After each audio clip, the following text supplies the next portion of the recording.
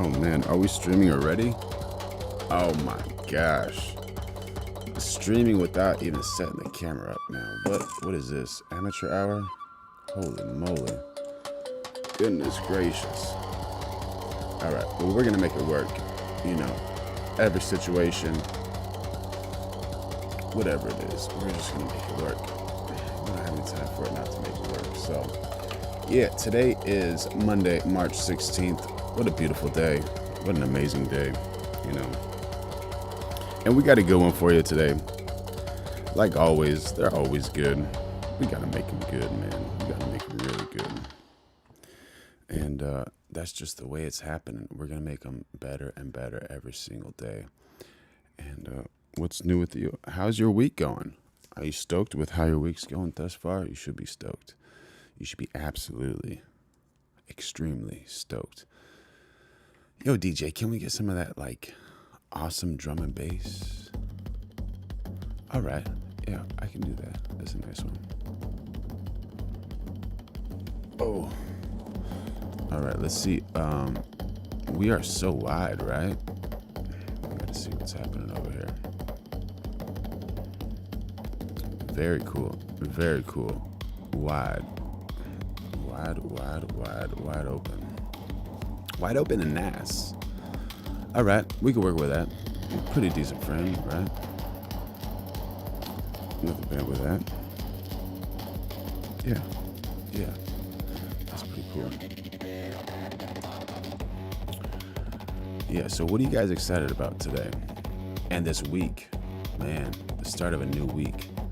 Has anyone used the new word of the week? You know, you don't have to, but it's a good idea to do it.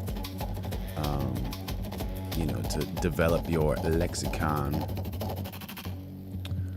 and, yeah, get this show on the road. All right, so as promised, we got a good one. And, ladies, I got a quick question for you. Quick question.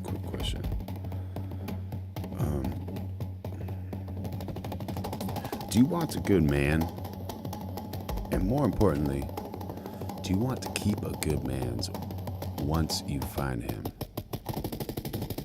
That's the thing, you know. Getting a good man is one thing, and then keeping him, that's a whole nother thing. Got a lot of friends who are girls, and they just complain, you know, like, I want to find a good man. Well, are you a good woman?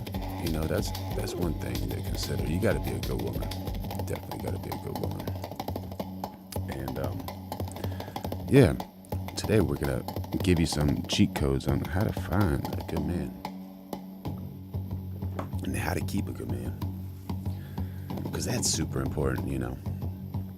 And most relationships don't die from a lack of love; they die from lack of understanding. And the word that fixes a lot of that is sonder, Sonder. The idea that he has a whole inner world you don't fully see, and you have one too. So stay for quote number 10, because that one is the peace at home closer that hits men right in the chest. Bow. Type Sonder, Sonder, in the chat if you've ever misunderstood somebody you actually loved. All right, so as you all know, my name is Carlo. I am a straight man, and I'm trying to help good straight women win at relationships without playing games. This isn't how to manipulate a man. This is how to build a relationship that feels safe, loyal, and calm.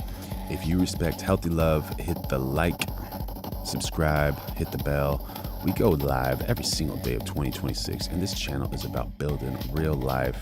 And share this with one woman who keeps dating stress instead of dating peace. I'm dropping 10 quotes women can literally read out loud and apply today.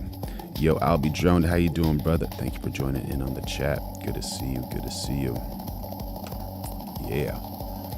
All right. So Sonder, Sonder,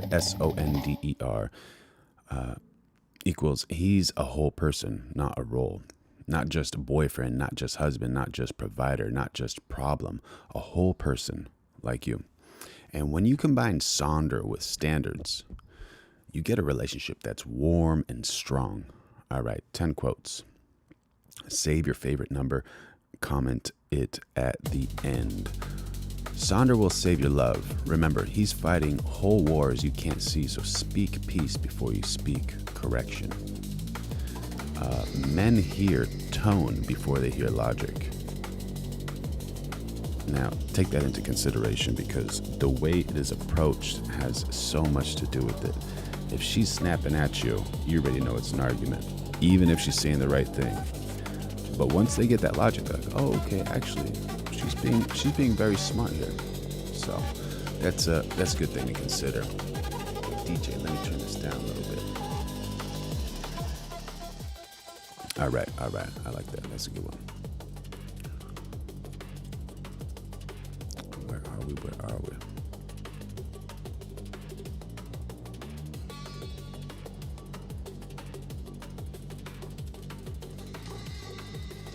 So when you combine Sonder with standards, you get a relationship that's warm and strong. Warm and strong. All right, y'all. Here come the quotes. I'm trying, brother. I'm trying to help as much as I can. You know, that's part of my role here, to help people. You know, because it's all about the people in your life. Sonder will save your love. Remember, he's fighting whole wars you cannot see, so speak peace before you speak correction. Type peace if you want calm love. All right, quote number 2. Sonder is the cheat code for respect. When you see his inner world, you stop testing him and start teaming with him. All right, we got a quick lesson. Tests create insecurity. Teamwork creates loyalty. Type team. You know, girls, sometimes you test unnecessarily. You don't need to test your man for no reason. You know, just be a team player. Imagine how much better it will be if you are a team player. All right, quote number 3. Practice Sonder in conflict. Argue the problem, not his character. And a good man will feel safe enough to stay. You never, you this, you that, you never. That's relationship poison, you know.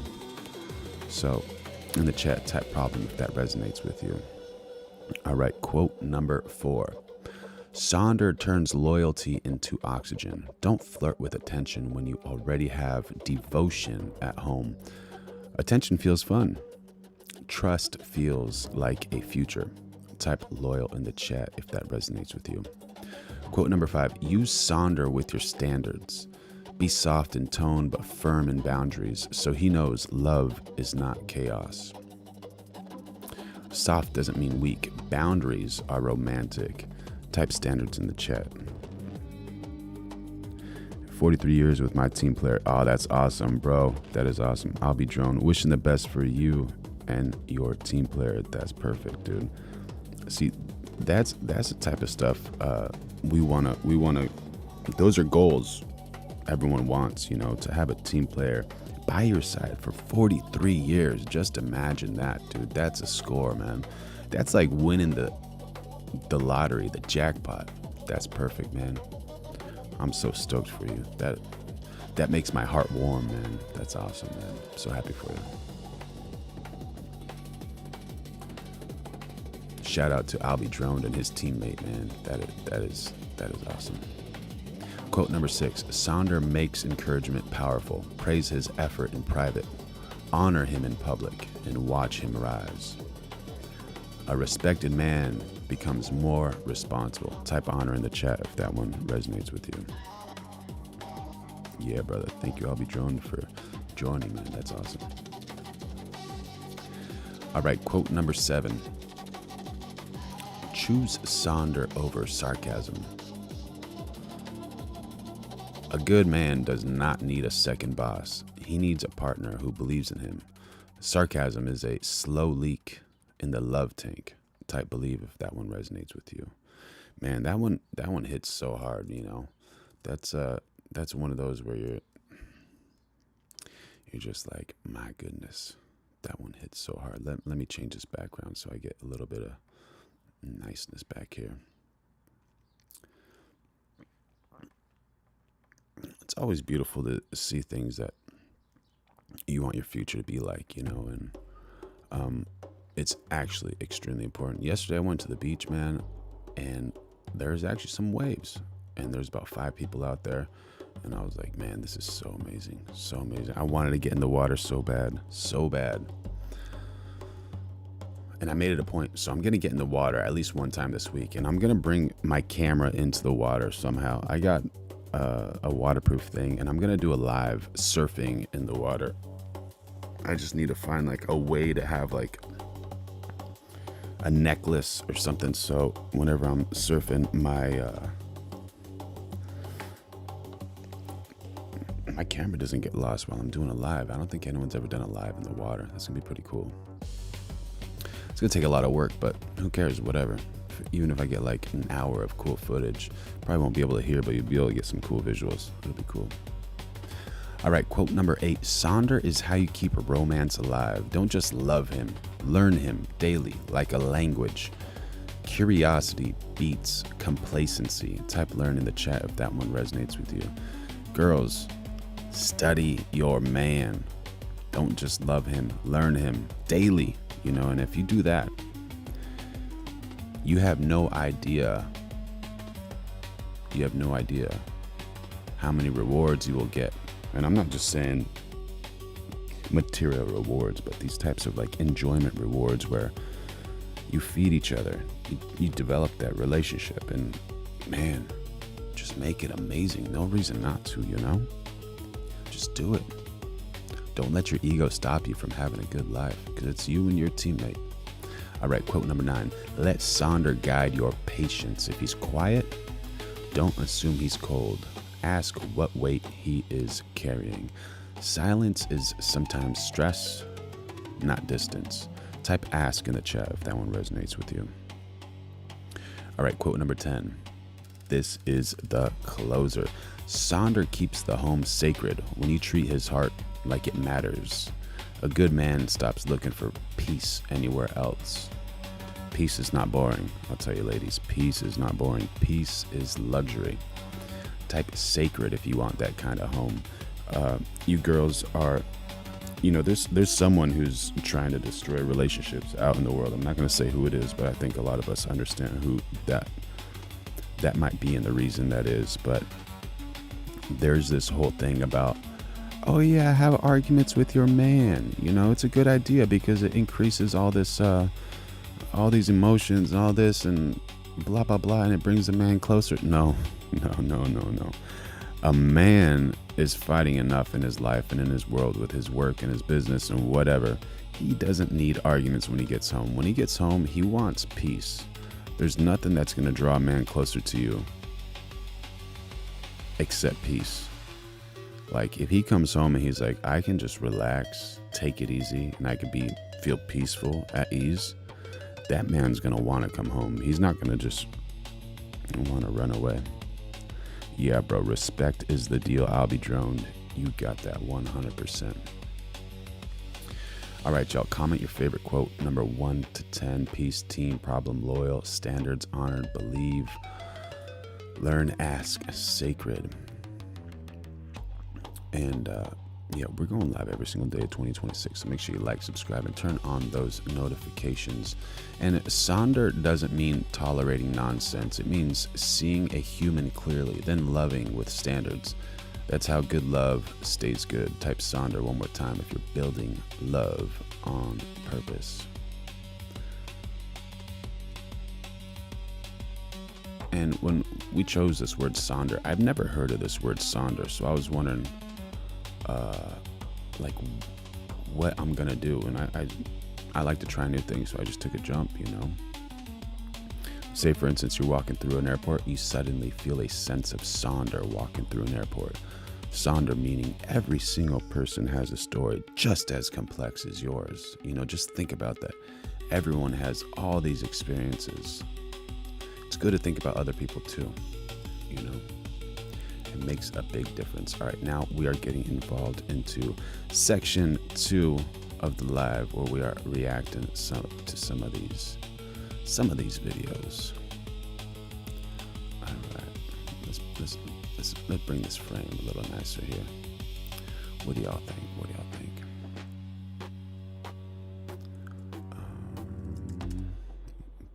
Bear with me 1 minute, 1 minute. Let's see. Okay, that's there. Nope, wrong one.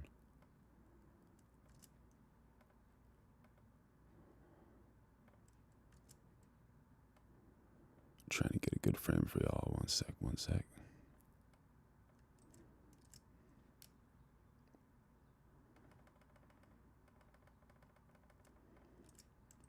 Oh, how's this crop, man? I gotta fix this crop a little. That's right, that's decent. And he said, "You can't find me, little bro." You can't find me, little bro. So I found his exact address and I sent him a Big Mac. All right, so some guy's testing this guy, saying that he can't find him, but with the power of the internet and with a little thought process, this man can find him. I only sent him a picture of my window outside. Motherfucker found where I am. That's hilarious, bro. This dude finds him just by a picture of his window. And this is exactly how I did it. This is day 3 of doxing my followers. So first I went straight to his profile, which was obviously private, but he had tagged his art account in his bio. From there I found this video where he's painting someone's house with his aunt, and I found out that his aunt lives in Sydney, Australia.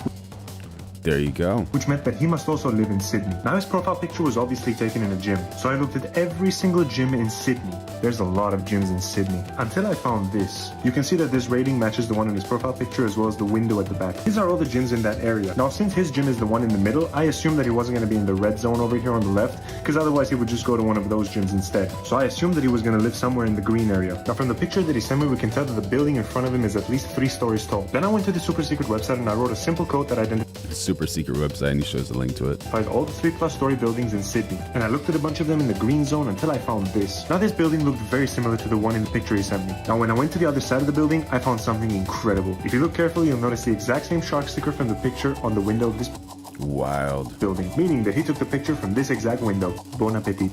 This guy messaged me and he said, "You can't." That's cool, man. That's really cool.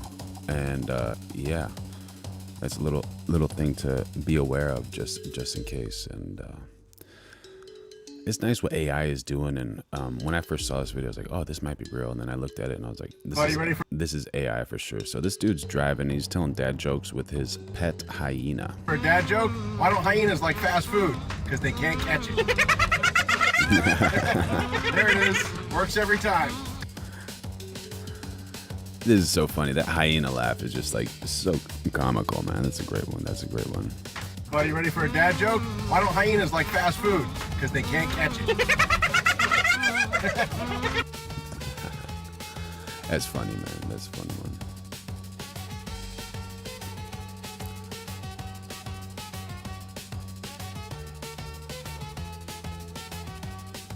All right, let's see what our friend's like.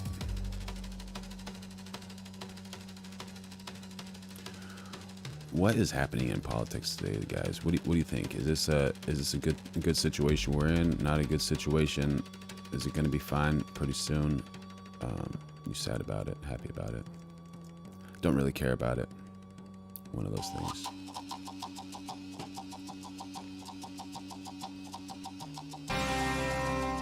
As our military pursues Iran's unconditional surrender with precision and strength, the left. He definitely does have way too much time on his hands. And I looked at some of his other like AI things. I was like, all right, dude. Yeah, but what's the concept behind it? I guess it's just like complete entertainment. He gets a lot of views, which is cool. And it's good. And he's definitely a pioneer on like the AI stuff. He did one with like a crocodile thing. And I can show more of those videos if you guys are interested in it. But yeah, that's a good that's a good point, man. That's a very good point. Continues to push back on Operation Epic Fury. And while they condemn the look conflict, at that explosion, bro. You got this thermal camera, nighttime, drone footage. Iran's unconditional surrender with just so wild. As our military pursues Iran's unconditional surrender with precision. And there's like this side explosion that goes here and there. Man, dude, this stuff is wild. And strength. The left continues to push back on Operation Epic Fury. Yeah, Pretty girl, pretty girl. And while they condemn the conflict, Democrats are also trying to spin it for political gain. They're threatening to shut. She's very clear with how she speaks as well, which is admirable. Democrats vow to shut down Senate over Iran conflict. Shut down the Senate until senior officials testify, and won't commit on whether to pass or block more funds to the Department of War. They're pouncing on temporary oil pressure, taking aim at the administration's entire economic strategy. And they're still radicalizing against Israel, our key ally against the Iranian regime. So what's their end game? And would they really rather see Iran succeed? Oh, the doxer, dude. Yeah. I think he's doing that just to put that on his resume, you know, like for maybe some government agencies or whatever. He wants to work in that way. And I don't know if it's true, because it seems like those guys are probably going to the same cafe and drinking the same teas and smoking on the same hookahs. But how honest is it? You never know. But it's a possibility. You never know. Then President Donald Trump? We brought our questions to the co-founder of the Daily Wire, Ben Shapiro. Ben, we're so happy to sit down with you, and I want to start with Iran. Obviously, we've Bold move, wearing a cross in front of Ben. Very cool. heard so much about it. It's kind of top of mind for so many people, and the president actually said that there's practically nothing left to target in Iran. He also noted that... Can we just mention how good of shape she's in? Her chest looks great, man. She does some strength training, man. She's got those upper pectoral muscles. I'm always like intrigued by that view, and especially her. Like, well done. Kudos to her and to her diet and exercise. Anytime he wants this war to end, it will ultimately end. So give me your assessment of this overall conflict. I think that the president's move here is the single bravest foreign policy move of my lifetime. I think it can be the single most transformational foreign policy move since the fall of the Soviet Union, because Iran has been a thorn in the side of the United States and our allies for 47 years, as the president has made clear. They're responsible for the deaths of hundreds, if not thousands, of Americans. They're developing a nuclear program, and they were moving more and more quickly toward a nuclear. They're responsible for hundreds and thousands of American deaths. Can anyone tell me like how this is accurate? I'm just not familiar with what happened with this. Is there something that is going on that I do not know about? Their weapon that would have made it virtually impossible to stop them from spreading their terror tentacles around the region and then beyond that. And obviously what you've seen is a regime that I think is in its death throes, that is now lashing out in all these directions in an attempt to drive the administration to stop before the end. The president has made clear he is not going to stop before what he deems to be the end. And what that means is that obviously they can wreak some havoc in the Strait of Hormuz. I think that the United States military will make some work of them in that arena. Again, I think what the president is doing here is fulfilling a promise that president after president after president made and none fulfilled. And he made a statement the other day that I thought was exactly right, which is he needs to finish this problem because subsequent presidents will not. Right. And so he's no longer the president, and you end up with another Obama or Biden type figure in office, then Iran will gain more and more power and be more and more of a danger to the region, to our allies, to our interests, and to the world more broadly. The United States military is performing in extraordinary fashion, unprecedented fashion. I mean, we have destroyed basically their entire ballistic missile facilities, all of their launchers. We are on the verge of destroying their nuclear capacity. We have destroyed the top levels of the IRGC. That's an astonishing performance, and again, an astonishing decision by the president. There was a statement supposedly released by the new supreme leader of Iran, and I say supposedly because reports have this guy in a coma. Is that the new supreme leader? All right. Nonetheless, the statement said in part, "We will avenge the blood of our martyrs." So what do you make of this heavily weakened regime still in this moment right now trying to assert control over the people in Iran? I think that their big fear right now is obviously the fragmentation of the regime. So we know from actually the foreign minister of Iran that the IRGC is not in direct centralized control of its own assets around the country. So trying to push the United States off the ball with threats, the threats to send oil to $200 a barrel, threats to permanently shut down the Strait of Hormuz or spread terror in the United States. All of these things are attempts to get the allies to stop before the end. They're trying to make sort of a last gasp stand to prevent the total weakening of the regime. Because even if the United States does not forcibly topple the regime, the fact that the regime itself is so weak means that with an economy that is totally non-functional, with an interior military... Can we know where he's getting this information? ...that is tremendously weakened at the top levels, with no capacity to spread terror elsewhere, that means that the regime is on its last legs. Well, it's no surprise that the Democrats have condemned the strikes on Iran as unauthorized and, of course, are desperately trying to spend things to benefit themselves politically, talking about the, this blip and uptick in oil and gas prices as an affordability crisis. How do you see that sort of messaging then playing out for the Democrats? So I think that in the end, the American people like wars that we win, and they do not like wars that we lose. I mean, this is a very simple calculus for most Americans who are not familiar with the kind of complexities of why does Iran matter. I mean, the reality is geopolitically, obviously, Iran is the linchpin that holds together both China and Russia. And so, but most Americans are not familiar with all this and don't need to be familiar with all of this.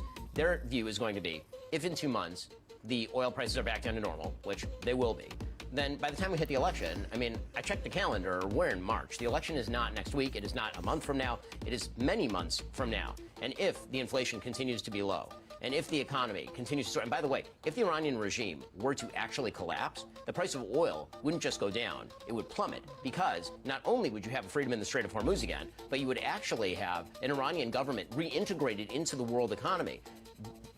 Right now, the Iranian government is responsible. So the reason for these oil prices being so high is the Strait of Hormuz and the Iranian government not really being able to communicate properly with the United States, allegedly. That's what I'm understanding here. And we're going live every single day of 2026, so make sure you like, subscribe, turn on those notifications, and let me know if you agree with Mr. Ben Shapiro. Responsible for putting 2 to 3 million barrels of oil per day on the market prior to the war. Right now it's down to 1.2, most of it's going to China. If there were a friendlier regime in Tehran, that number could be 5 or 6 million barrels of oil per day. And so the global price would come down pretty significantly. When you look at polling, there is a very clear partisan divide over the actions taken in Iran. About 8 in 10 Republicans fully support it. 8 in 10 Democrats are fully against it. So what's going on here? Joshua Tip 4640, thank you for joining in on the chat. Do you understand that? I'm trying to understand this, buddy. Do you understand it? All right, Joshua Tift agrees with them. Thank you, sir. What would you say to those who are still unsure about the actions taken in Iran right now? I think it's fair to be uncertain about things as they unfold. And what the polls tend to show is that Americans are actually quite pro what's going on if there's a time limit put on it. So when asked if this war were to last weeks, not months, do you approve? It's like 3/4 of Americans said it's fine. If it were months, not years, 6 months or 7 months, it's about half-half, 46% approval, 54% disapprove. And if it lasts for years, obviously, with hundreds of thousands of troops on the ground, then you lose pretty much everybody. But the president is not going to last for years, obviously. So here we're talking about this approval rate versus disapproval. If it takes days or weeks, 76 approve, months, 46 approve, years, 13%. So people don't want people to be in war for a super, super long time. Joshua Tiff 4640. Yes, the oil out of Iran. Once that oil gets released, oil prices go down again. Yeah. And also, there's a bunch of mines, and there's allegedly in the Hormuz Strait. And yeah, Donald Trump is not happy with those mines. So he's saying, get rid of those mines, otherwise there's gonna be a problem. And yeah, so there's issues there with transportation, which is a headache, absolutely. But hopefully everything can get resolved as soon as possible. With hundreds of thousands of troops on the ground, then you lose pretty much everybody. But the president is not going to do that. He's made that clear over and over and over again. And Ooh, valid point, Joshua Tift. America does not rely on oil from the Middle East. Infestomania, thank you for joining in the chat. They stole your missile. Oh my God, bro. Which missile did they steal? Honestly, the lie that Democrats are telling, and that some sort of in the horseshoe writers are telling too, which is that this is an endless war, that the president's about to deploy hundreds of, it's going to be another Iraq war. It's just stupidity. It's total idiocy. Where do these Democrats get these ideas, honestly?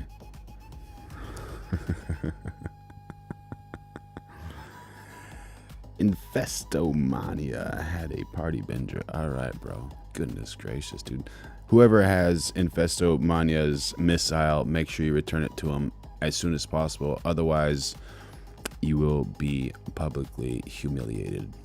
It's ridiculous on its face. And so this idea that this is going to rip apart his coalition, on what basis can you even make that argument statistically? It doesn't exist. It's a creation of X and of TikTok. It is not reality. We saw these awful events that took place at a synagogue in Michigan happen, earlier this week. And you have New York City Mayor Zoran Mamdani helping to seem to prop up this anti-Israel, anti-Semitic sentiment. He invited Mahmoud Khalil, who led Colombia's anti-Israel protests, to a dinner at his home bin and defended his actions as exercising his First Amendment rights in protesting the ongoing genocide in Palestine. How do you react to that? I mean, all I can say is that, the people get what they vote for good and hard. And so we shouldn't be particularly surprised at who the mayor of New York is. He's made very clear who he is over and over and over again. And so pretending shock at him having Mahmoud Khalil there, which is a slap at the president, obviously, and a slap at ICE and a slap at our immigration enforcement bodies, him doing that, it is a feature, not a bug for Democrats. I think that it makes him more popular with the Democratic base, and there's a reason why he's become sort of a national figure for Democrats, and it's not for any reason I think that's good for the country. I totally agree with that. Now, on the complete opposite side of the coin. All of this stuff is so complex, man. Extremely complex. Ooh, Joshua Tift, very good statement there. Yeah. Is that part of the reason this Iranian thing is happening? Is President Donald Trump. If you had to grade his leadership during this time in our country right now, what would you give him? I mean, A+. Right now, again, I think what you're watching him do in Iran is not only unprecedented in terms of its political courage, I think that it is and has the potential to be a true game changer for America's role in the world, not only for the next 10 or 20 years, but for the coming century. Because what he is doing is he's reasserting American authority in the world. He is saying that we are not a country that is receding inside our own borders. We're not a country. Very accurate. Absolutely accurate right there. What Mr. Ben Shapiro is saying is accurate. It seems like the rest of the world is gaining some respect for USA since Mr. Donald Trump has been in office. Country that looks back at a beautiful past, but yeah, bro, Timu needs that oil to make their not so good products. I agree with you, Joshua Tift. Thank you for joining in on the chat, buddy. Looks forward to kind of a sad future of decline. He's reinvigorating a vision of America strong on the world stage, and he understands on an innate gut level. The president's foreign policy has always been rooted in that peace through strength principle, in the idea that the best way to achieve peace is for people to understand that inside the velvet glove is an iron fist. You actually have to throw your enemies off their game. You actually have to make the hard decisions that make your opponents understand that they cannot cross us. And I think the president, it's a real estate negotiation to him. And guess what? The rules of New York real estate actually apply incredibly well to the politics of the Middle East, for example. You've been so generous with your time. Thank you for welcoming us here. And thanks for sitting down with us today. We appreciate it. Well, thanks for taking the time. Appreciate it. Be sure to like and subscribe for all. Reason why he's That's very cool, Yeah, that's a strong move right there, what he did. That's wild. Great interview with Lara Trump and Ben Shapiro.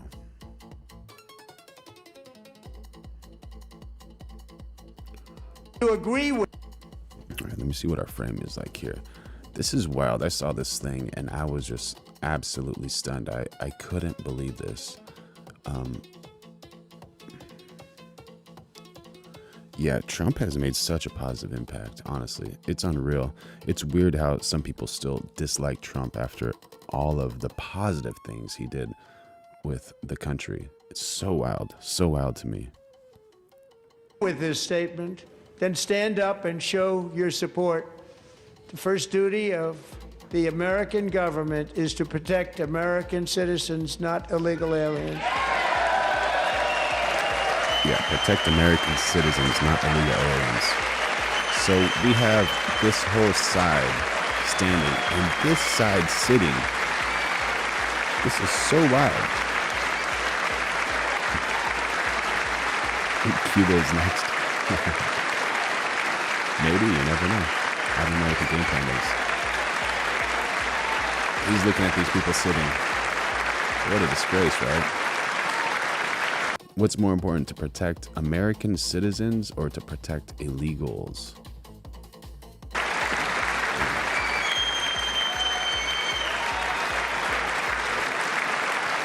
Vessel RX1, how you doing, brother? Thank you for joining me in the chat.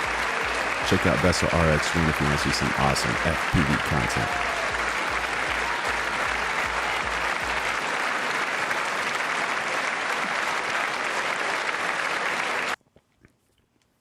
Infestomania.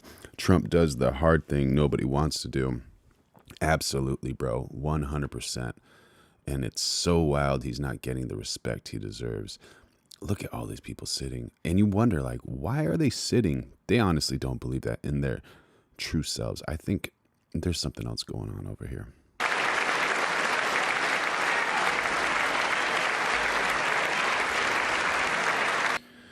Yeah, bro. I saw him promote Jake Paul as the next president. That was a little weird to me, dude. Honestly, I don't even know. Like, should I review that thing? Because that's just so weird to me. I think that's so far from something that would be actually beneficial to this country. Like, honestly, I don't know how that can work. What do you guys think? Would you guys like Jake Paul as the next president of the United States of America?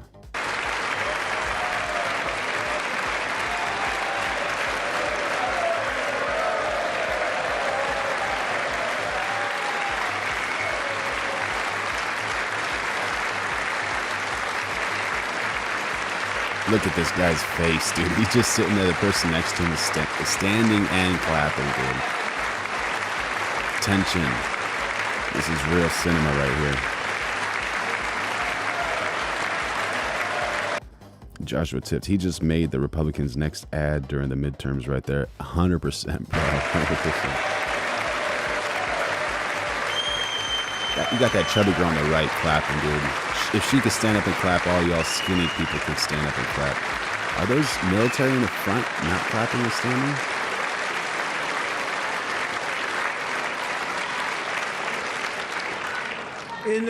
Did you guys see that? I'm gonna back it up a sec. These definitely look like military folk right here. These people right here, especially this one, this little shining thing, that's military. Are they not allowed to stand up, or what's the deal? That's military for sure. It's interesting.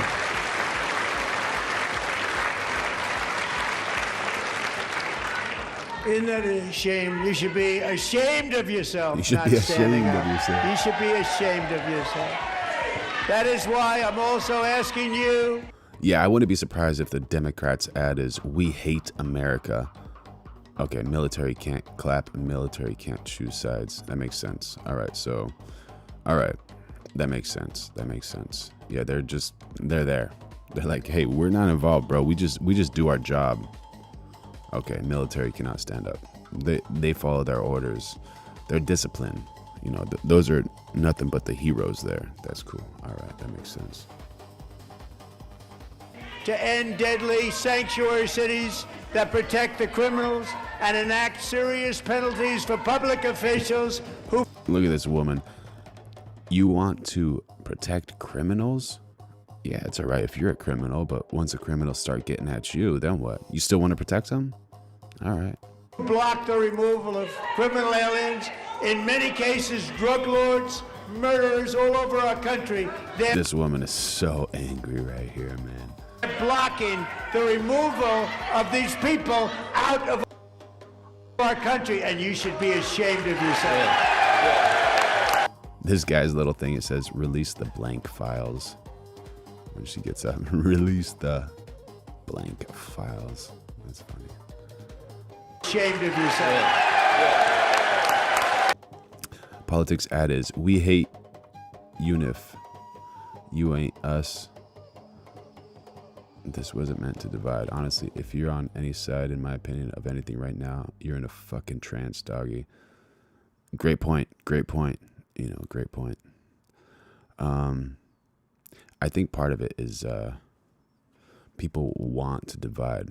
Joshua Tift, which meme video are you talking about?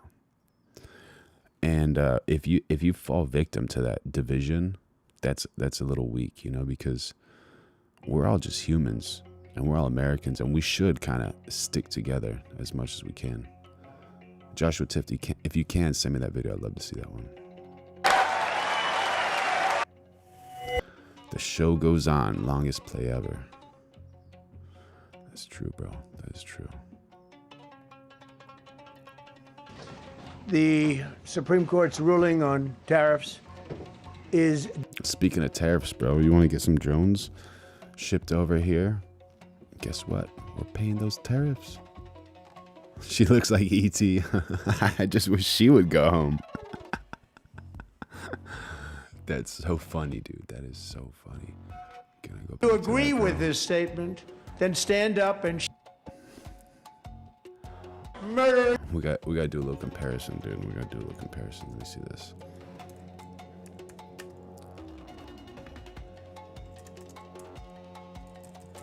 Come on, computer, what's going on? You not working? E.T. the movie, dude.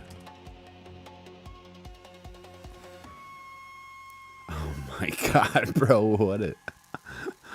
what a call. Let me show you this little. We gotta do a little comparison here, people. Do you see anything? I shouldn't do this, right? This is mean, dude. This is so mean. I shouldn't do this, bro. You shouldn't do this. This is bad, bro. Joshua Tiff 4640. Thanks for the joke, bro. Hang on, it's gonna be a bumpy ride. Brad Starkey, BAB. Well done, bro. Yeah, dude. There's.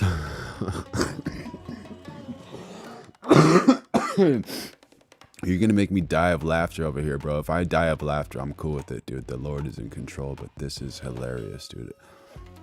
Who is this guy, dude? Give this guy a raise, dude. Make him a moderator. This guy is hilarious, bro. Oh my god, dude. Spot on, bro. Cousins. Oh my god. We're going live every single day of 2026, and we try to be happy to everybody, but sometimes somebody calls something out and we gotta just see the comparison, because this is hilarious, bro. Oh my god, thank you for that. The Supreme Court's ruling on tariffs is deeply disappointing, and I'm ashamed of certain members of the court.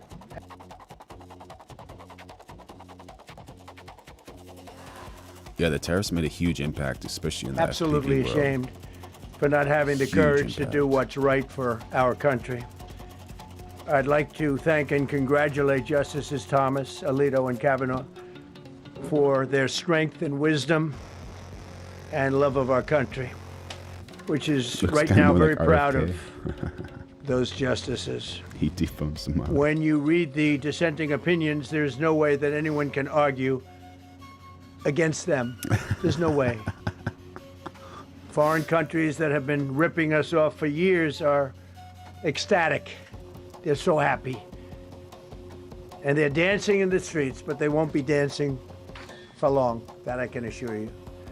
The Democrats on the court are E.T. is your new pirate now? Somalian pirate. thrilled, but they will automatically vote no. They're an automatic no, just like in Congress. They're an automatic no. They're against anything that makes America strong, healthy, and great again. They also are a, frankly, disgrace to our nation, those justices. They're an automatic no, no matter how good a case you have. It's a no. But you can't knock their loyalty. It's one thing you can do with some of our people. Others think they're being politically correct, which has happened before far too often with certain members of this court, and it's happened so often with this court. What a shame. Having to do with voting in particular, when in fact they're just being fools and lapdogs for the rhinos and the radical left Democrats, and not that this should have anything at all to do with it. They're very unpatriotic and disloyal to our Constitution. So the rhinos are Republicans in names only. RINO. That's what he means by that. It's my opinion that the court has been swayed by foreign interests and a political movement that is far smaller than people would ever think. It's a small movement. I won by millions of votes. We won in a landslide. With all the cheating that went on, there was a lot of it, but we still won in a landslide. Too big to rig. Too big to rig. What an entertainer. But these people are obnoxious, ignorant, and loud. They're very loud. And I think certain justices are afraid of that. They don't want to do the right thing. They're afraid of it. This was an important case to me, more as a symbol of economic national security, and also, I would say, just for our country itself, so important. Yeah, so wild, man. So wild. So wild. All right, so what's happening with Venezuela versus Italy?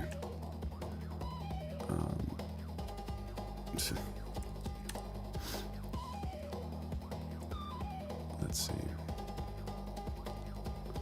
How many of y'all are into baseball?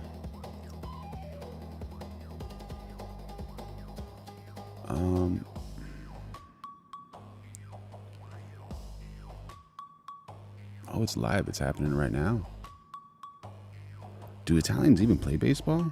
That's so wild. Yeah, Italy, Venezuela. All right. Good for them. I don't know. Like, you guys into baseball? Not really into baseball. I never really got too much involved in baseball. Played a little bit when I was a kid, but that's not really something I was too into.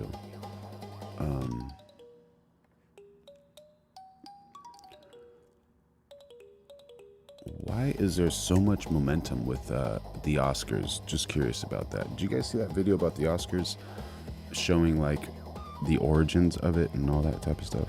All right, Joshua Tips loves baseball. That's cool, man.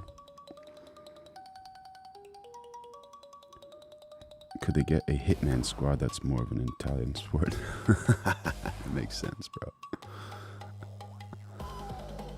Yeah.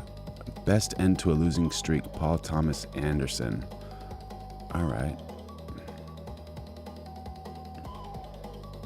His breakout film, Boogie Nights, 28 years ago. All right. Sweetest speech, Jessie Buckley. Let's see what that woman has to say, man. That's got to be a good one, right? Jessie Buckley.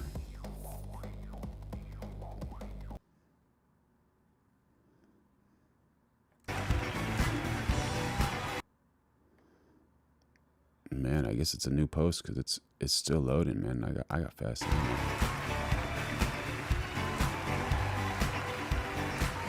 Yeah, man, all this stuff. This is like scammy stuff, but let's see what this woman says.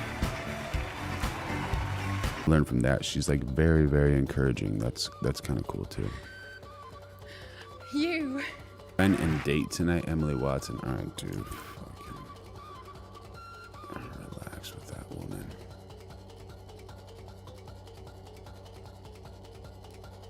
And a miss. Smith corrals down to first, one away. Out. Mason Miller has faced 11 hitters in the Classic and struck out 9 of them. The 2-2. Ground ball towards the middle. Wicks there. Close play in time, 2 out. USA, Mason Miller's Dominican Republic. Pitch to Perdomo. Here it is. Oh, the championship! The United Dude, States stoked. takes down the powerhouse that is the Dominican Republic. 2-1 the final score. Bro, how fast are they throwing that baseball, dude? That is insane. It was going to be tough for either team that lost. They should have like a little counter on the side, but like that pitch was like 98 miles per hour. But man, oh man, it had everything.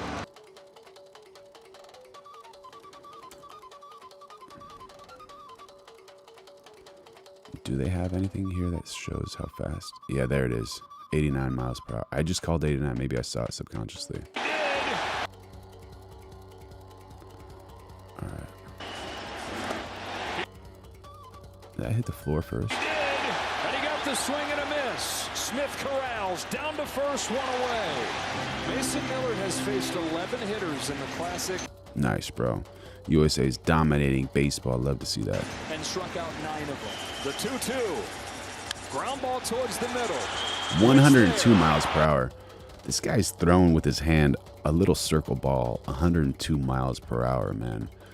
You go 102 miles an hour on the freeway, you can get a ticket, dude. This dude can throw faster than people can drive on the freeway. This is unreal, man. Close play in time, 2 out. So who are these guys? Are these guys like all the all-stars? Yeah, it might have been a split finger fastball. Is this like all of America's best baseball players just getting together and playing in like the WBC final? Mason Miller's 8th pitch to Perdomo. Oh, how's my frame? Sorry, guys. Here it is, on the championship! The United States takes down the powerhouse that These is guys the are so Dominican stoked, bro. Look at this. Republic. Look at that stoking. 2-1 the final score. What a game. It was going to be tough for either team that lost in a one-run game, but man, oh man, it had everything. That's awesome. So, whoever wins between Venezuela and Italy, very exciting stuff here. This is a big hyped matchup. The Americans will play. Very cool. Oh, so they're playing tomorrow. And so Venezuela and Italy kind of have they might be in a tougher situation because they're playing now. You know. Well, I guess this is from today at 12. So they got at least 5 or 6 more hours of rest, which doesn't seem like a lot, but that's quite a bit. All right, USA wins on controversial strike call. What happens over here, man? Here it is, on the championship! It did dip, but where did it dip? Yeah, bro. Joshua Tip. J.R. Richards had the fastest pitch at 110 miles per hour years ago. 110 miles per hour. That's so fast, man. Joshua Tip. I still remember my baseball record stuff. Yeah, bro. Drop your PRs, dude. Let's see them, man. Hype you up.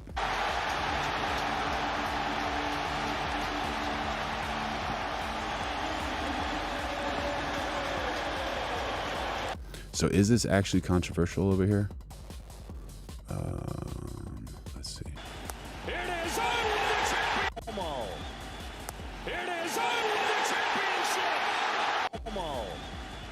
Here it is, on the championship! You never know because you see it from this angle. Yeah, Joshua Tiff 4640 says that's a strike. So that's a strike, y'all. Don't worry about it. Joshua Tiff calls it. Our crew gives their thoughts on a called 3-strike that ended tonight's game. Now listen, a little controversy, right? Because we saw it in the 8th inning. Juan Soto was called strike 3 at a ball that was clearly low, and then almost the same pitch to end the game with Geraldo Perdomo at the plate. Mason Miller gets a call, ends a game with a tying run on third base. Just a tough way to end a really good game. Yeah, and it is. And look, we talked about, and here it is right here.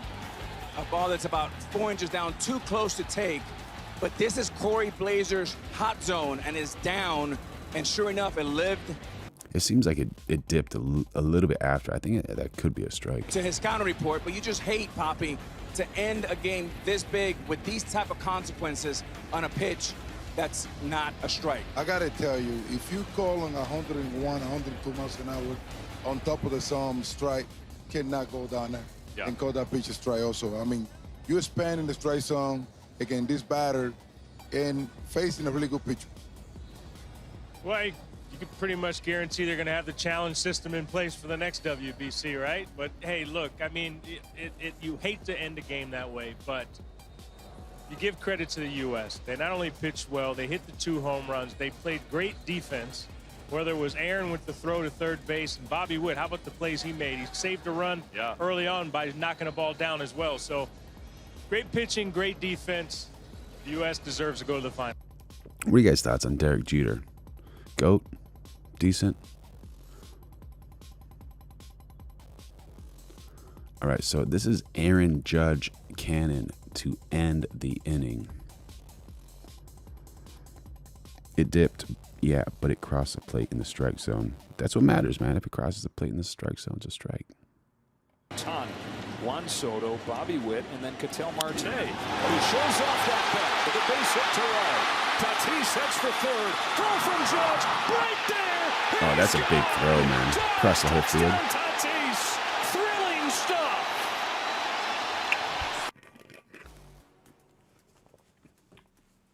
That's athleticism, man, especially under all that pressure. Look how far this guy is.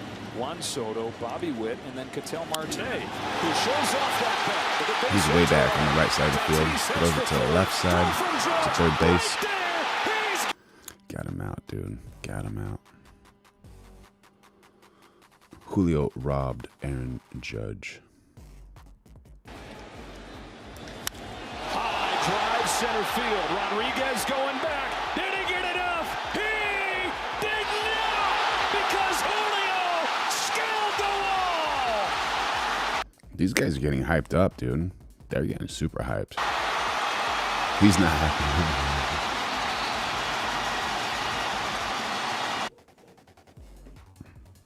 Yeah, dude, Aaron Judge can throw. We all witnessed that, dude. This dude has a cannon of an arm. Man, that's so wild. They put so much stress on their hands and on their bodies, and super wild, super wild.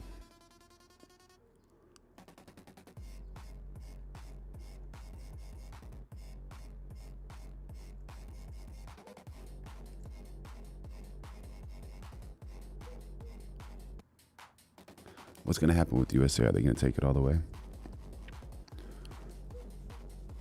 Aaron was on Kyle and Peele. How was that? Was that a good one? Is that worth it? Venezuela, Italy. When is this thing going to end? 3 hours ago.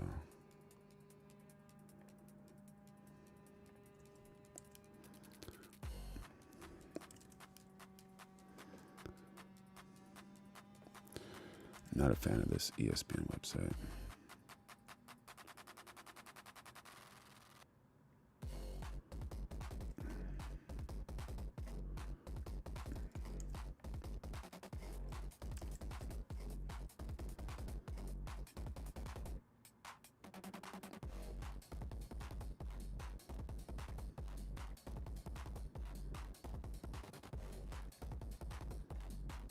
Italy tonight.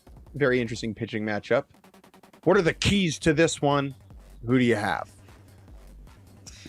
Yeah, I mean, I think that the Venezuelan pitching is, I think, what I'm thinking about the most. Their bullpen has also been tremendous, but it has also been leaned on quite heavily. Guys like Angel Zerpa and Jose Buto, and Daniel Palencia. We've seen these guys come in over and over and get some. All right, this is courtesy of Joshua Tift. Let's check this clip out. So I run a support group here for people who were named in the Key and Peele substitute teacher sketch. It's just a place where we can get together and commiserate about how the sketch affected our lives. I mean, this sketch changed the way the world says our names. So for me, it came out when I was in college, and I've been Aaron ever since. Hi everybody, my name's Jacqueline. Hi. Is this the correct one, or is it not the correct one? Hi Jacqueline. Ever since the thing, everyone's been calling me Jaqueline, and my brother recently died. It can get emotional in here, for sure. I'm not blocking. Yeah, I mean, imagine having your identity just stripped away from you. Who is Balaka? I have no idea who that is. Hi everybody, my name's Aaron. Hi Aaron. My name's Aaron, but my full name is actually Aaron O'Shaughnessy. Golly, that's crazy. And we're not exclusive to the substitute teacher sketch. If anything Key and Peele has put out has affected you, we're here for you. Hey everybody, I'm Hingle, Hi, Hingle. Yeah, Hingle McCringleberry. You know what I mean? Yeah. Word. I mean, this is a group of people that the world doesn't understand what we go through, but we found a real community here.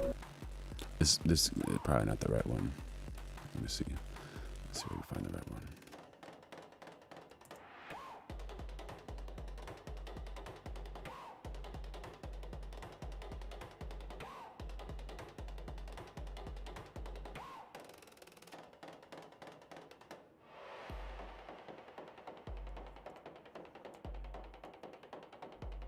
Okay, we only have a couple minutes to record these news headlines, so I'm going to try to do it all in one take. You ready? 3, 2, 1. Let's see, is this it? Coming up, a docu-series. If you send me that link, I'd like to see it. Let me know.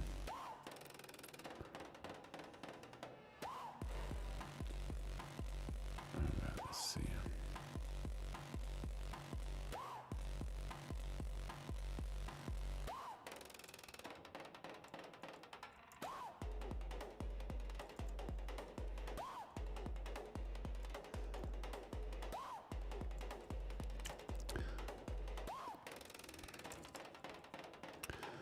Trump reveals GOP congressman faced terminal health condition and had months to live.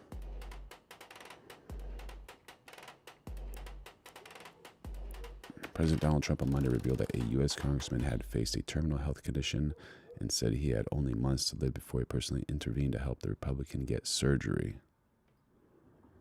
That's cool. Good for him, man. Well done.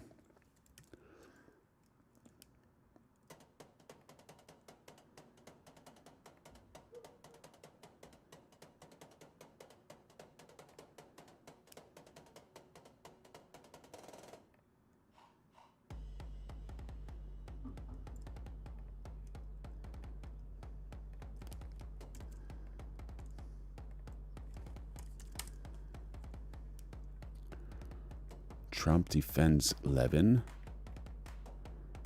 All right, we gotta see this.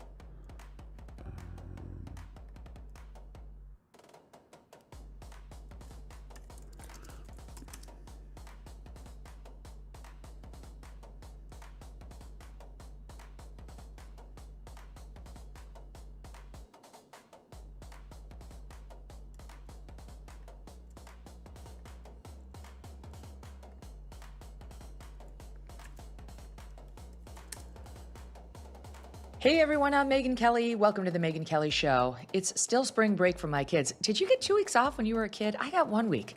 But I'm happy for my children. They work very hard, as most of our kids do. And so we have 2 weeks off, or they have 2 weeks off, and now we are on week 2, where I was actually going to take this week off with them, and we were planning on launching a special series on the Nancy Guthrie case today, which we are going to do. But there is so much going on, I had to step in and do an hour of news with you today before we get to the Nancy series, which is a true crime series that a lot of our listeners will enjoy, and it won't be for everybody who doesn't like true crime, but we're putting it out there because, as you know, even when I'm on vacation, I like to service the audience. I think it's frustrating when you get into a show and then, you get sort of, you have a relationship with that show, and then the show goes dark for 2 weeks. It's like, hello. So in any event, shout out to Shure Microphones. All right, I see what she's using over there. I do it because I love all of you and I love the show, and it also, as you know, is my therapy. So today we do some news, and then later we will release the first in our Nancy Guthrie crime series. Don't. Goo Pinder, excuse me, sir, but do you think someday we could meet and make Hamburger Helper together? Thanks for the chat. I have no idea what Hamburger Helper is, and you never know what the possibilities are in the future. You never know, broski. You never know. But we're going live every single day of 2026, so make sure you like, subscribe, and turn on notifications so you can know more about these Hamburger Helpers and the news. Miss a moment. Subscribe to this show on YouTube and follow me on Instagram. Then freshen things up by switching to Pure Talk, who gives you, maybe you'll like this, make this. It's not true. We last said goodbye on Friday. President Trump saying Iran has essentially been defeated, but he's not ready to negotiate a deal to end the war yet, because the terms aren't good enough. No explanation on exactly what those terms would be, or whether the Iranians have weighed in on them at all. And the situation in the Strait of Hormuz is not good, not at all. The bombs in Iran keep falling from both sides, Iran and Israel. The U.S. attacked Iran's Karg Island on Friday. 90% of Iran's oil moves through the facilities there. President Trump claiming to have, quote, obliterated the military targets on the island. But writing on Truth Social, quote, for reasons of decency, I have chosen not to wipe out the oil infrastructure on the island. Iran has said all along that would be a red line that could not be undone. They continue fighting back. Both the U.S. Embassy in Iraq and the Baghdad International Airport hit with missiles over the weekend, believed to be from Iran and its proxies. That's how it's fighting this war, through its missiles and its drones. And international gas and oil prices continue. All right, we got a request from Joshua Tiff, 4640, to look up Kyle and Peele's substitute teacher. All right, let's see what's happening over here. There you go. How some people pronounce certain names.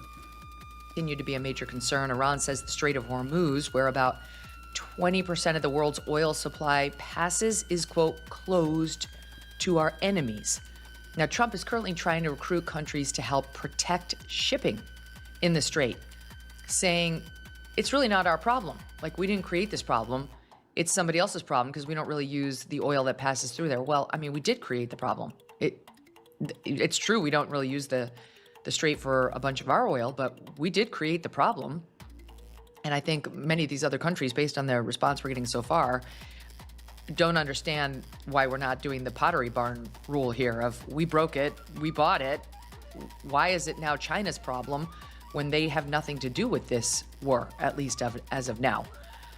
The price of oil trading around $100 a barrel over concerns about this conflict. And the most stunning thing that happened over the weekend was our friend Tucker Carlson came out and RTM said 6863. He's being threatened with a Free Tucker from CIA. That's wild, man. This is some wild stuff going on. Yeah, man. criminal prosecution over his opposition to the U.S.'s military operation in Iran. It's incredible. Okay, all that plus the whole world has not stopped just because of the Iran conflict. Last night, the Oscars took place in Hollyweird, and it is indeed just as weird and woke as ever. I mean, they never disappoint, right? We'll get into the highs and lows of the event in just a bit. But let's just start with, I'm going to start with what's happening with Tucker. This is absolutely bizarre. I mean, Tucker is a super outspoken dude. Like he's a cowboy, and it's wild, man. I worry for Tucker, man. I hope he's doing all right, because he says some wild things, and he's a hilarious guy too, man. And he says a lot of factual things as well, you know. So he makes some very valid points. You probably know by this point, 2+ weeks into this war, that it has divided the country. Yes, very much so. The vast majority of the American public is against the war. The vast majority of Republicans are supporting the president in the war. Their support for the actual war itself depends on how you phrase the question. If you say it's about getting rid of Iran's nukes, Republican support goes way up. If you talk about regime change, it goes down. Joshua Tiff 4640 doesn't like Tucker. He thinks he's a weirdo. Why don't you like Tucker? Let me know, buddy. And Trump's got maybe 82% of the party that's backing him in this war, which is not great. I mean, you have almost 20% of Republicans saying that they're against him. That's not great in an election year. You would expect most Republicans to back the president, and no Republican likes Iran. I mean, like literally nobody. Not the people of Iran. They're not the problem. It's the regime. But he does not have overwhelming support in the way that all the other wars we've been involved with did, including. He goes by Qatari Carlson these days. Oh my gosh, is he bought by the Qataris, bro? The Iraq War had way more support than this, in part because it was debated and it was discussed at length before we actually launched it, unlike this war. Well, one of the war's main critics, and the person who probably tried harder than anyone to stop it was Tucker. He went to see the president. He loves the president. He's a supporter of the president. He endorsed the president. He campaigned for the president. As you know, so did yours truly. And I also... That's wild. That's wild. Now it's starting to make sense. He was going against the war. I'm not a supporter of this war. And now it appears because he's been vocal about opposing it, he may find himself on the wrong end of a criminal prosecution, or at least the threat thereof. He took to his own mic over the weekend and posted the following. Look here in SOT 1.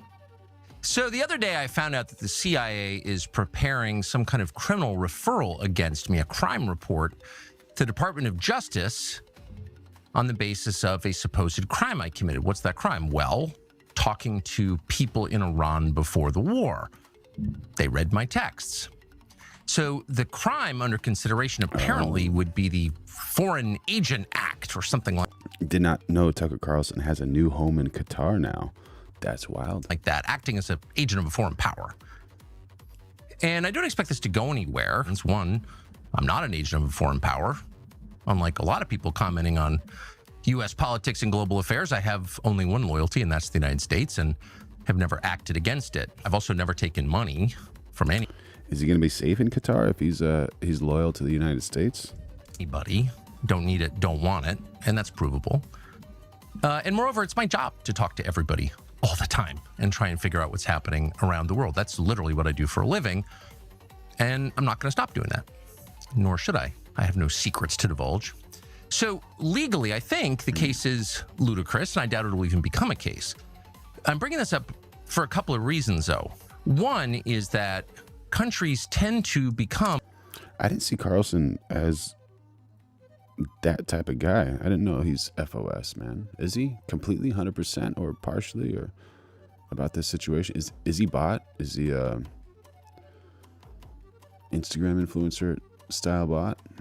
More authoritarian in wartime. It's just the nature of war. Another point to make that is worth knowing is that the USIC, the intelligence agency, spy on Americans. There's no justification for your government, which you own, you're a shareholder in it, you pay for it, to be violating your privacy like this. But it happens all the time. But the main reason they do it is to leak the existence of the investigation, such as it is, to the media, and then humiliate and terrify the subjects of this op. So I'm not making this video to complain about it or whine or ask you to send me money because I'm under attack. I'm saying it because it's true, and you should know what your own government is doing, and you should know what the stakes are. And you should know that a lot of what happens in this country that affects outcomes happens behind the scenes, and it's likely that things like that will begin to happen at greater scale now. So you should just know that going forward. Yu Wang S5F Queen, how you doing? Thank you for joining in on the chat. We are seeing what is happening with current events, and earlier in the live we did a whole conversation about the new word of the week, which is sonder. And yeah, we got some really good quotes in there that will help a good woman, find a good man and keep a good man.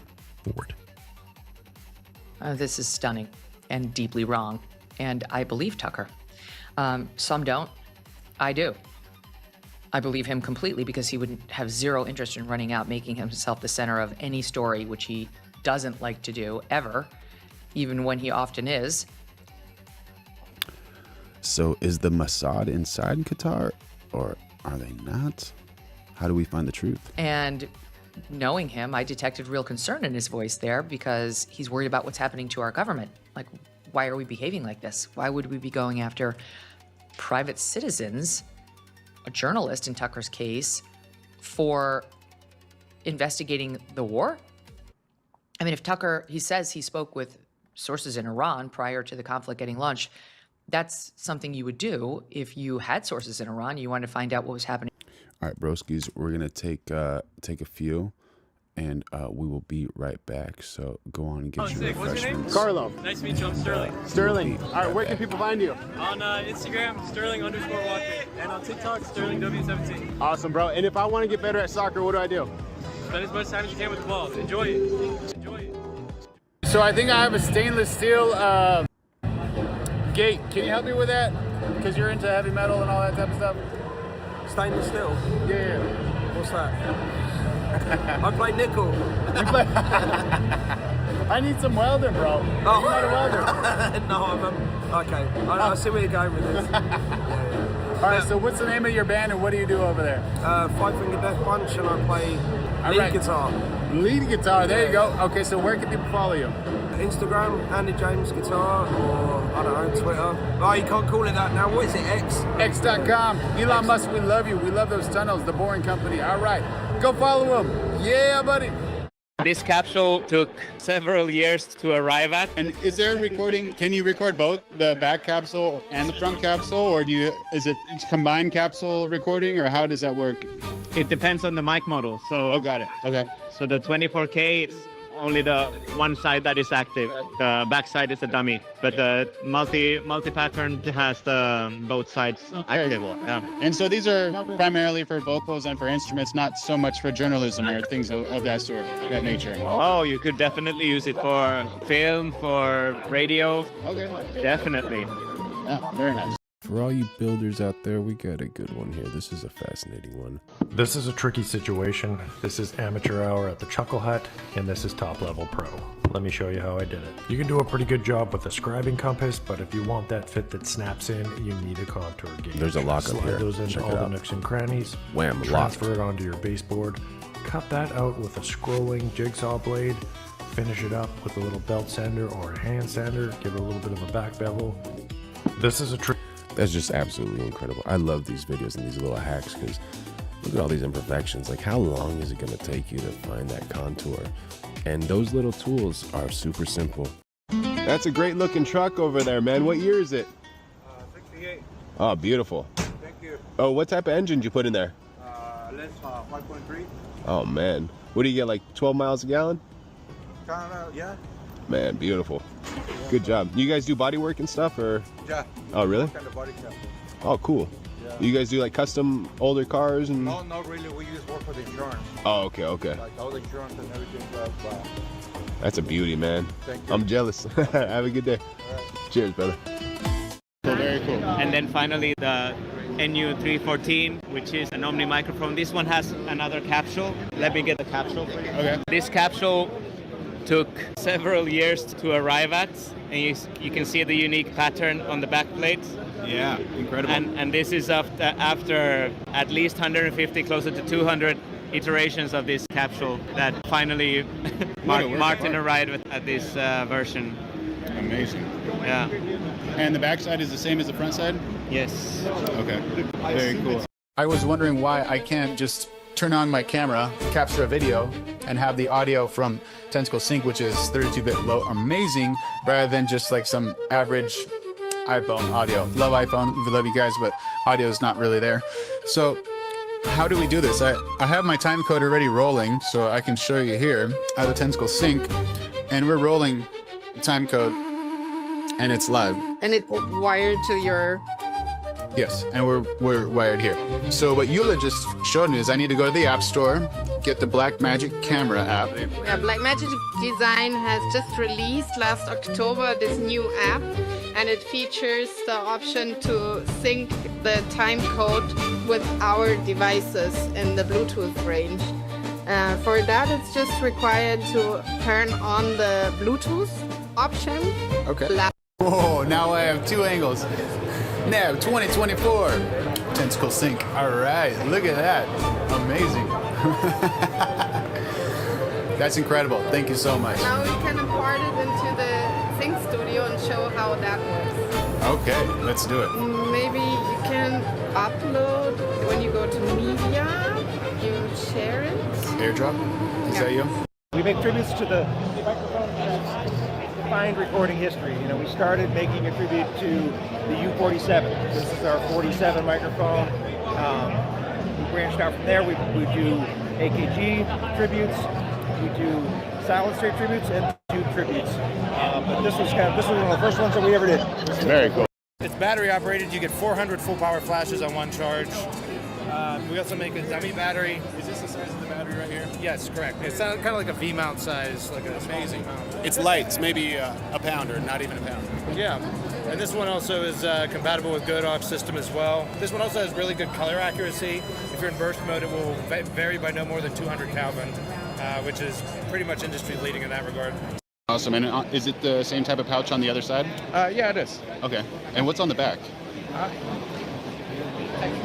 Very cool, very cool. Do they distribute to the UK? Movie Kid Tech Life, great question. I do not know. Do you guys distribute to the UK? We do. Check in with Electromod.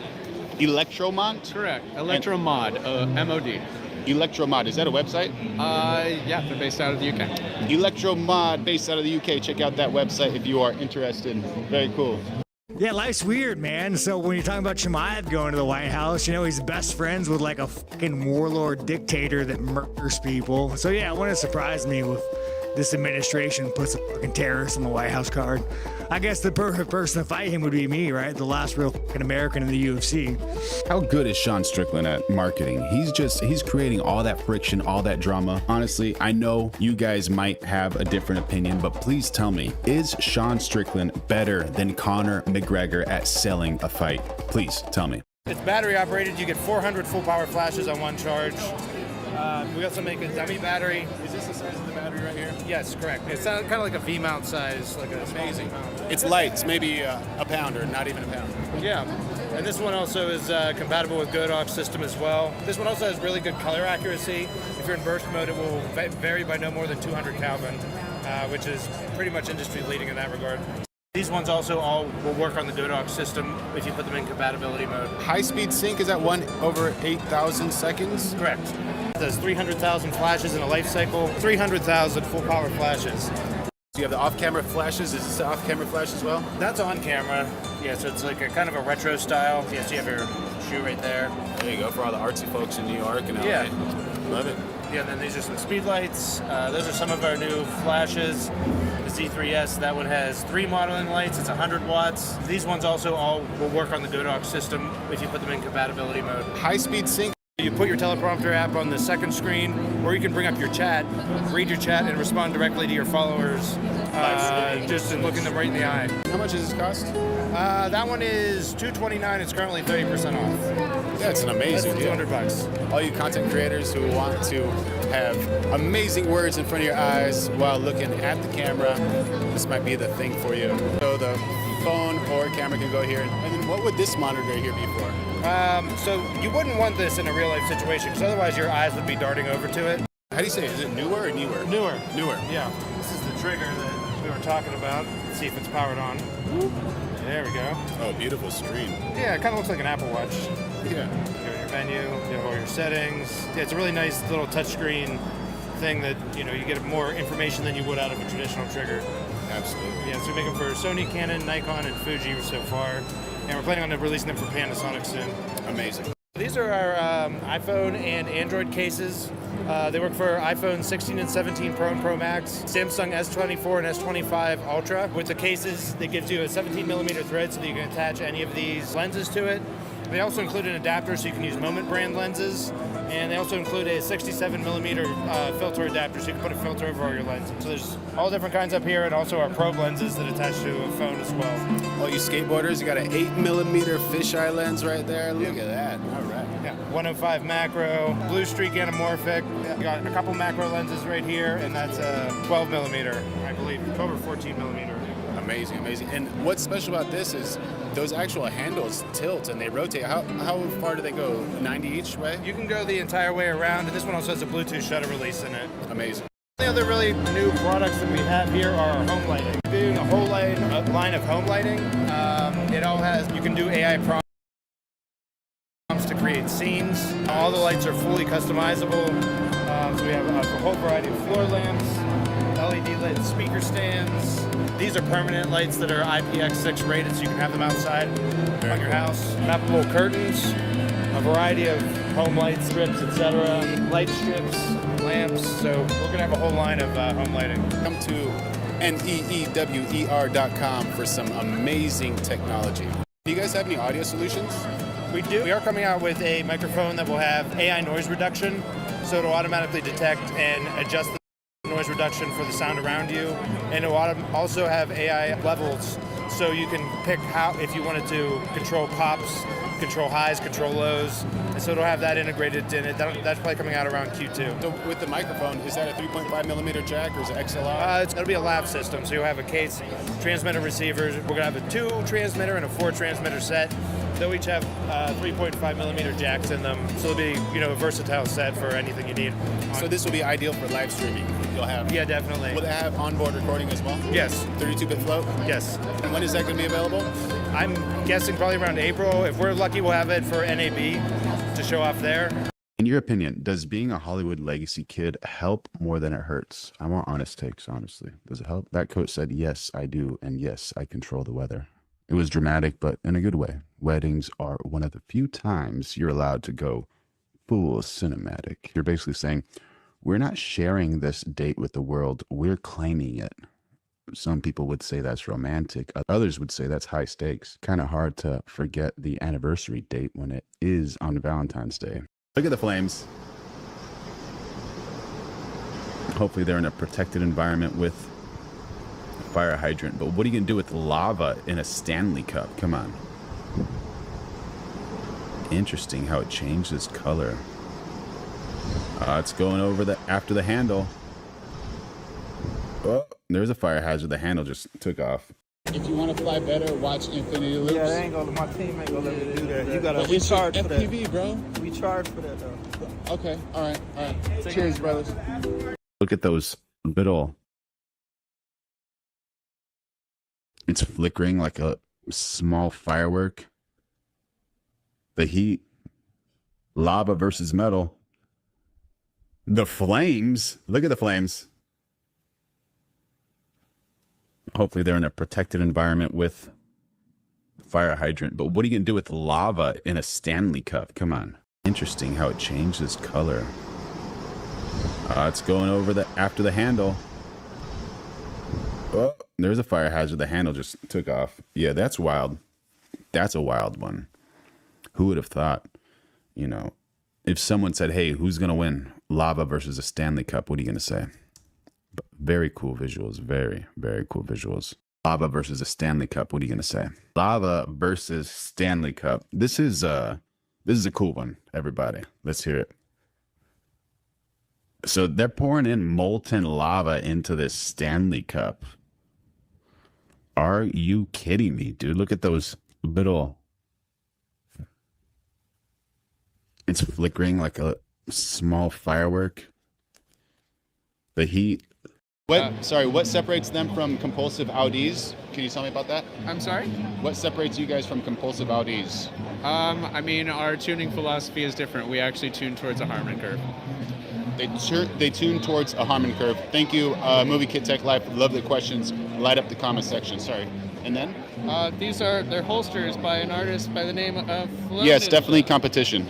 If life feels heavy right now, good. You say you need motivation, but maybe what you really need is perspective. Everyone wants success. Everyone wants confidence. Everyone wants to shine. Nobody volunteers for pressure, but diamonds, they do not apologize for the weight of the earth on them. They become because of it. It's the forge, it's the refinement process. It's the discipline builder. When your back's against the wall, when people doubt your standards, when progress feels slow, when the work is invisible, that's not life attacking you. That's life asking, are you coal or are you carbon under construction? Because pressure does not create character. It reveals resilience. It reveals discipline. It reveals who folds and who forms. When things are easy, anyone can look strong. But when it's tight, when it's uncomfortable, when it hurts, that's where you meet yourself.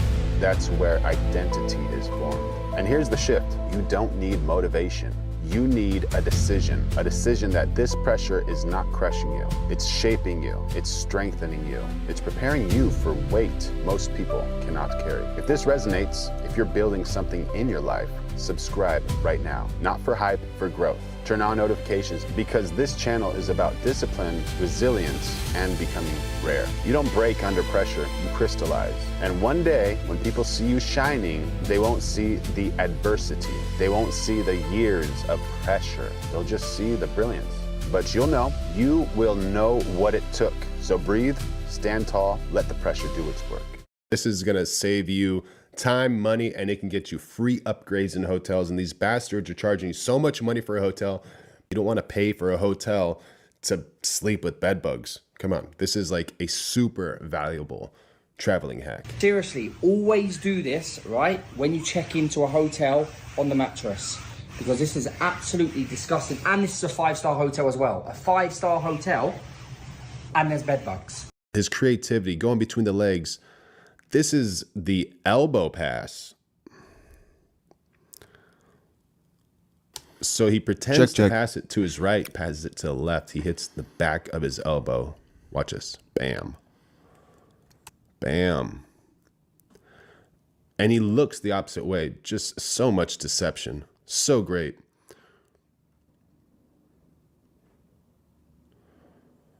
And is he like the American version of Ronaldinho for soccer? He's just so creative. Like, no one does these types of things. So much fun to watch. Make sure those cleats don't hit her friend right in the face. Look at this grab. Just incredible strength.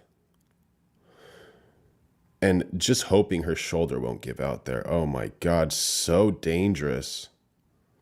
So dangerous. Is that even real? Can you believe that? Like, that actually happened. Like, some people are just so incredibly talented. This is another version of the 88 I was discussing. This is a wireless version, right?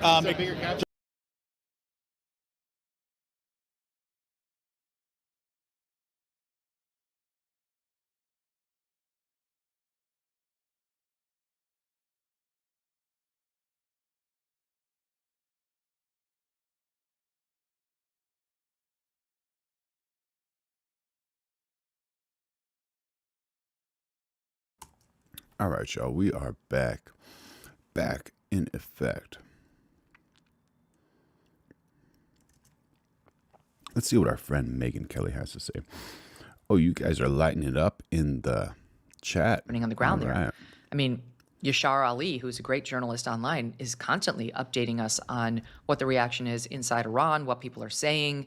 Sohrab Ahmari, who we've had on the program recently, has connections there.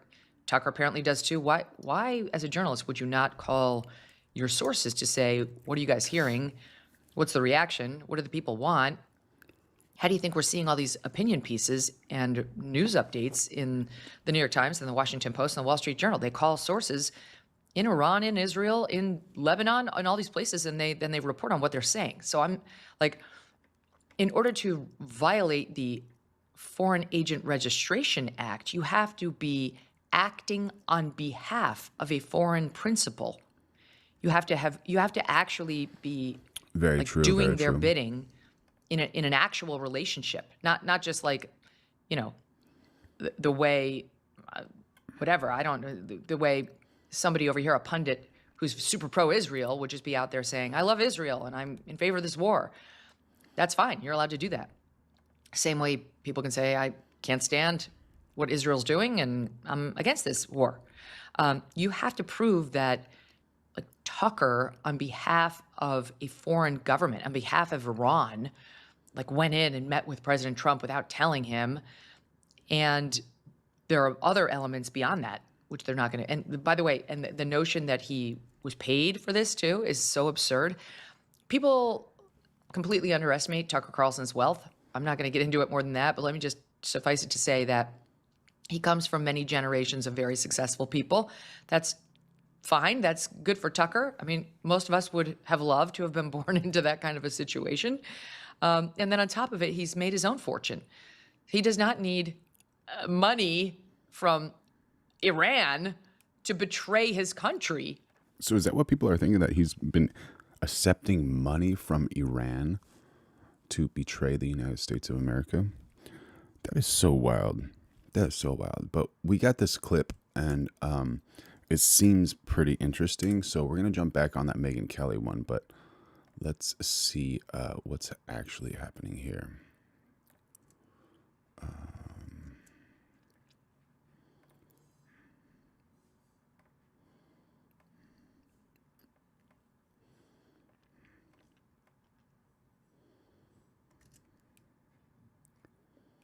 Officer Benavides with the Atlanta Police Department. Do you have your driver's license, registration, and proof of insurance, please? What is wrong with my I'm sorry? What is wrong with my tag? There's nothing wrong with your tag. May I see your driver's license, registration, and proof of insurance, please? Why do I have to? I need to see your driver's license, registration, and proof of insurance. This is a traffic stop. I need you to identify yourself. Yes, ma'am, it is. I'm sorry, it's because I've been seeing a lot of news on the. So the reason why I stopped you today is because your license is expired. Let me see your driver's license. Okay. Listen, if you refuse to identify yourself, I will take you to jail for resisting without violence. Either you identify yourself to me right now or I'm taking you to jail. Okay. She's just wasting his time over here, man. Just listen to the cop woman. What are you doing? Come on. Echo 43, can I get a 45, please? Turn off your car. Turn off your car. TikTok lawyer meets no nonsense cop. Turn off your car. Turn off your car. If you call somebody to come to this traffic stop, they will also get arrested for impeding on a traffic stop. Don't do this. I'll call my lawyer. Do not do this right now. I can call my lawyer. I need to see your ID. The ID is on the back of your phone. I need to see your driver's license. Sir, I'm a student. So she's guilty already, right? That's probably the thing what's going on right now, because she's just like delaying.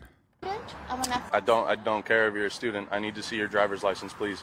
It's on the back of your phone. It is, but I Okay, so I need to see your driver's license now, please. I can call Okay. my lawyer. All right. Put your hands up here. No, sir. I have. Put your hands on the steering wheel. I have my driver's license. Okay, put your hands on the steering wheel. I have my. Put your hands on the steering wheel.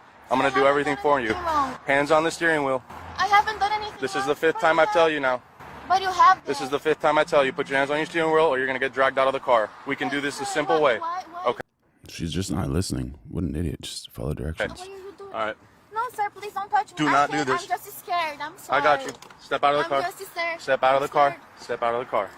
We will pick everything up here in a second. Put your hands behind your back. Can I call my lawyer, please? Put your hands behind your back, please. I don't have anything wrong Can with you my put your tag. hands behind your back? Yeah, just listen to the cops. Come on, don't be an idiot, man.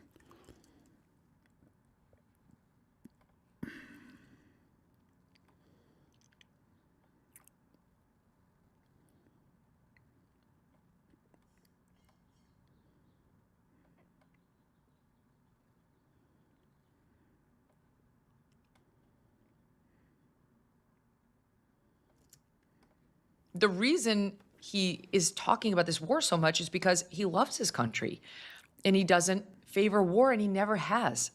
I mean, if you watched him when he was in primetime of Fox News, all he ever did was talk about how he didn't want war. He was against armed conflict, pretty much of any kind. And honestly, that's been his beef with Israel for quite some time now. His critics try to turn it into Tucker hates Jews, and it's just not true.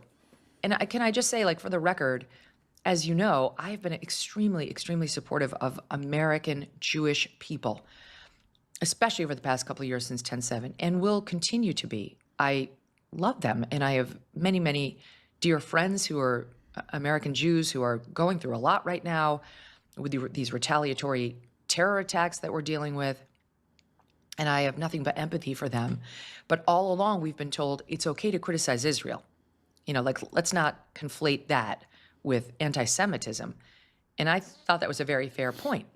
I wasn't critical of Israel at all. I don't think I said anything critical about Israel for 2 years past 10/7, gave them a very, very wide berth because they'd been so brutally attacked on 10/7.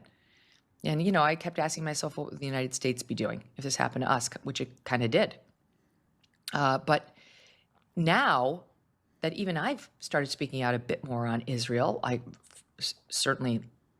called for them to stop on the bombing campaign of Palestine because, as I said, time's up. Like, we've had enough. Time to wrap it up. It started there. Like, suddenly I'm an anti-Semite. Like, no one can name anything anti-Semitic I've said. I attributed us getting into this war to people like Mark Levin, Ben Shapiro, Miriam Adelson, who definitely paid Trump hundreds of millions of dollars, and this is her number one thing. But it's also, and I reported this to you last weekend, my old pal Mark Thiessen of Fox News, and General Jack Keane of Fox News, and Lindsey Graham. I think all three of those are not Jewish people, pushed hard for us to get into this war. Been very critical of Lindsey Graham, who's frothing at the mouth for more death. But Mark and General Keane, I respect and like them both. I disagree with them, and they disagree with me, but that's fine. We can still have disagreements without demonizing the other people. At least I think we can. I can. I think I have a lifetime of proving I can. I think the listeners to the show know I can, and I do often. And I'm quick to forgive small slights and move on. And this is going to dredge up a lot of disagreement. It's war. We're losing American service personnel. We have 13 dead service personnel now as a result of this war, which I definitely believe we got into because of Israel. Wild statement to make. Super wild. Super wild.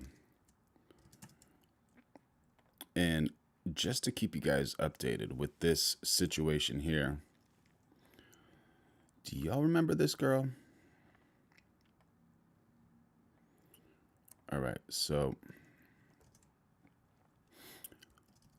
the soup thrower has been sentenced to 2 years in prison. This is the eco-activist.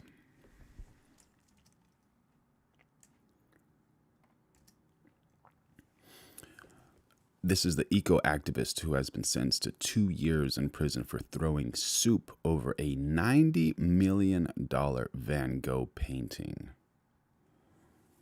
Come on.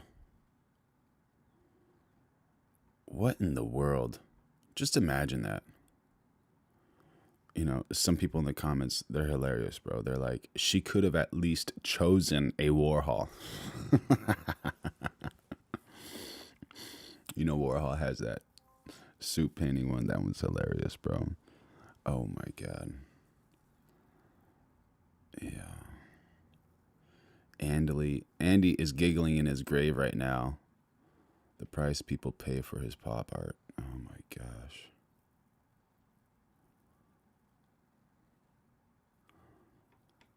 Yeah.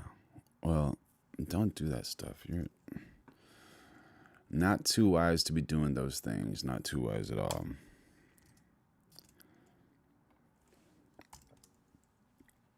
All right, so this dude, you can hear the wind, right? This dude is jamming down the street. Just completely jamming. And he's actually on the sidewalk. This is actually the street over here.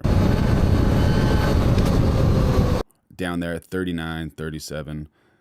It says 35 plus miles per hour. It should be on the road, not the sidewalk. All right, so if you're cruising, man, cruise safe. But here's this truck. This truck is about to turn. He's got his... Oh my gosh, dude. You hear that? Oh! Dude! Ouch! Ow. Who's in the wrong there? This guy. All right, if you're operating a vehicle, you need to know that you need to be able to stop the vehicle at any time.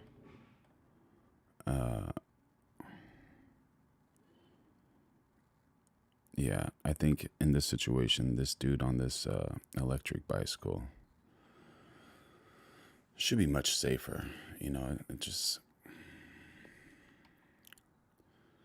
No reason to do that, man. That's not smart. Not smart at all.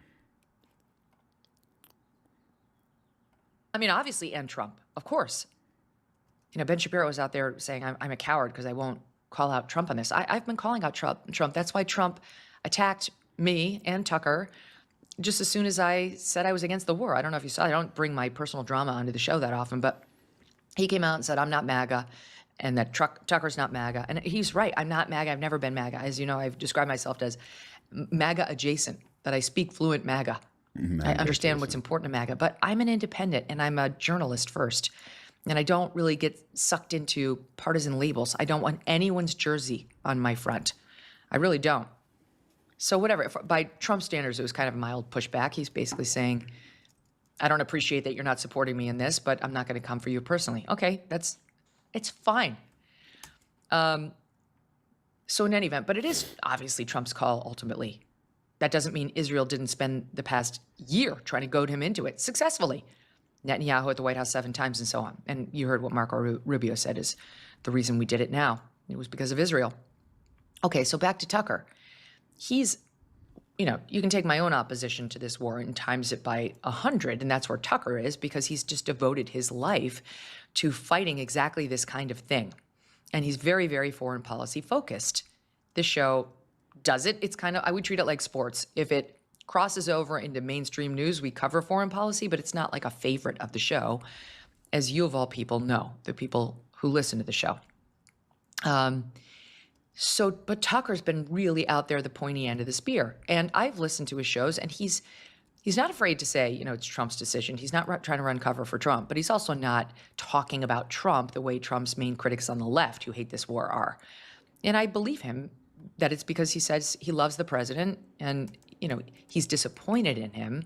He feels betrayed, he said the other day, and that's just honest. But I think he's totally still rooting for the president to ideally end this thing and get back on track with all the agenda items that made us all run out there and campaign for him. And this was not one of them. Let's all be really honest about that.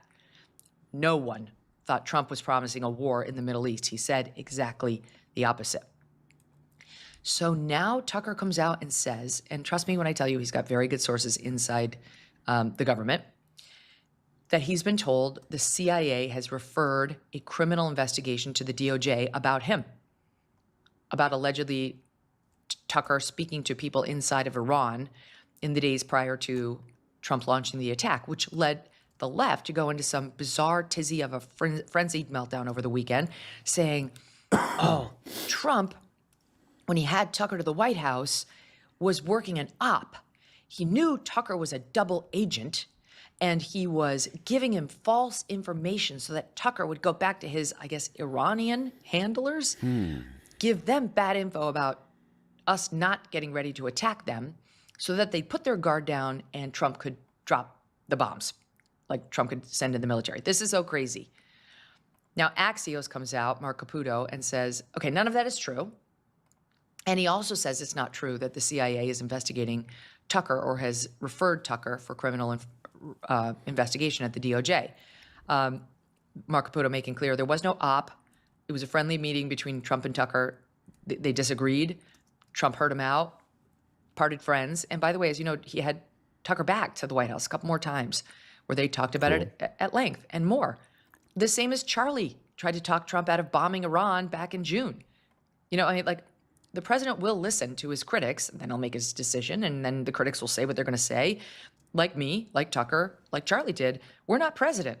He's got the big job. He'll make the calls that matter. And then, the chattering class, of which I am a part, are entitled to our opinions and feelings on it. We speak for millions of people who have these same feelings, and many people who disagree with us enjoy being subjected to a differing POV. So that's all landing as it should. But threatening a journalist like Tucker with prosecution under the Foreign Agent Registration Act because he apparently called sources inside of Iran prior to the war starting, that's outrageous. That's going to be a very, very long shot. And I have a really difficult time believing that Pam Bondi will do such a thing. Whether it's been I believe CIA referred him. I actually do. And I believe they investigated him. The intel community, going back to when Roger Ailes was running Fox, and I spent a lot of time in his office, as you know, from movies and books. But the vast majority of it was spent talking politics and news. There were a couple times where he chased me around the desk. Okay, day in the life at Fox News. Anyway, he told me stories about the CIA that would make your eyes roll back into your head. It horrifying. About, executions and nonstop harassment, spying, and investigating of American citizens. And Tucker was making the same allegation this weekend. Look, I don't have these same sources. I don't know any of this stuff firsthand. But you asked me, is it difficult for me to believe that the CIA actually is investigating Tucker and trying to make life difficult for him? I say I have every reason to believe that, but I don't believe Pam Bondi would charge Tucker. I just don't. I don't believe that, no. And I don't think Trump would charge Tucker. I think Trump is mad at any of us who don't support anything he does. That's how he's built. We all know that. That doesn't mean he would have Tucker Carlson charged. That's ridiculous. That just can't, it's not going to happen. Is that possible? What do you guys That's think? my view. If no it does idea happen, there. it's going to be an earth-shattering moment, and it's going to be a fundamental dividing line that will change this country forever. It'll change this country forever. Many of us will rise up extremely loudly and unmercifully if that happens. Like, because of one's opposition to war, you get thrown in jail. That's just not going to happen here. All right? And You never don't tell know. me this is like You Don never Lemon, know. because it's not. Tucker did not join a mob harassing churchgoers, which violates the explicit letter of the law, and it violates the Constitution. This is not that. This is, according to Tucker anyway, he made a couple of phone calls to Iran in advance of the war to figure out what was happening as a journalist. As and what's wrong with that, countless honestly? journalists Trying to have. find the truth. And what's really galling is to see the same crowd that's frothing at the mouth to see Tucker behind bars is the same crowd that's cheering on Lindsey Graham in his admission that he continuously traveled over to Israel and met with Bibi Netanyahu, received foreign intelligence from Bibi that he used on Trump, Lindsey, and also gave Netanyahu information on how to manipulate the U.S. president. But is he going to get charged under FARA? Is that okay? Like, I mean, he actually was working with a foreign government on how to manipulate the sitting U.S. president. Okay, who is he doing that on behalf of? Israel. He was doing that on behalf of Israel. He was talking with the prime minister of Israel, giving him information about our president in order to use against the president, in order to manipulate the president into what Israel and Lindsey Graham thought was the proper outcome. So these same folks who are outraged that Tucker might have called a source or two in Iran, by the way, we don't know what the source was. We don't know what was said. But Tucker's suggesting and saying explicitly that it was as part of his reporting duties to figure out what was happening there in a country we were about to go to war with. They have nothing to say about the Lindsey Grahams of the world, et cetera. And the nerve, we've got now the former deputy mayor of Jerusalem, Fleur Hassan Nahum, tweeting out Tucker Carlson should be arrested and tried for treason. You know what the penalty is for treason? It's death. This is crazy. So this woman thinks that he should be arrested and tried for treason. That's what she wants to see happen. Wild, evil woman. Now here's this Goodness. Republican from Ohio named Max Miller, who called for Tucker to be prosecuted. Everyone has always known Tucker's in love with himself and happy to sell falsehoods for attention. Tucker's actually one of the most self-deprecating, hard on himself people I know. The left excels at this. When Tucker fully joined them, it was just sad. Now, treason. Again, using the word treason. If Tucker really worked with Iran against America's interests, he's a traitor and should be prosecuted. This is like getting scary. And then there is the vile Laura Loomer, who posts on X, I've created a list of conservative influencers who I believe are taking money from Iran, Russia, and Qatar. As I told the DOJ, so this is her saying she's contacted the DOJ, Tucker Carlson isn't the only person who is likely violating FARA, the Foreign Agent Registration Act. All these traitors deserve jail time. Traitor, again. Okay. They can't silence us all. This is so absurd. I can guarantee you, I've certainly never taken a single dime from many of these folks. In fact, there was a pro-Israeli group that wanted to sponsor my tour, and they're fine. There's nothing wrong with that. There's nothing wrong with them. I appreciated the interest. But what they wanted in exchange was for me to put one of their top representatives on stage and to sort of give her the floor and let her do her pitches for whatever it was that was pro-Israeli. And I said, I'm not doing that. I'm not selling my stage for an agenda. It's one thing to, why That's pretty admirable. refi. They were great. They can pitch you on Goodness gracious. refinancing with them, and you can decide to or not. But this is an entirely different thing. I don't take a dime from anybody for it. So good luck with that, Laura. Good luck. You know, we're not all foreign agents. Some of us just have legitimate disagreements with policy. So this is just the campaign of intimidation is outrageous. It's really outrageous. Dave. What do you guys think? Would you accept money from an organization to give them your stage for about an hour if it's dealing with something you do or do not agree with?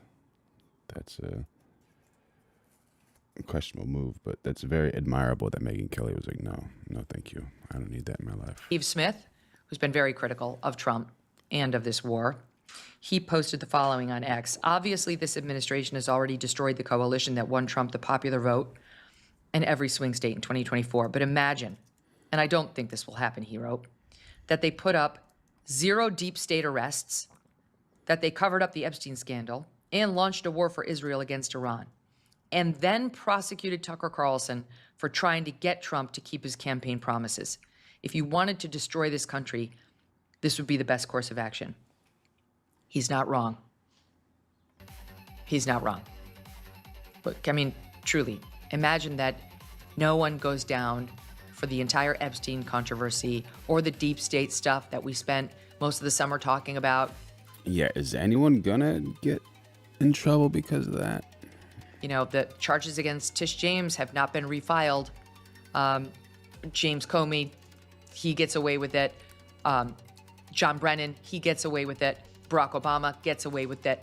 All the stuff we covered in July when those memos started to come out that had been classified, right? Everyone gets away with it, but Tucker Carlson gets prosecuted for a phone call with Iran. True, if you wanted to destroy the country, you wouldn't behave differently. I don't think it's going to happen. What is comfort that really carries you from mourning the serious part? And that's just taking you down. Enjoy letting close the war because I think they're used to them. Not by this point, not being in Israel's camp. You know, the left used to be, but now they're not. It started because of a typical oppressor-oppressee narrative in the Gaza war. And now all the polls show that the vast majority of Democrats are against Israel. The country, net, is against Israel now. The opinions of Israel have completely shifted to where a majority of the country has an unfavorable view. This is because Democrats are against Israel? The war in Gaza and now the war in Iran. I mean, this is Israel's own doing. But the particular ire has been saved, I think, for those of us on the right or who campaign for or help Trump win, who are not supporting the war. I've watched Dave Smith get it. He's not of the right, but he was pro-Trump for a while there. Joe Rogan he's against the war and has been critical of Trump. Theo Vaughn, not supporting the war, was very harsh on Israel just today. Fair, totally fair, but didn't understand why American soldiers are dying for a war that is obviously for Israel. So the whole, podcast bro battalion that helped get Trump elected has turned on him over this war. I don't know that they're turning on Trump entirely. I can speak for myself, and I'm sure Tucker when I say that's not where we are. I'm still very grateful to President Trump for the agenda he's enacted thus far, and I'm really hoping he continues it. I'd love for us to declare victory on this war and get out of it and pray that we've minimized the blowback to the United States of America and our citizens. Very concerned about where this leads, unintended consequences of this war. But at a minimum, I'd love to see the death stop in the Middle East. And that requires putting an end to this ASAP and getting back on agenda before the midterms. But there's been crazy blowback, and I have been on the receiving end of much of that. And the most nasty have been the Republicans who are most ardent Israel supporters. In particular, Mark Levin, who has decided to make me persona non grata for months now in the Republican Party. I'm not a Republican. I don't know how to tell these people. How many times do I have to say it? Obviously, they don't listen to the show like you guys, but I mean, I've been a registered independent for over 20 years. I am not a registered Republican, nor have I ever considered myself MAGA. I'm MAGA adjacent. which is good. I like being MAGA adjacent. Can understand all the points of view, MAGA adjacent. but I don't subscribe to a set of policies, pronounced by a president that I have to cover fairly, good, bad, and ugly. And I mean, literally everybody in the show knows that I've been critical of the president from time to time. We've been in many fights over the years where he doesn't speak with me.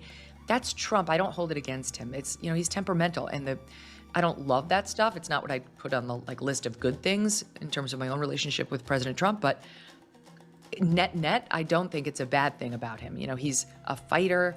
He can be kind of volatile. He's very much about loyalty. I get all of that. I'm not on board with it. I'm not in the same business as he is, but I get all of it. I don't take it personally. And generally, when people are attacking me online, generally I ignore them. I put out a tweet the other day, and I explained this on X, but I was talking about the attacks on Erica Kirk, saying my general philosophy when it comes to PR is if you don't wish to draw attention to a negative attack, then don't draw attention to it. I've said this many times. I feel this now. A lot of folks want to know, what about Candace? Candace knows the way I feel about her shows on Erica and what she says about Erica. And so does Erica. Oh, man. But my Erica general and Candace? philosophy, and it's not just Candace, and many people have had very My unfortunate goodness. criticisms of Erica. My general philosophy is if you don't wish to draw attention to a negative attack, then don't draw attention to it. You're just flooding the field with people saying, what is that? What is that? What is that? And this is as much as I said about it for that very reason. I have no idea, no wish to promote attacks on Erica. But that's not what most of these people like Ben Shapiro and others are attacking me for. It's because I've become less supportive of Israel. And it's no accident that that line of attacks reached a fever pitch just as I started to raise questions about Israel, not American Jews, whom I love. I mean, case by case, right? Like, same as Christians and Muslims. But this has nothing to do with my feelings on American Jews. I will continue to have their back as they face rising anti-Semitism and fear for their children.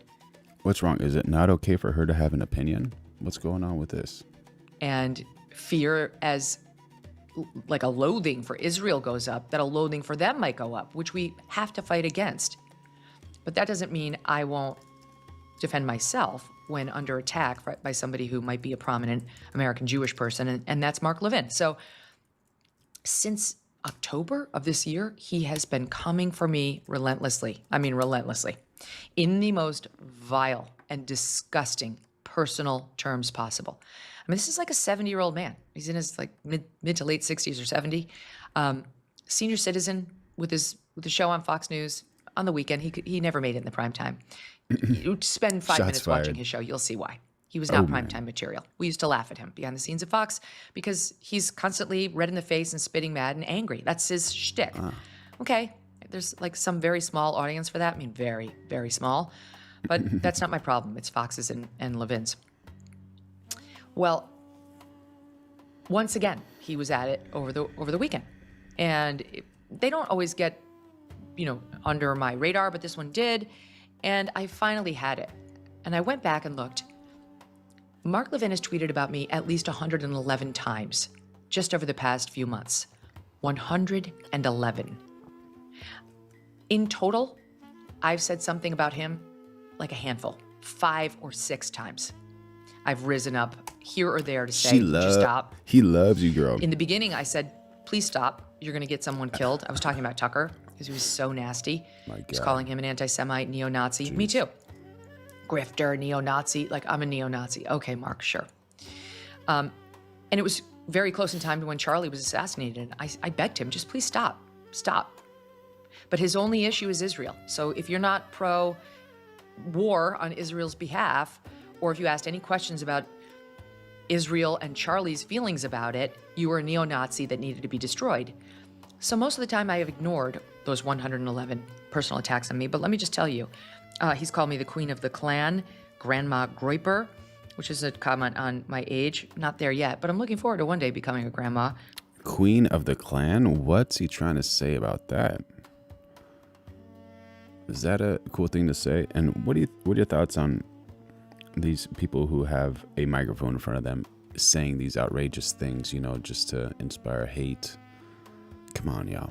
Groyper is the Nick Fuentes group, which believes that the Holocaust didn't happen and made jokes about Jews in ovens being like cookies, as if that's something I would support. This is the same group of people who, you know, throw around that criticism.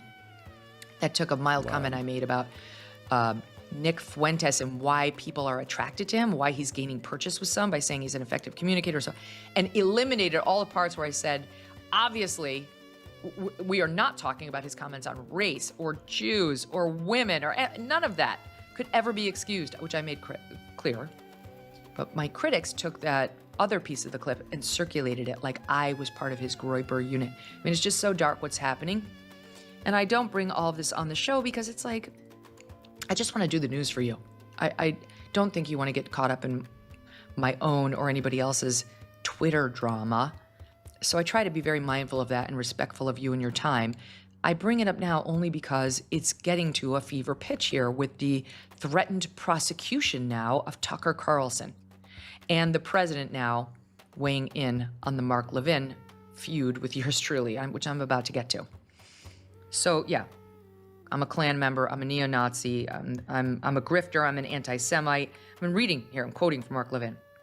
I'm evil, I'm a narcissistic lunatic, bottom feeder, sicker, a disgusting fraud, hateful propagandist, low-life, sleazy, mentally unhinged, lunatic, pathetic, flailing, disgraced. I mean, I could keep going. And I've said nothing. Truly, I mean, like one tweet here or there at most, just to like occasionally like a picture at the mound, give Yo, a brush too back. fried for Like, this. How you doing, buddy? would you just settle Welcome down? to the chat. Good to see you. Go figure out where the fight really is. And the reason he's coming for me is because I do have an audience, and he's very, very angry about that fact. Very fucking angry. Ooh, about dropping that the fact. F word. So the attacks escalate. And I don't, you know, I don't bring them all in front of you guys. I don't bring the security threats that rise in front of you guys. It's like, trust me, it's gotten very, very ugly for me in that way, and we're dealing with that. But finally, I had enough. And I tweeted at Mark Levin this weekend something to the effect of, I'm very sorry about his micro penis. Dang, which I shots fired. really enjoyed. I mean, I thankfully have never had to look at it firsthand, but you can just tell. No one's that angry and misogynistic, because there's been lots of misogyny in his tweets about me, like all the time. Who doesn't? Everything's good, brother. Thank you for asking. Everything's good. How's your week going? You got a good week planned ahead? Doesn't have that problem. Megyn Kelly is going in, man. She's just dropping some heat on Levin right now. And really, we should be feeling sorry for Mark Levin. We should be comforting him, because that's got to be really tough. Got to go out on the air and like try to act like you're big swinging. And as you know, Big the only people who act like they have the big swinging are the ones that don't. So he's really revealed it to me, against my wishes and consent, to be honest. But there it was for me to see, obviously. And so I called him out on it. And guess what? He didn't like his new nickname. Rather than dealing with it like a man by making a joke about it, whatever, ignoring it, brushing me back from the plate, he actually ran to the President of the United States. He ran to Donald Trump and had Trump send out a nice tweet about him last night, overnight. And it was a ridiculous tweet for which now the president is getting blowback. There you go, bro. Get a few days off, recover, work on some of your goals and dreams, your plans, bro. Not a bad thing to do. Because he does not have his finger on the pulse But hopefully you feel better soon, man. Being sick is the worst ever. of where his party is right now, which is very unusual for Trump. This is very strange.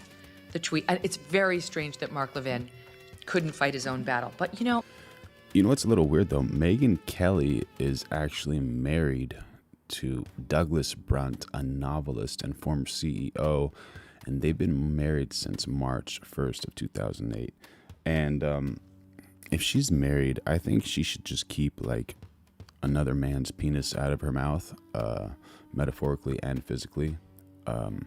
Just don't talk about that. But I guess she's shooting below the belt, and because that guy pissed her off. But I don't know. in reality, like, a married woman shouldn't be talking about another dude's reproductive organs, I think, you know. But I like Megyn Kelly. I'm not saying, like, I'm not throwing shade on her, but it's just like, she's a classy girl and she should keep it classy, but it's also kind of funny. I think it might be like clickbaity. She's doing it for the views or whatever to be clipped. I'm not going to clip it, but maybe I should clip it, right? Yeah, I don't know, man. Like true pathetic weakling bullies, he's all bark and no bite as soon as you punch them back. And look, I'm all for taking the high road, and I did try. But after 111 tweets, increasing the security profile in my own life, and attacking me in the most vile terms, I think anybody could see that I was entitled to one. Too fat for this. Yeah, bro. Getting those things done, man. Nothing better than that, dude. That's awesome, man. I salute you, brother. One below the belt punch. Right? When they go low, we go micro penis. That's the way it's going to be. This is Megyn Kelly. She's like, I think she was on Fox News for a while, or a news show. I don't know if she got kicked off of Fox News. Did Megyn Kelly get kicked off Fox? No. She left the network voluntarily in January 2017 to join NBC at the end of her contract, and then she later faced controversy and was ousted from NBC in 2018 following comments she made about blackface. So yeah, she used to be like a news anchor. I guess now she's doing her own thing, like Tucker Carlson and a bunch of other people. So she's on Sirius XM, and yeah, man. But she's a political commentator, and she has some really cool points once in a while. At least insofar as that bully is concerned. And sure enough, he didn't know what to do. He went crying to the president, who's running a war right now. Not to mention the country. It's crazy that this happened. And Trump sent out a truth late last night. I'll read to you in part, calling Mark Levin a truly great American patriot. He's somewhat under siege by other people with far less intellect, capability, and love for our country. Mark is tough, strong, and brilliant. I mean, if he's so tough, Mr. President, query why you're fighting his battle. That's why they call him the Great One. Sean Hannity realized it. He was special. Mark's a true conservative. All right, Joe, I got to show you this one. I'm so sorry. Megyn Kelly, I'm sorry for pausing you, but I got to show you this one, dude. This is hilarious.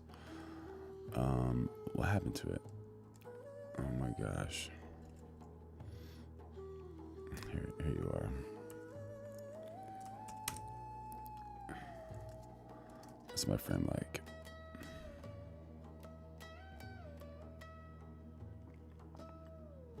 Some editors just don't listen.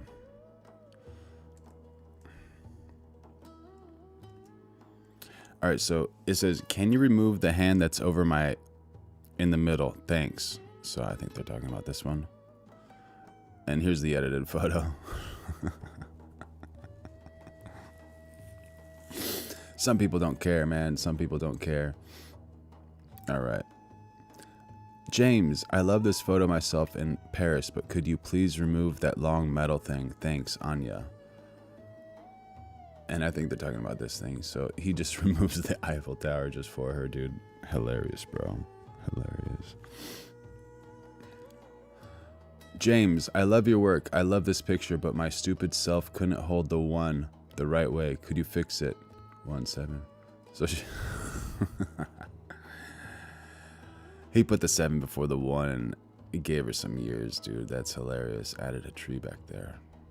Nice. It used to be a bush, now it's a tree. Good man, good man, good man. Good man, good man.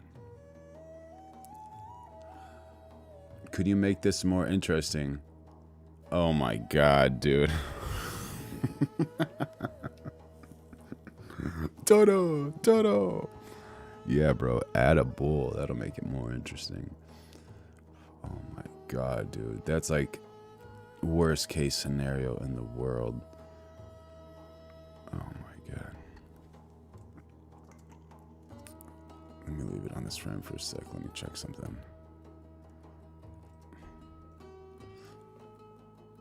Did I freeze up? Oh shit. Son of a bitch, dude. Okay, hold on. All right. James, I love this photo of myself in Paris, but could you please remove that long metal thing? Thanks, Anya. There you go. Sorry. I was on the wrong one. I'm sorry, guys. That was my mistake. But yeah, there you go. James, I love your work. I love this picture, but my stupid self couldn't hold the 1 the right way. Could you fix it? So he switched the 1 and the 7 to 7 and 1.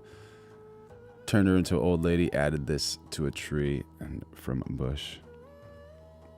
Thank you, Too Fat, for this, man. I don't know what I would do without you, brother. This one is the wild one. Could you make this more interesting? Of course. So he gets this lady in red, and she becomes the bullfighter. But she's wearing all red, bro. That would just end so bad. So bad.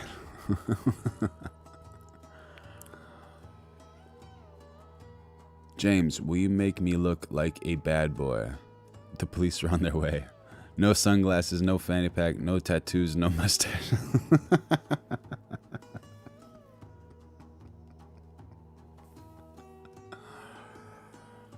Oh my god, dude, that is hilarious, bro. Oh. James Fridman, you're hilarious, bro. Email is fjamie013@gmail.com, dude. That dude's hilarious. James, could you make it, please, that I'm not bald? I'm going bald since I'm 14, and I really miss my hair. He just crops it.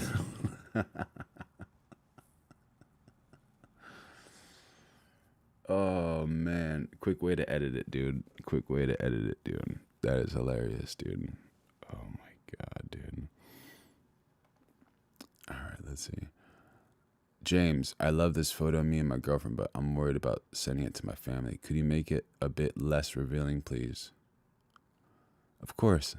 He puts a little tank top on him. Here you go, buddy. I'm going to add a tank top. Very cool, very cool. Very cool.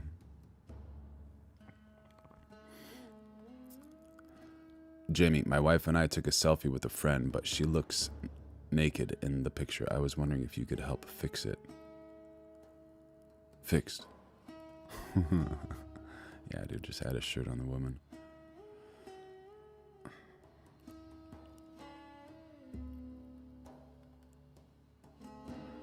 Could you please remove the guy watering the plants in the background? Thank you. Just killed all the plants. No water, no life. Need water to live. James, I really like this photo, but could you do something about the trash lady? I don't like the orange in the picture. Oh, this one over here. Yeah, there you go. You don't like the orange? You get trash all around you. Well done, Jamie. Jamie, I really like this photo of me and my boyfriend, and I want to put it on my workplace desk, but the yellow hair tie I'm holding kind of ruins it. Could you fix it? Oh, there you go, dude. Yeah, put the hair tie on him instead. You got a man bun. James, you're totally cool. On this pic, I forgot to take off my glasses. Could you remove them?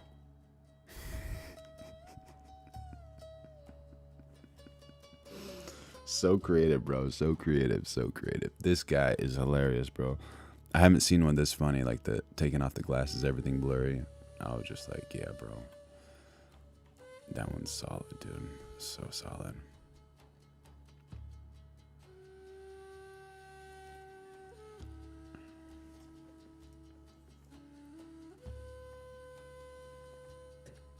And has intellect. He's far smarter than those who criticize him. Above all, he's a man of great wisdom and common sense who truly loves our country. When you hear others unfairly attack Mark, remember, they are jealous and angry human beings whose sway is much less than the public understands and will, now that they know where I stand, rapidly diminish. This is Trump. He firmly believes that if he criticizes you, meaning me, Tucker, or anybody, that we will have no more audience left. I mean, I have 10 years to show that's not true. Now, yet, are there some who will say, okay, the president's mad at you, I'm out? I guess so, but I feel like those people left me long ago because nobody ever thought I was a Trump sycophant. Fan, yes. Sycophant, no. And, we've sparred many, many times. Again, he's not naming me, but I think it's fair to say this is about me. It's about Tucker, and it's about some of Mark's critics on the right. Let's see. Those that speak ill of Mark will quickly fall by the wayside. So if you speak ill of Mark Levin, you will quickly fall by the wayside, as do people whose ideas, policies, and footings are not sound. They're not MAGA. I am. And MAGA includes not allowing Iran, blah, blah, blah, to have a nuclear weapon. So what he's saying is if you criticize Mark Levin, he says, those who speak ill of Mark will quickly fall by the wayside. They are not MAGA.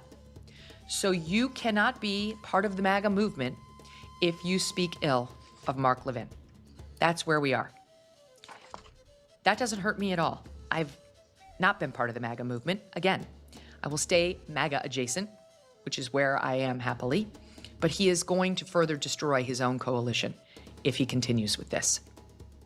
MAGA adjacent. All right, what's Donald saying over here? Look what happened. In the last 2 weeks, they weren't supposed to go after all these other countries in the Middle East. Those missiles were set to go after them. So they hit Qatar, Saudi Arabia, UAE, Bahrain, Kuwait. Nobody expected that. We were shocked. Yeah, shocked indeed. Oh, and by the way, then Mark Levin retweeted it. Thank you so much, Mr. President. I mean, that's what you do when you have a micropenis. You can't just fight your own battles, and then you have to retweet your praise from the president, trying to redeem you as not having one. I'm like, can you imagine anything more emasculating? I'm so horrified by the whole sequence of events. So now I'm just going to keep a running tally of the number of times my obsessive stalker on Fox News tweets about me. And we'll see whether it continues, because truly I think I could get a restraining order against him at this point. He is so obsessed. I mean, I have had stalkers pay me less attention than Mark Levin pays me. And I've had enough. You tell me, do I need to? All these people, who are, allegedly so upset about me insulting him physically. I mean, if the sheath fits, did they ever stand up for me? Did they ever have a problem with the vile attacks he launched against me? No, not one of them. Not one of the people trying to call me out for my terrible term, my vulgar term, had anything to say about his vulgarity against me for months now. Relentless vulgarity. And by the way, I'm only talking about what he tweeted. All right, so this is an incredible clip. This lion.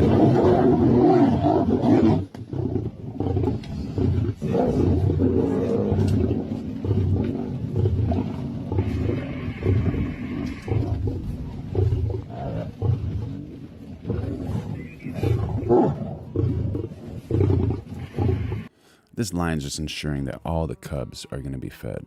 So cool. So you have all these big cats over here. He runs after him. He scares them. He's sliding around in the mud. And all these little cubs, they're eating. Beautiful clip, beautiful clip.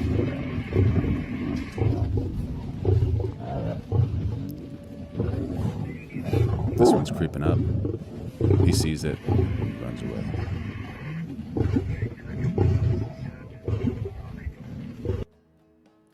So cool, man. So cool.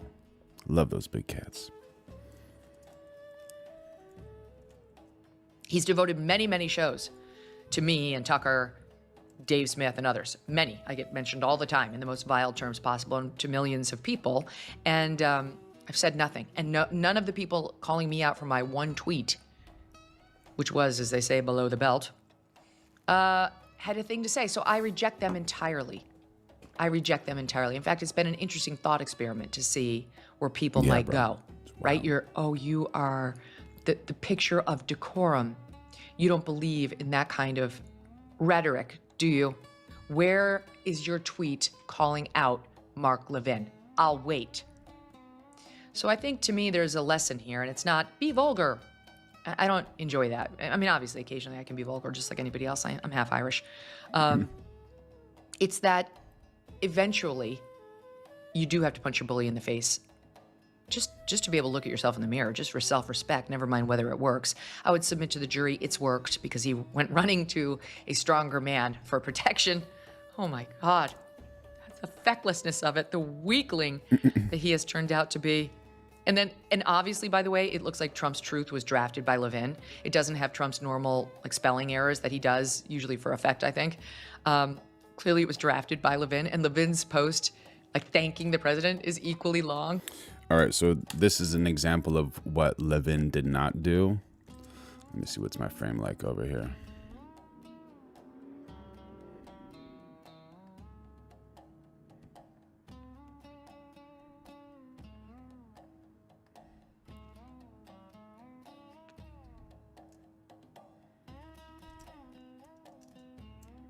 Who do you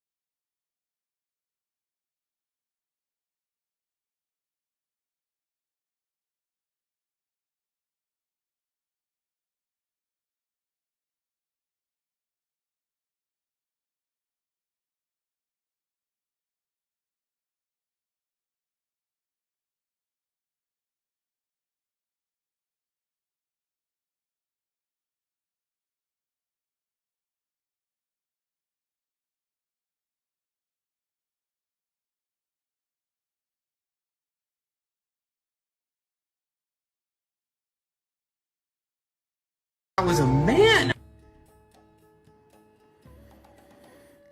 Yeah, so this is her question. Who do you call when you are at your lowest? So, for all the people out there, you can talk to your mom, your dad, your family members. If you can't reach any of them, talk to a priest. If not, talk to a friend. If not that, I'm always here. You can always talk to me. And that's one issue with the men, when they're in tough situations. I can't talk to anybody about it. You could always talk to somebody, man. You could always talk to somebody. You could find some help. Levin called Trump, You could talk to somebody. Don't be afraid of that.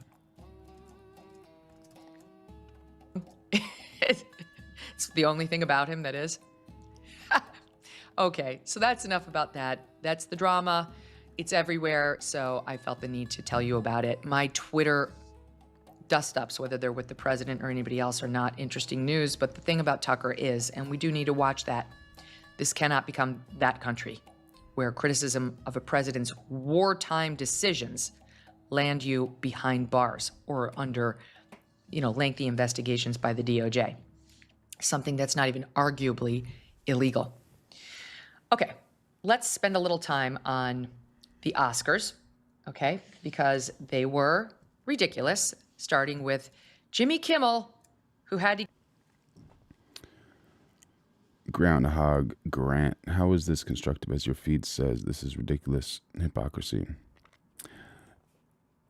Explain yourself. What do you mean?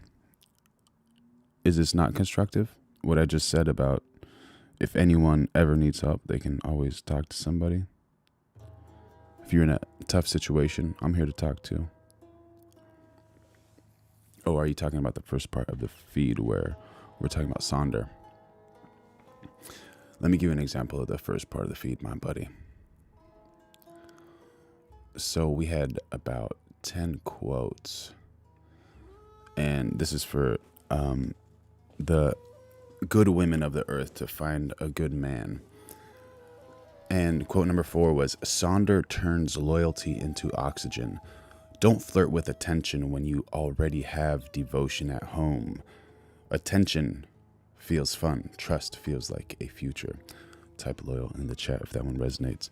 So we went through 10 quotes, and then now we are reacting to videos. And then after this, we're going to be doing some Final Cut Pro editing. So this is kind of like the hangout part of the live where you're free to chat, talk, send videos, communicate.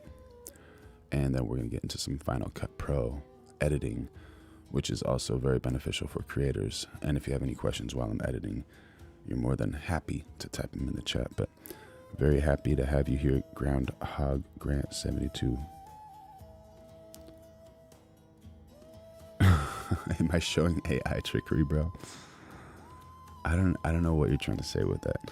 Please explain yourself, my brother. He get up there and couldn't just do the introduction for Best Documentary. He had to get some snipes in at the First Lady and at Trump. Watch. As you know, there are some countries whose leaders don't support free speech. I'm not at liberty to say which. How is this guy like just roasting right now and living in the United States? Am I misunderstanding this right now? Let's just leave it at North Korea and CBS. Fortunately,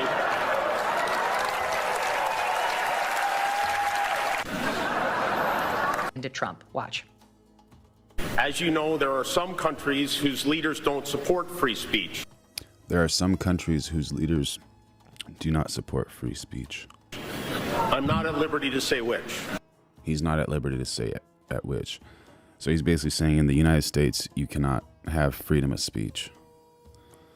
Dude, heavy shots, bro. Come on, man. Is he trying to say about things to come? Like of all the comedians that have been roasted for their freedom of speech, or some of the problems with freedom of speech right now? Let's just leave it at North Korea and CBS. Oh, and just to keep you updated, the new word of the day is Sonder, S-O-N-D-E-R. And one of the challenges is to like expand the lexicon of everybody and to try to use that word at least one time in a day. And I didn't know what that word meant until yesterday. And Sonder, S-O-N-D-E-R, means every person on earth has a very big and complex life just as yourself, and that is the moment you realize it. That's Sonder. So yeah, hopefully that can help my buddy.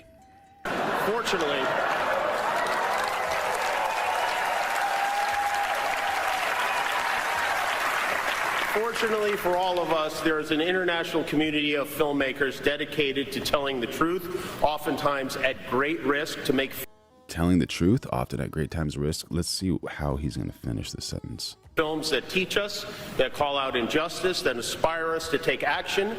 And there are also documentaries where you walk around the White House trying on shoes. Okay, so he's got to slam the First Lady. Nice. By the way, her documentary has done very, very well. It's pulled in So allegedly she's walking around trying on shoes. tens of millions of dollars, way more than any documentary Good of its for kind. her. And he's incapable of even complimenting the First Lady or just staying away from her. He cannot help himself. And Oh, Groundhog Grant, I see 72. I see what you're saying. Are you trying to learn some of the AI trickery that I use? I'm open to showing you some of those things too if you are interested. got a big laugh from the audience who cannot stand the president or the First Lady. It's disgusting. Then Conan O'Brien, the host, decided to take a shot at the organization of our dead friend Charlie Kirk. He thought it would be terrific if That's a low, bro.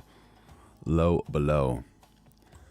Dude, do I even want to watch this? Because I'm going to get kind of angry. No, I'm not going to get angry, bro. I'm composed. he just took a shot at Charlie's organization, which is they're fighting right now to save Yeah, take a shot at Charlie Kirk, one of the greatest individuals America has ever experienced. Very smart, very smart. which they are doing everything they can. And from the stage of the Oscars, thought it would be great to First one, Sonder, S-O-N-D-E-R. Am I that much of an idiot? Am I saying it incorrectly, bro? bring up the Turning Point halftime show, which was only offered because Bad Bunny had made so many anti-USA statements and was obviously the opposite of a patriot, that Turning Point USA felt the need to offer alternate programming for people like me who did not want to support him. As he got out there, spoke only in Spanish and talked about the America he loved, which involved all the countries in the Western Hemisphere. Thank you, Groundhog Grant. Here is 72. that moment. Thanks for being here, brother. I should warn you, tonight could get political, okay? And if that makes you uncomfortable, there's an alternate Oscars being hosted by Kid Rock. Yeah. It's at the Dave & Buster's down the street. A lot of tickets for that. Okay. Yeah, I don't know. Just like who was it that said earlier that these award shows are just like,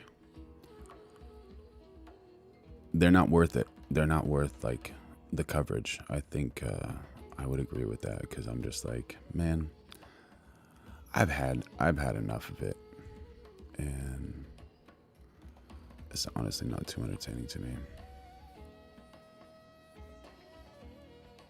But let's see, will you pop up for me?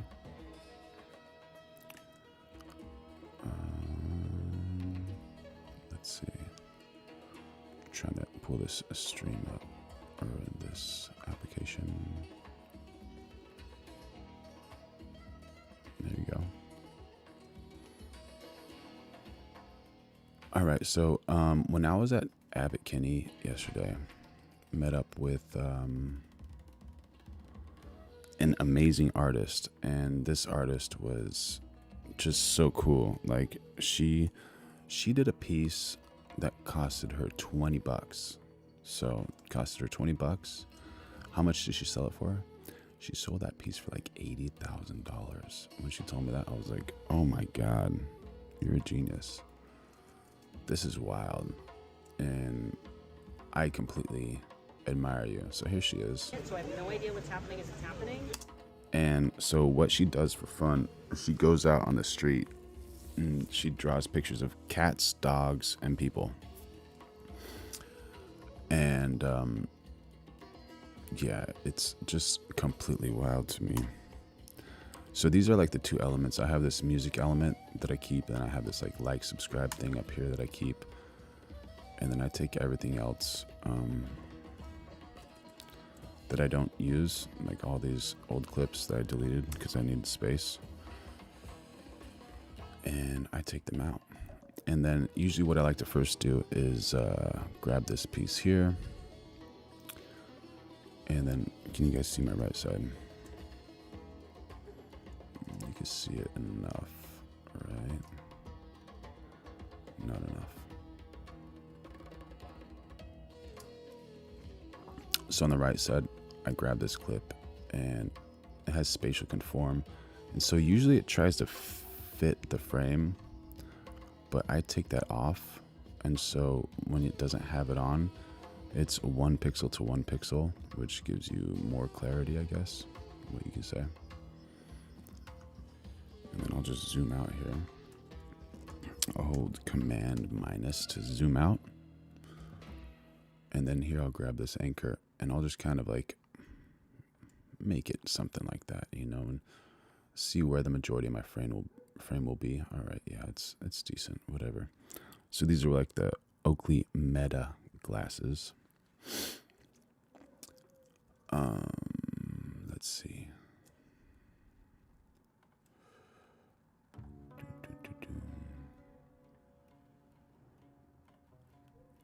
Oh, I gotta grab this part right here. 1 sec.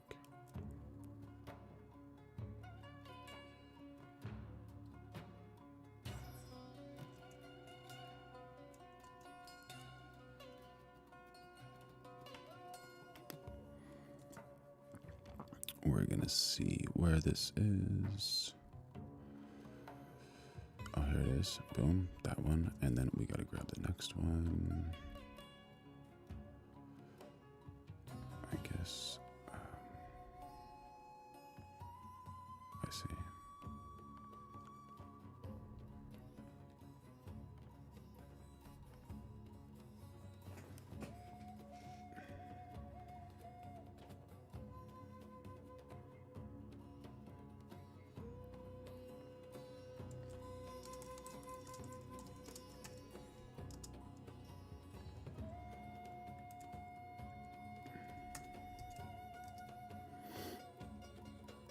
And we're gonna check out this story, see how it kind of looks. Okay, I'm good there. All right, if you see a light, it's recording. Is it recording? You're good. All right, cool. So I just want to make sure that she's aware that I'm recording, just to kind of be cool with her up front. You know, might as well be. Look. All right, cool. Okay, this is no look. So it starts here. This is no look. Oh, and also when I edit, I use this little thing. And all I gotta do is like plug it in with the USB. Oh, let me see if you guys can see that.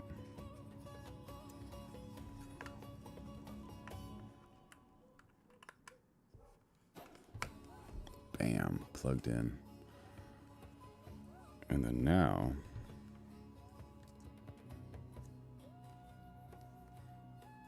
it should show up, but it's not showing up. Darn it. I guess it takes some time to show up. Oh, I'm on the wrong frame. No, still not showing up. Logitech sometimes like stops working on me for whatever reason. I have to like reopen it, close it, and it's just a challenge.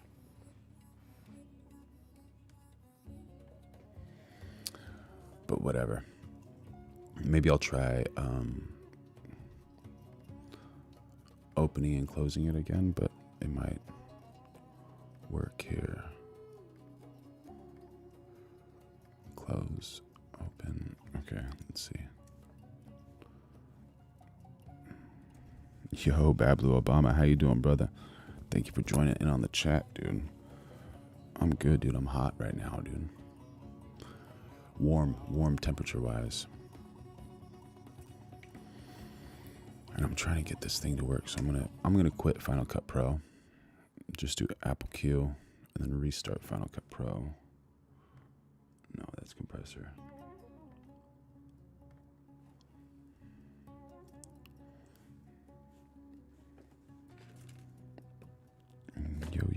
Yo. Thank you. No, it's still not working. All right, since this isn't working, I could care less. I'm just gonna roll with it.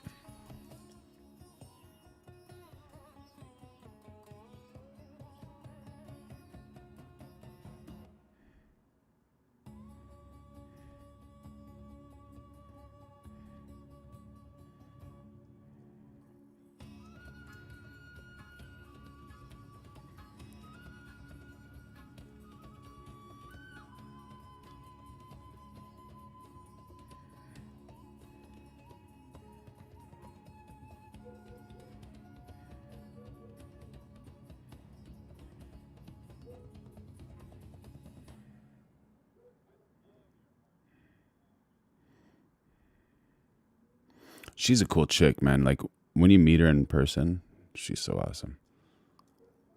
So I met her yesterday at Abbot Kinney in Santa Monica in LA. And she was just like such a sweetheart when you see these people.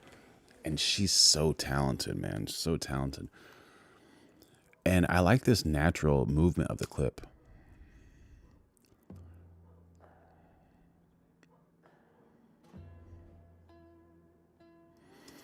And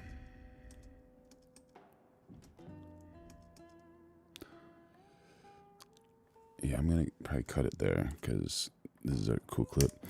And I think like that natural communication that we had is like pretty cool. So I'm gonna keep it like that. And you know what I could do is I could balance this audio and just master it really quick in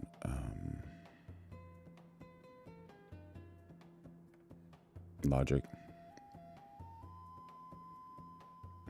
No, not that one. File, share. Yeah, export file. Audio only. What's your name, Julia? Julie.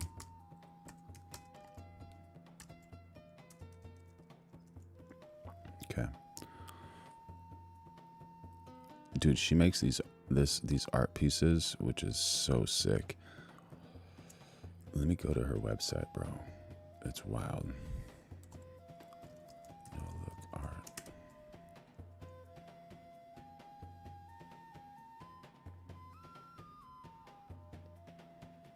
Here it is.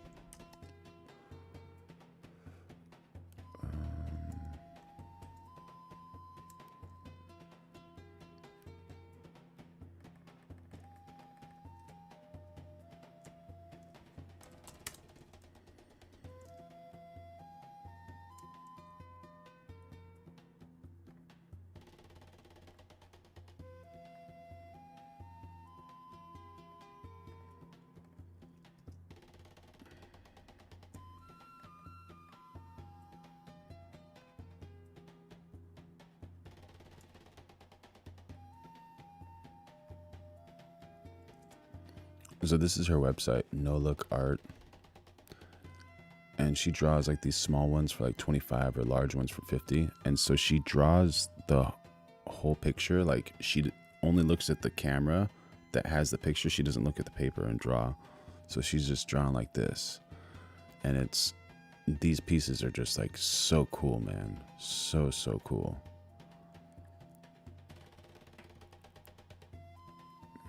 Gallery. And like, if you look at this line art stuff, like it's just so beautiful. So beautiful. And it's simple. Super simple. Easy to do. But just so cool, man. If you guys are interested in it, nolookart.com. NOLOOK.art. No, NOLOOKART.com. nolookart.com. Just so awesome.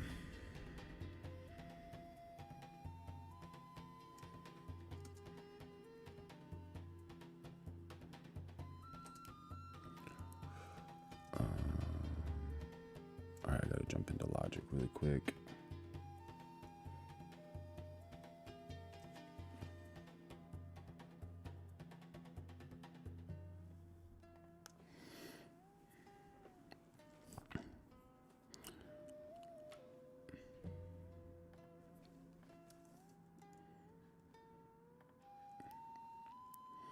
She's actually so inspiring. She, hold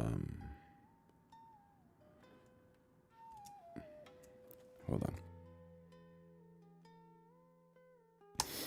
She spent like $20 on supplies and sold like this big drawing for $80,000 of a horse. She talks about later. It's like, it's unreal. And I was like, you're an artist and you're making that much money? That's wild, dude. So wild. Oh, son of a... I gotta find where that saved it as.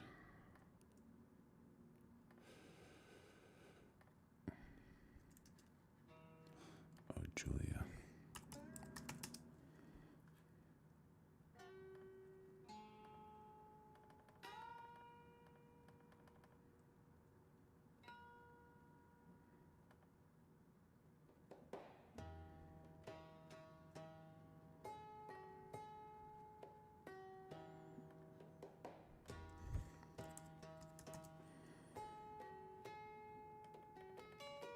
Why won't it let me open this? This is so wild. All right.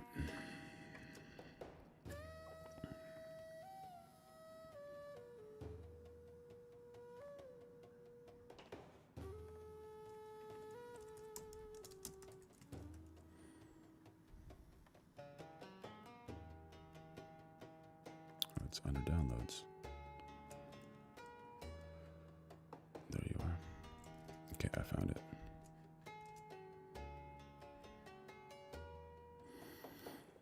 Yeah, so if you're ever editing and doing these things, it's always maybe better to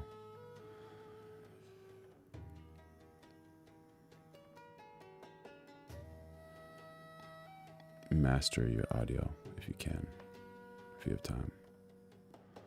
But if you can't, you can't. Big deal.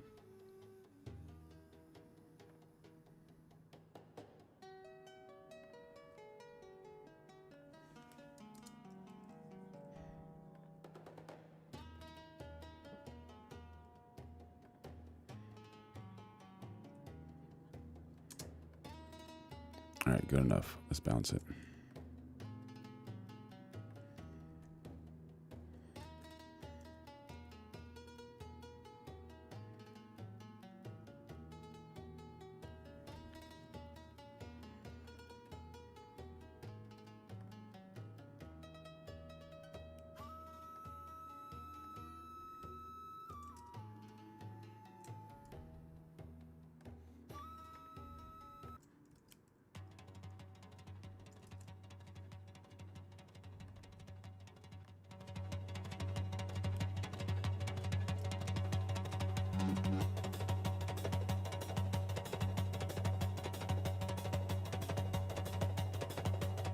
no look art.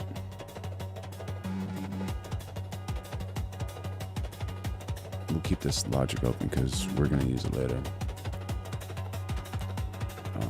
Jump back to the Final Cut Pro screen.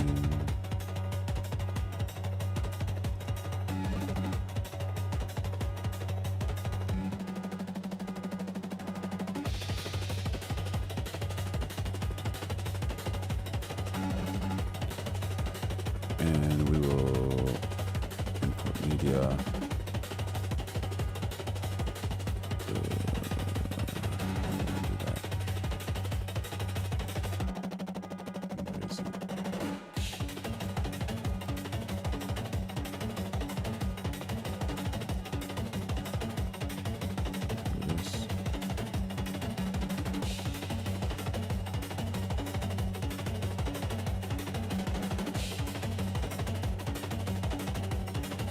So you can see these waveforms are a little bit larger, not so much larger, but large enough. And I'll just mute this other one because we don't need it anymore.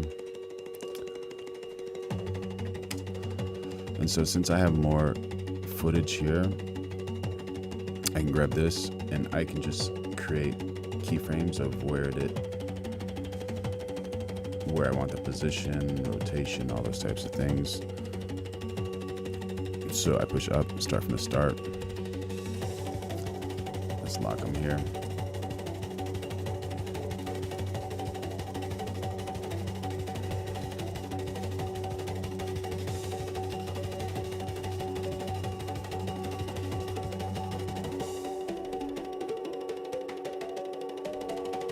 Oh, it moves from the anchor point. All right.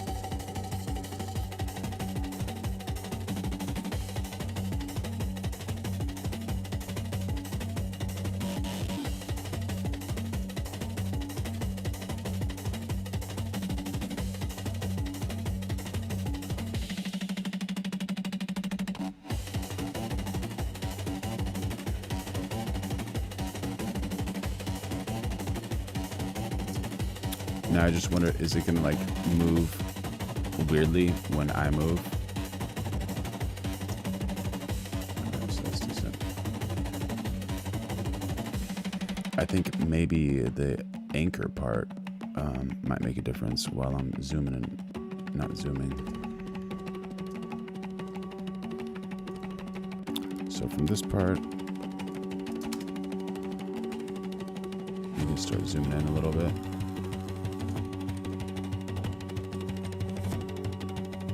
Zoom out a little bit. But this part I might be like, it might move the frame away.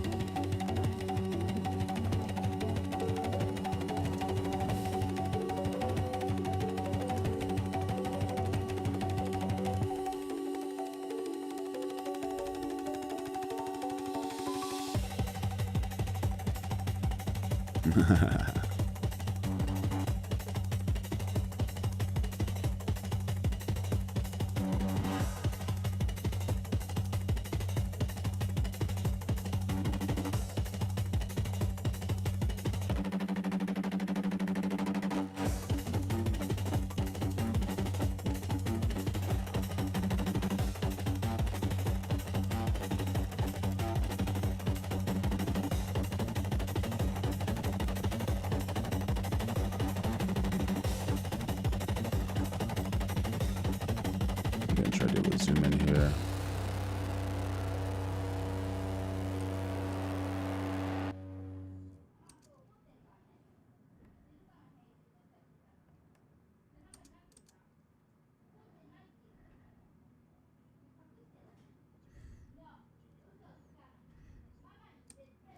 Julia, I'm Carlo. Nice to meet you.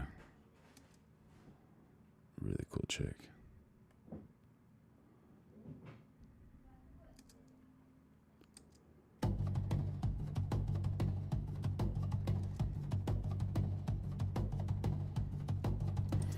All right, so now we have like the movement, which is decent, I guess.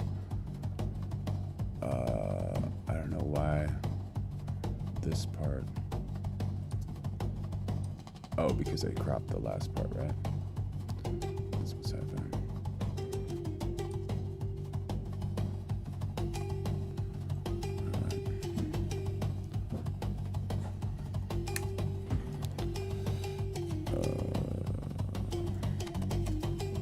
now I just gotta find like what type of music I'm gonna put on that thing. So yeah. All right, y'all, I'm gonna be right back. So we're gonna pause this for a sec. And back to more editing.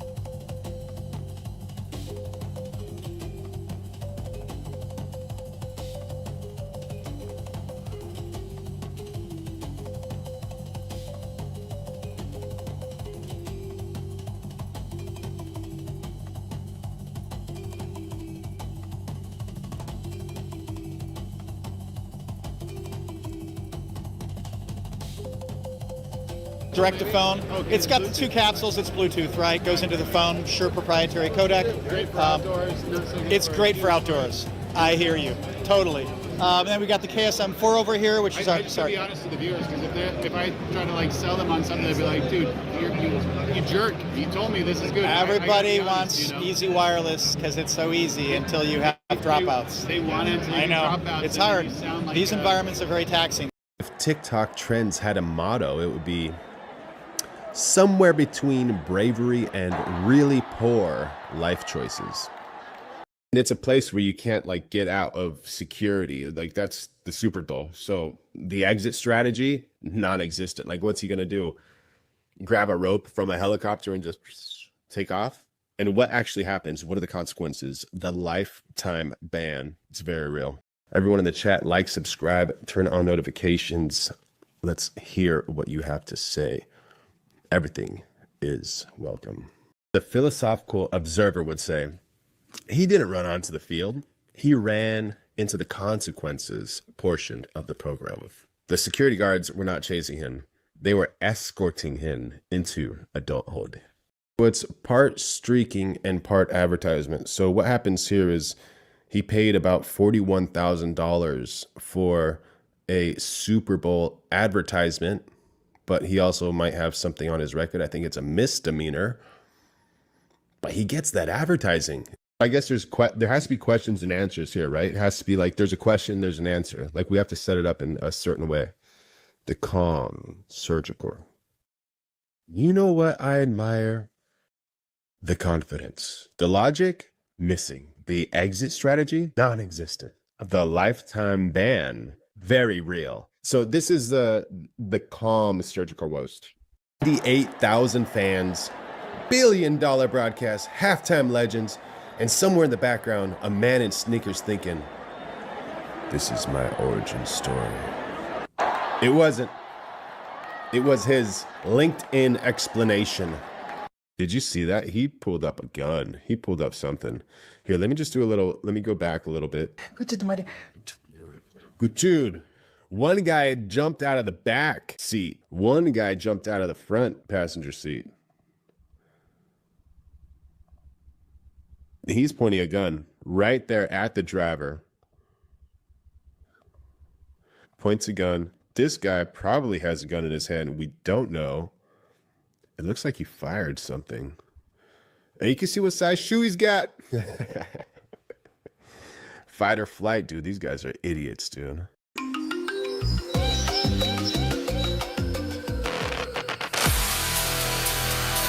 Amazing. What type of records? Oh, dude, all over pop. The 251, you could hear people like Justin Bieber on it all the time, you know. Dua Lipa has one of those, Meghan Trainor, U47, that's most of the classics. Where that gentleman is on right now? Yeah, correct. Yeah, that one right there. It's very popular in pop music. Oh, cool. If you need motivation, you're probably not unmotivated. You're just on low power mode. Your brain is the phone. Motivation is the battery icon. And you keep staring at the percentage instead of plugging it in. How do you feel when your phone hits 3%? Do you give it a speech? Or do you find a charger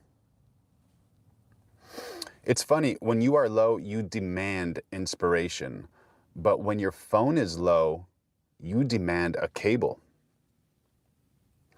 You don't need a quote. You don't need a guru. You do not need a miracle. You need less noise, less scrolling, more starting. Because you're not lacking motivation, you are leaking it. Notifications steal focus. Comparisons steal confidence. Overthinking steals momentum. And that little red battery symbol, that's not failure. That's a warning light saying, plug in.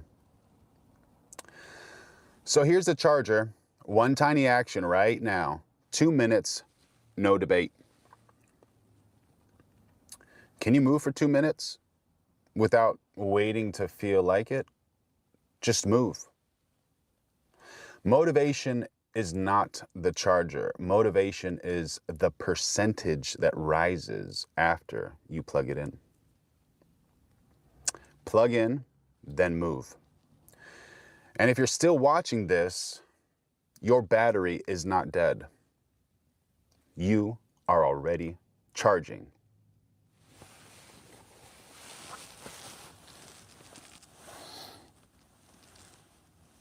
Please let me end this live. In. Let's do it about 10 seconds. Looks like we're 15 seconds in. All right. Let's start at 30. What do you say? 20 seconds in. All righty. 25.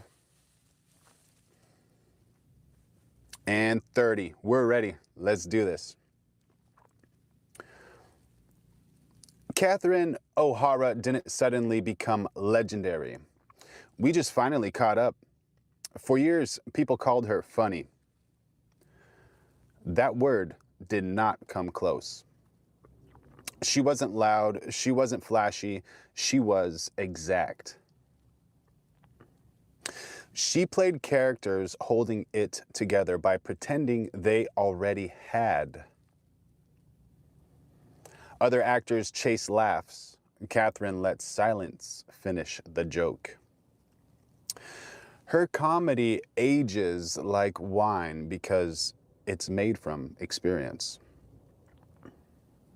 She made wigs, accents, and delusion feel emotionally responsible. And that's why people are talking about her again. She didn't change, our understanding did. Catherine O'Hara didn't define a generation, she outlasted one. And if this feels less like nostalgia and more like recognition, yeah, that's the point. All right, y'all, we're going live every single day of 2026, so make sure you subscribe, like, and turn on those notifications.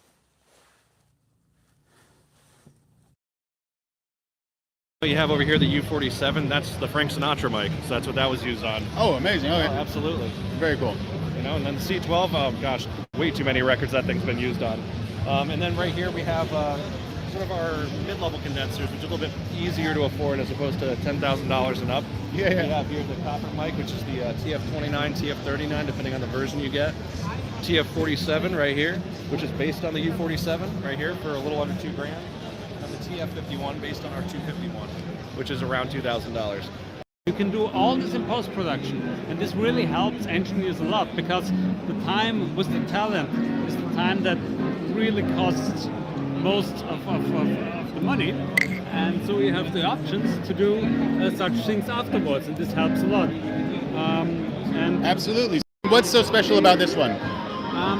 Actually, large condenser microphone with our large condenser capsule. We gave the capsule at and in post-production you can decide which pattern, which polar pattern you want for the recording. You have basically either a stereo system for stereo recording, or if you're using it for podcast, for example, you have an interview mic, you put the satellite in front of your interview partner, talking to the other side, so you have always the best sound for both inputs. We have a solution for podcaster, so the mic creator is the solution that we offer for people who want to go with their content directly over USB-C into a computer. Let me grab it over here. Basically, this is a whole audio interface into a microphone. It's very versatile. Yeah, this we launched in 2015. It was popular. We've done a number of versions since, a wireless version and an 88 Plus, but we brought back the original form factor in January of this year. It is this nice metal construction. It's a stereo microphone for digital content creation. It's very versatile. You can set different polar patterns. You can use different stereo widths. Now it has some DSP, so auto level mode means that the gain will always be right. It's not going to clip. It's not going to be in the dirt. It's wired, so there are no dropouts. It has a real-time denoiser that can get rid of a lot of the background noise in a kind of a taxiing environment like we're in right now. And all the settings are stored in the mic. All the processing is done on the mic. So once you get the mic the way you want to use it, or whatever your application is, it's ready to go. The settings are retained and they persist until next time you go back to the app. There you go. I think it sounds kind of more like a classy version of the auto game mode rather than... It is.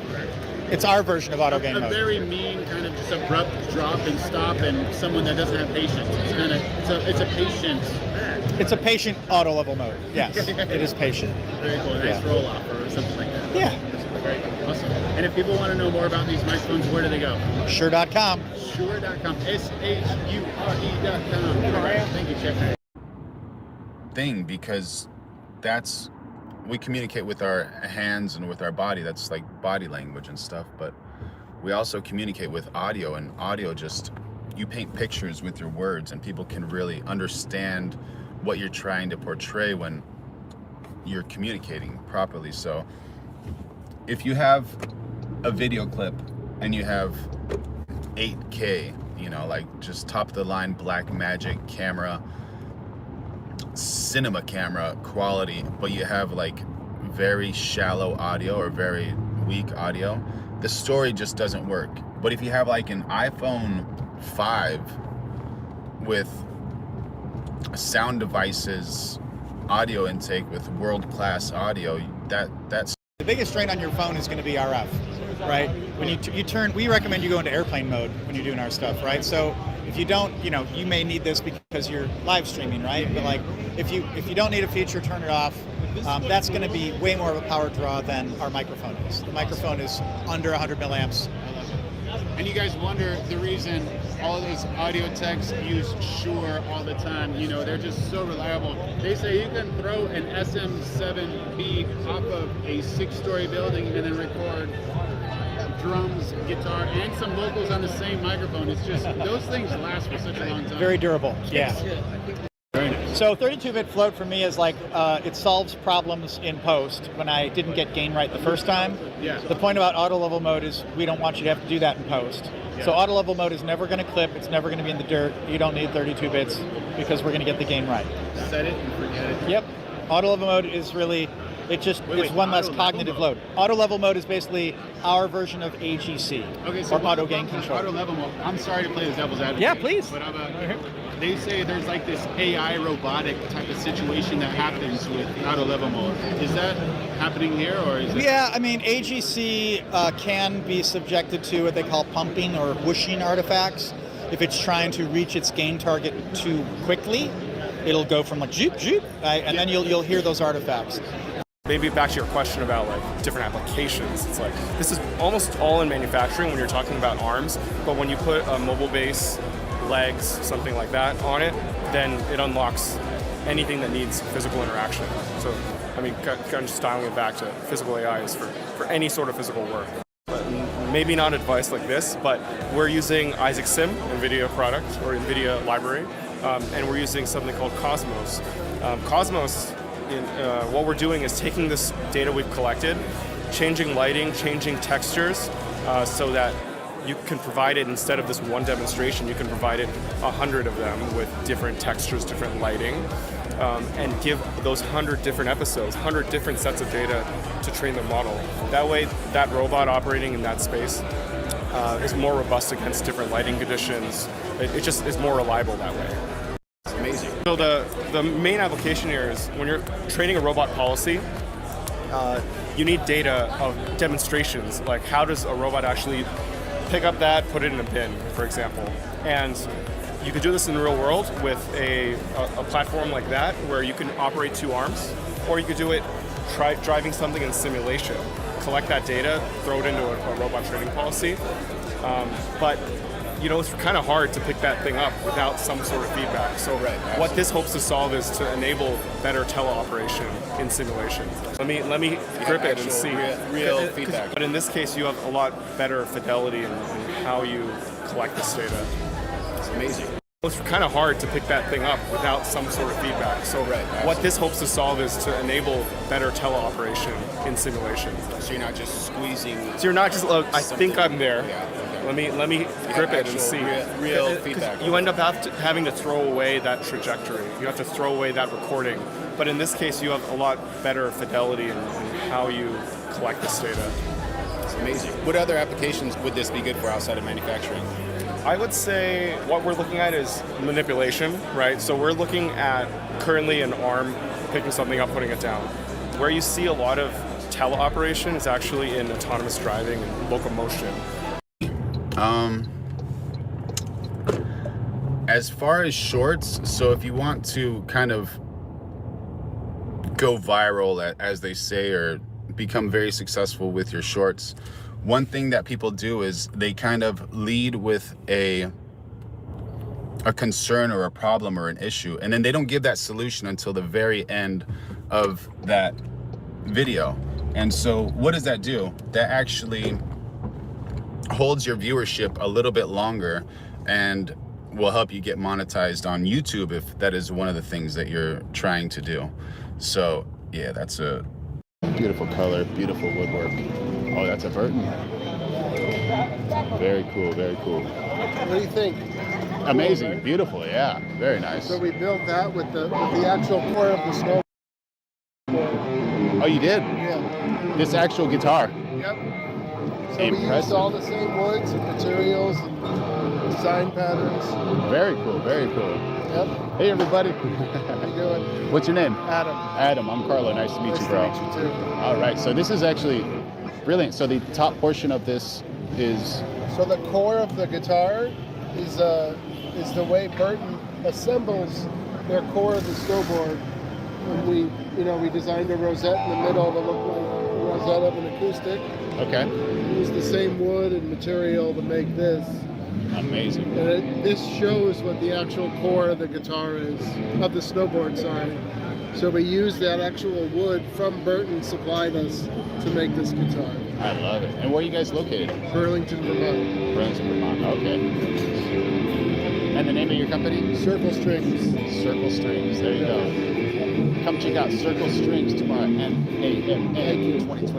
First off, where are you from? I'm from Amsterdam. Very cool. A lot of people think it's more Irish or Scottish, but that's you've misspent in Irish pubs. It's Dutch accent. And you have an excellent sense of style and fashion. It's really cool. Oh, appreciate that. What inspired your... This is the color of the season. Okay. It's a little bit brown, is I think together with purple the main color, so I wanted to do something a little less blue jackets and shirts. Amazing. And to end this, if there's one person that Monks is looking for, what type of individual would that be? We're looking, and we're lucky enough to have a lot of those people on our team. We're looking for people that are excited by the moment.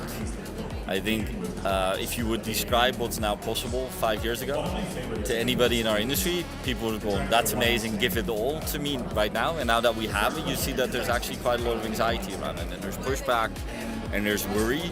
We have to be excited in the moment. So we're looking for people that are excited and because of that excitement are figuring things out. That's where we get our progress from. Amazing. So if you are the best of the best, go to monks.com. Love it. This is really incredible, especially this. And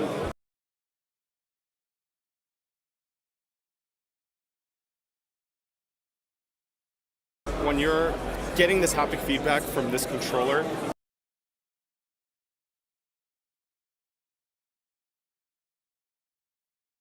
It's to enable better collection, and so you'll need calibration. You'll need things to So know is your guys' exactly thing the actual haptic feedback?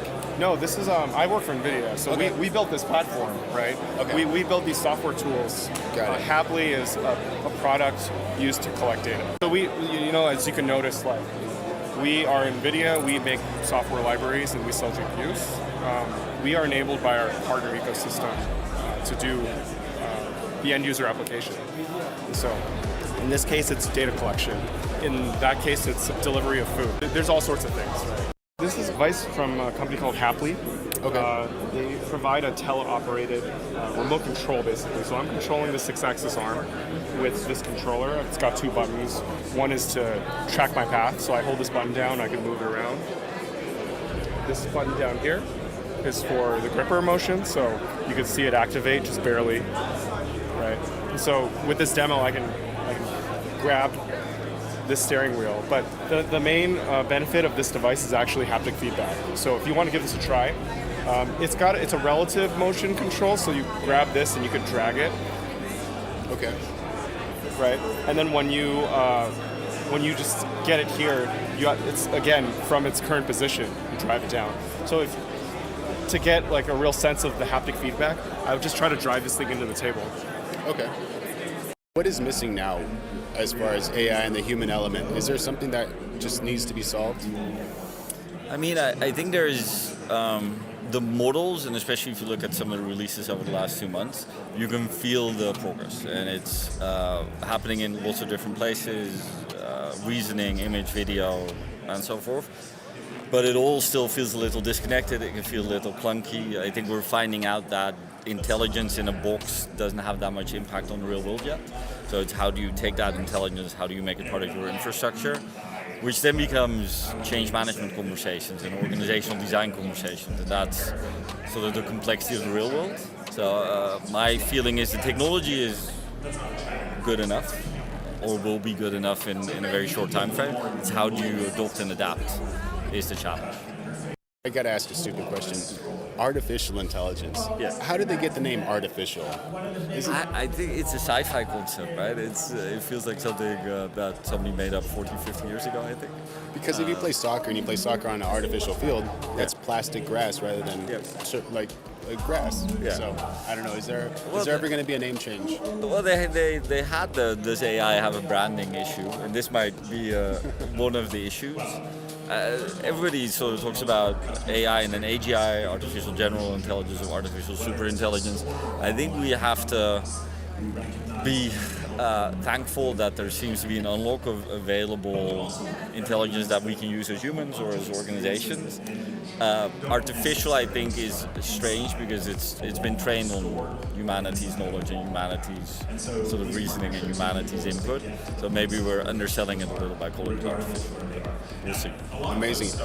What inspired you to get involved in marketing and AI to the extent that you have? My goal from a company perspective is I see it as a race to relevance. Right? You're constantly thinking about your relevance at the industry level for your clients and for your colleagues. So when we saw the ChatGPT moment 3 years ago, more than 3 years ago, it was very clear that was going to be a large moment and lots of change, especially in our industry. So our commitment was, let's go figure that out fast and first. We don't quite know what it looks like on the other side, but we know we need to get there to stay relevant. So it's a little bit of existential realization, but it's also a lot of fun. It's a lot of fun. Are you ready, bud? You're strapped in. Oh, he's got a little doggy seatbelt? Heck yeah. That's awesome. Precious cargo, bud. There you go. Let's roll.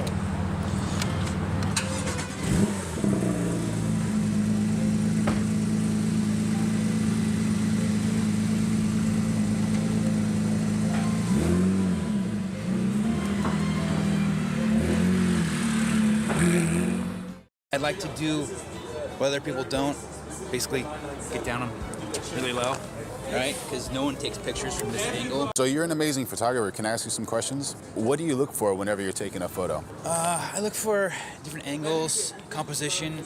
I like to do what other people don't.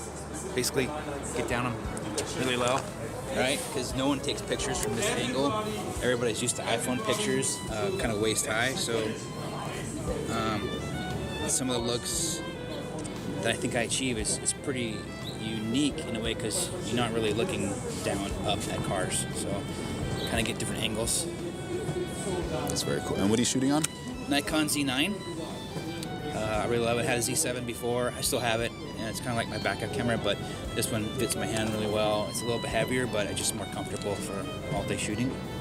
Very nice. And if people want to find you, where do they look? Quadrant X on Instagram.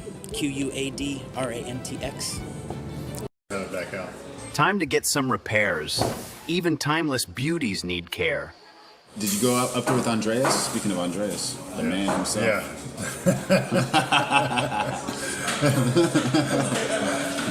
Mr. Hangover today.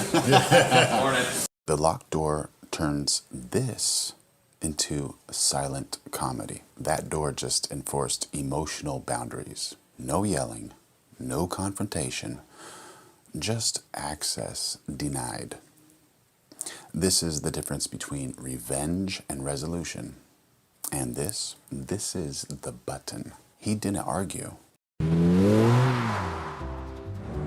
And so what'd you bring out here today? I got a 1973 Targa. It's a T, but it was built to an RS. So it has RS flares. Well, they built it to a 2.7 RS spec, so it's not a true RS, but it's trying to be. And it's changed hands a few times, several times through Auto Kennel with Paul, and most recently, the guy that bought it from him sold it to me. Yeah, so it's been around the block when it comes to the SoCal Porsche scene, which has been pretty cool. Very nice. Yeah, a lot of time it gets mistaken for a lot of different blues, but it's a blue. Yeah, it's a Porsche blue. So you have great taste in your colors. Your other one, the gold one, I love that one too. Which gold? I think you got me mixed up with somebody. No. You have the Widowmaker, no? Yeah. So yeah, the gold one. Yeah. So that.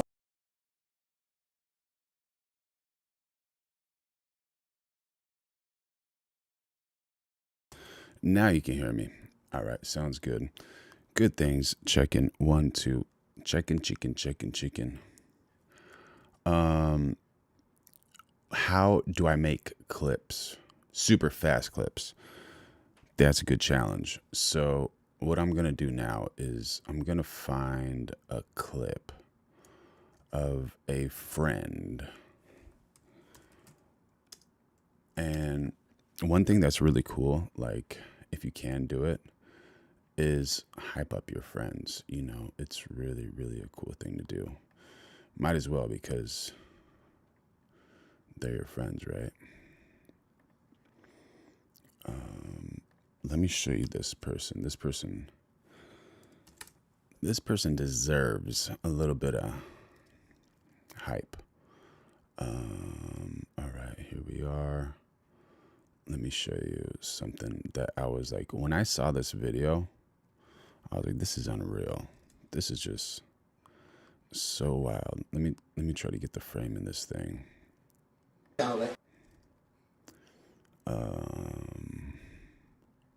How's my frame? My frame is way off.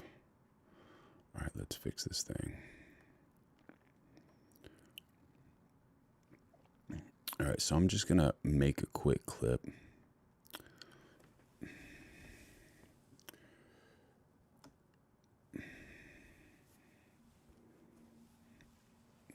Decent. I've seen better. I've seen much better. But I want to make sure I can get her name in here as well. So I'm actually going to make this smaller. So whenever people see this clip in the future, they'll be like, oh, what's the Instagram? Jin_sings. So this is pretty cool. And I'm I'm going to kind of act for the camera, might as well. And I'm going to start recording now. And I'm rolling. All right, so this is Jin_sings. This woman sings so well. This is unreal. If you like good singers, you need to see this woman. Damn.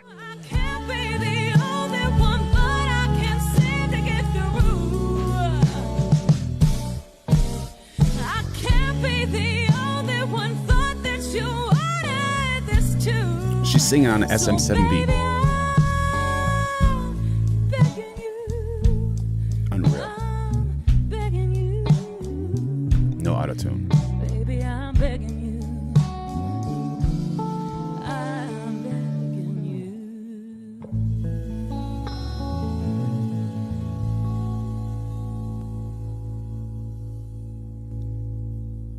Man, just look at that talent. That is unreal talent. She's singing on an SM7B, which is like known to be much better on male vocals.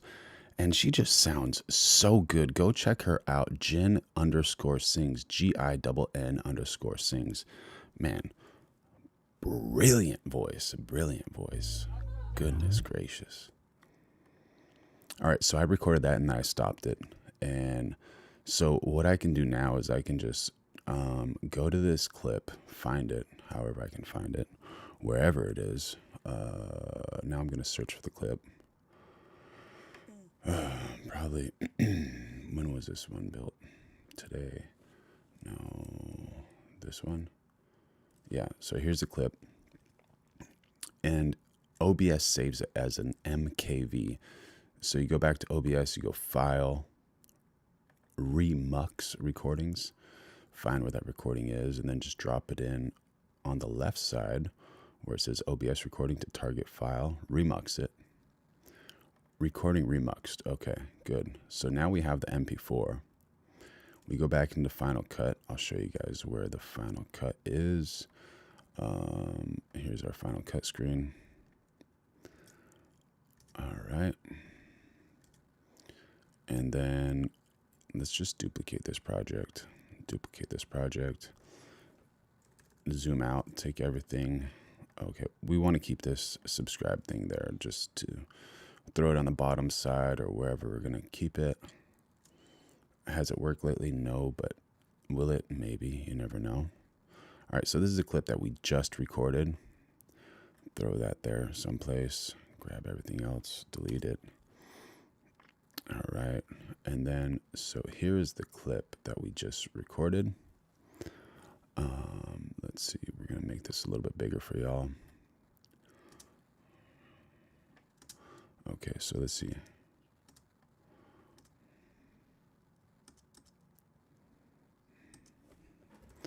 All right, so just about that part right here.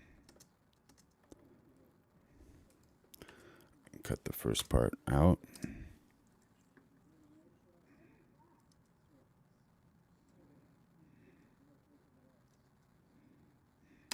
What's this space right here? Let's take out that breathing part.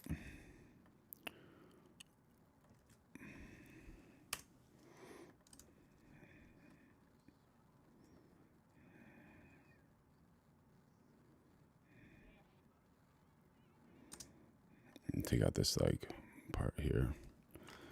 Loud noise. This part decent, whatever.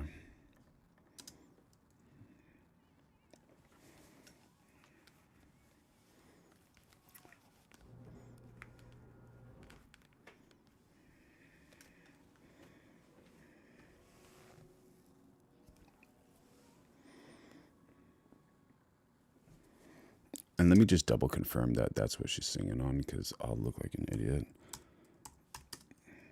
Oh, what is that? Which wouldn't be something new, man. I'm pretty sure it's a SM7B. Yeah.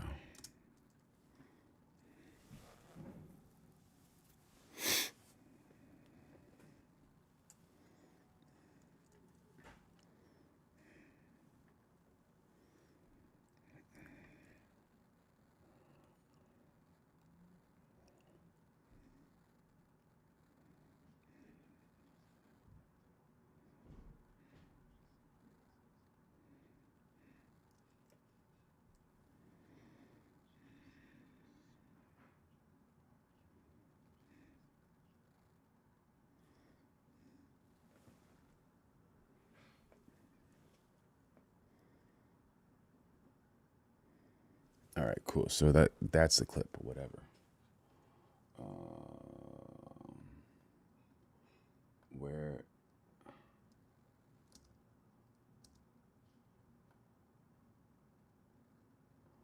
All right, that's a good spot to end. So we have that clip there. Let's see. Where do we add this like, subscribe thing? It's here.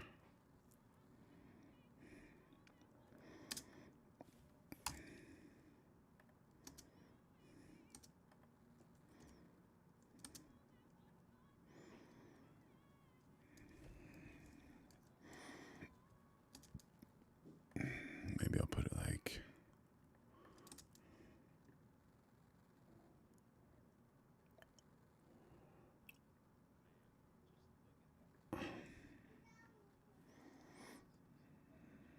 all right, so that's like good enough, right? And it's a pretty cool like little shout out. So what we can do here is go send a compressor, new batch.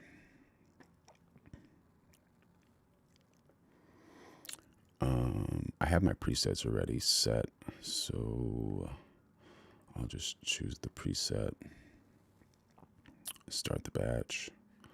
Oh, let's name this so we know what it is. Jin underscore sings. Okay. Start the batch. I was going to delete it because I like to get rid of everything like immediately after I'm done editing it, just to like increase space and those types of things. But I'm going to be patient. I'm going to be patient until it's done compressing. There you go. There you go. Almost done.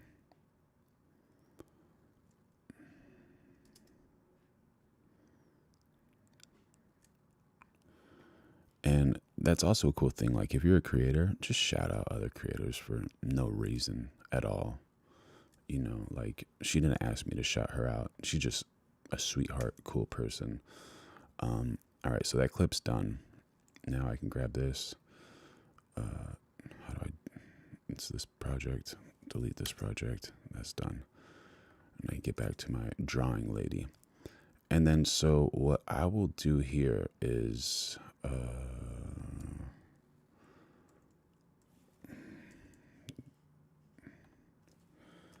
just get it ready to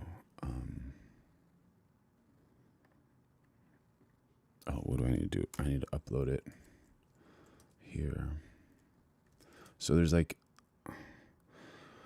a few things that you're considering now. Is like the titles, the description, and all of those types of things. And yeah, you just got to figure out what's best for you. All right, so now I can delete these two clips because I don't need them anymore.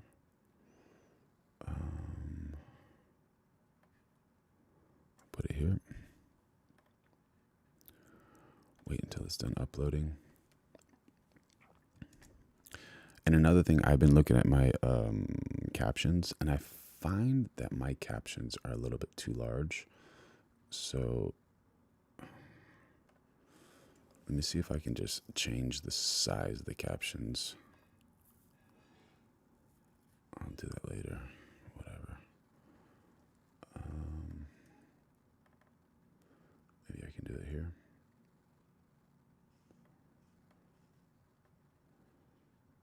Save template. And you got to work with templates. You got to like create all your templates, save your templates, just so you can like move much faster with your editing. It makes such a difference.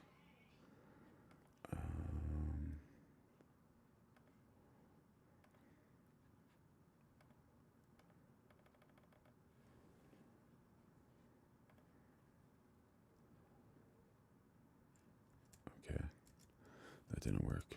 Whatever. And you can't get angry when things don't work. Just don't give up. Keep on going.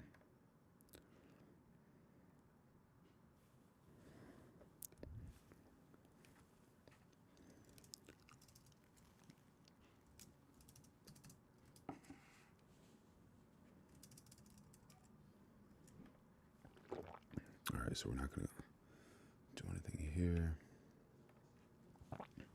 Go on and do your things. All right, and then we're gonna try to figure out how we can upload this like ASAP. And then after we upload it, I'm gonna just like at her in the song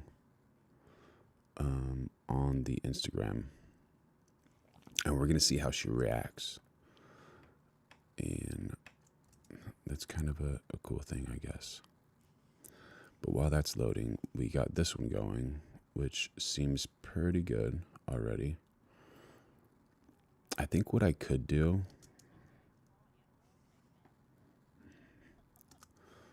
we can activate this here.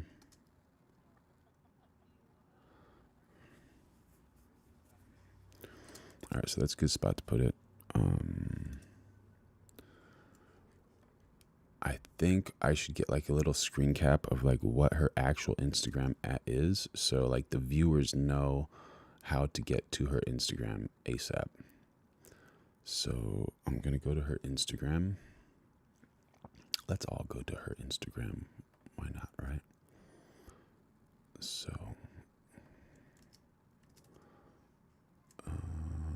hers is No Look Art. No Look Art. No, that's not it. Let me see. No Look Art Insta. Oh, No Look _art. Got it. It's this one. All right, so if I want to find her, I go No Look _art. And how would I think if I just screenshot this one right here, this is going to be pretty cool. And I'll just go into my thing and drop it in probably here at the start.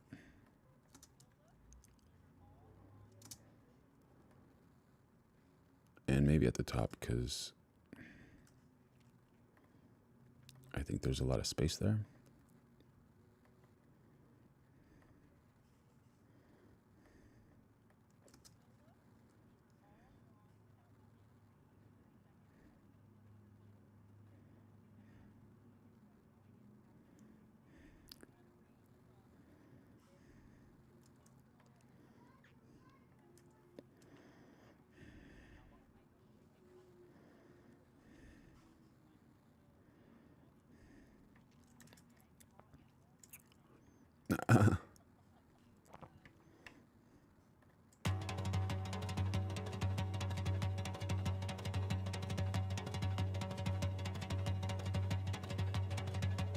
She's everywhere.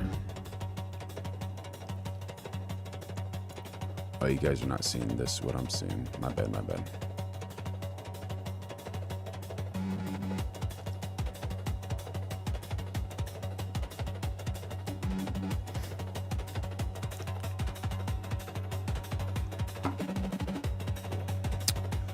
That's pretty epic, right? Pretty epic. Let's drop in some music.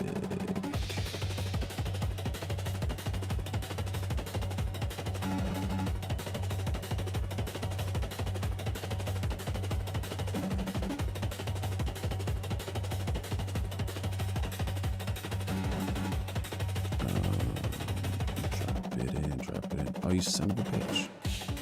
All right, so this is something that happens like whenever you do screenshots and you don't let it save to your desktop. It's like, yeah, it'll work for now, but not for too long. And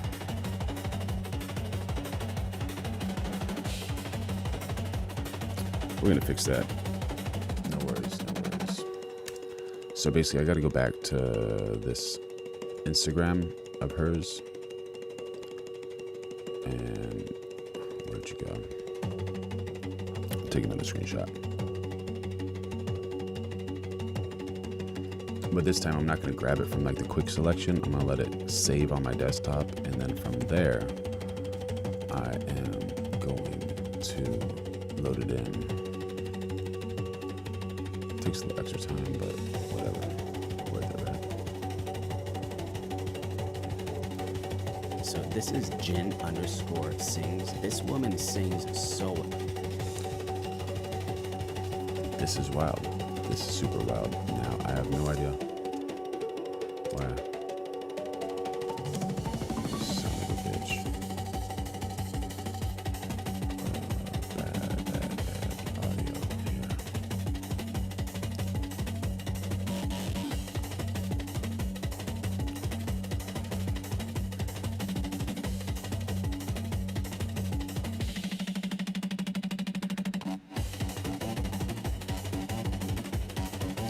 Alright, so I gotta find it on my desktop. Where are you, desktop?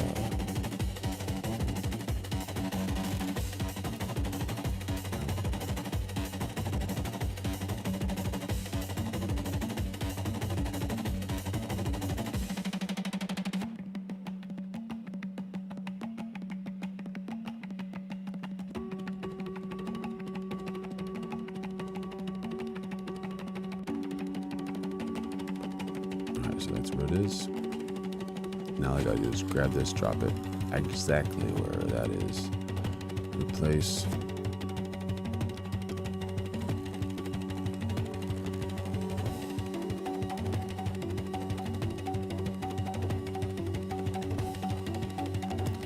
Alright, so it didn't work like I thought it would work, but it's okay. I don't know why this is glitching out right now. Alright, and this one. I have no idea why it's sideways. I don't want to deal with that, so I just change rotation, put it to 0, because who wants to try to figure out where 0 is? And bam, we got this clip here. Pretty much decent, right? And then we'll mess around with the audio now. Hopefully this one works without any issues. Very cool, very cool. And we'll delete this one. This is some loud audio that I have here, and we'll just like drop it down a little bit.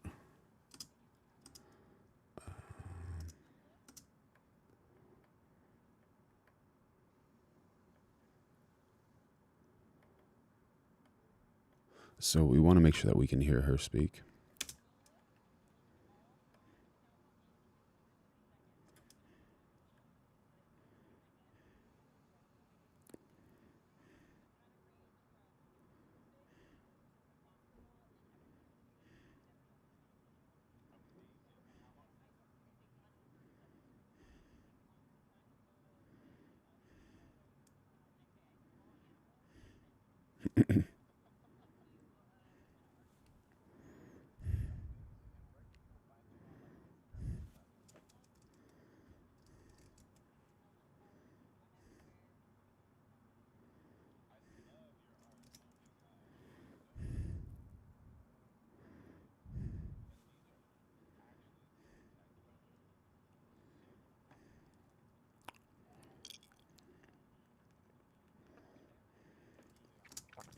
And you know what? Another thing that I'm thinking about is like my captions. When I'm doing my captions, they are like 100% visual, and I'm thinking I should make them kind of like, yeah, bro, where are my glow sticks at? That is rave music, bro. Joshua Tift 4640, thanks for joining in on chat. Yeah, dude, we need some glow sticks all up in this thing, dude. What are we doing, bro? Get those glow sticks glowing. What type of music should I put on the background of this thing? Dude, should I put some like organic, peaceful music? Something like that.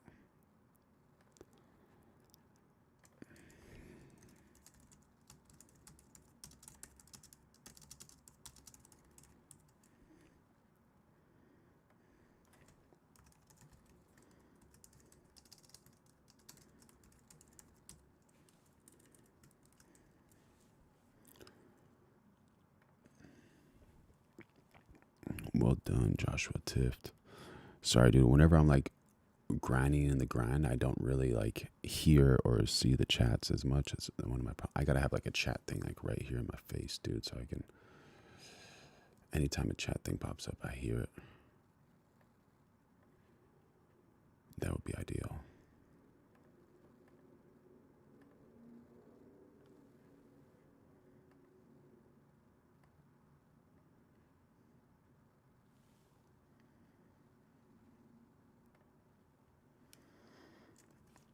That's what I'm gonna do, man.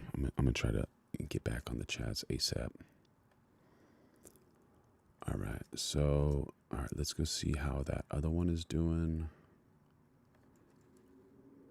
Here we go.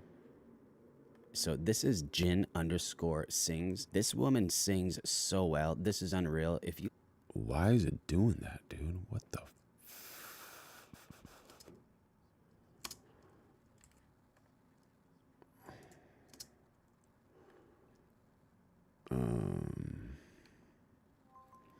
I gotta load it up on YouTube first. That's like the only way I can do it. I'm pretty confident that's the only way I could do it.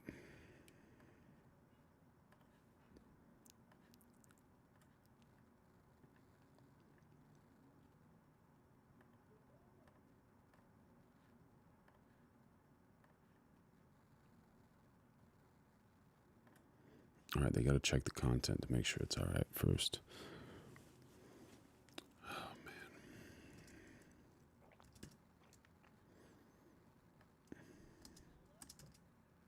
No luck, no luck.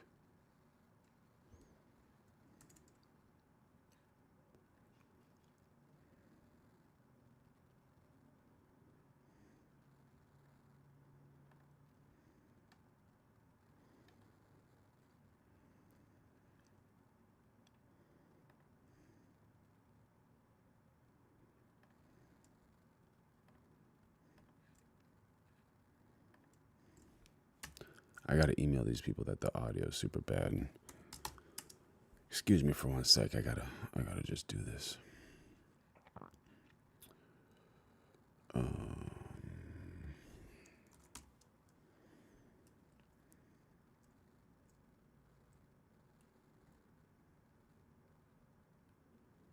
Nope, wrong one.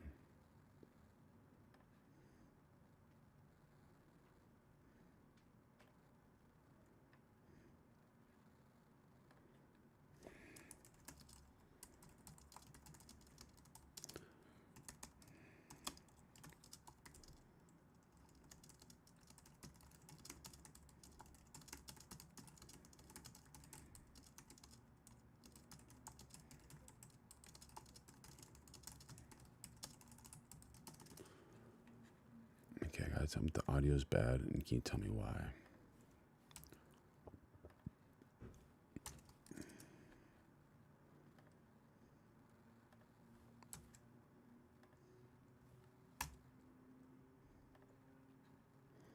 Done.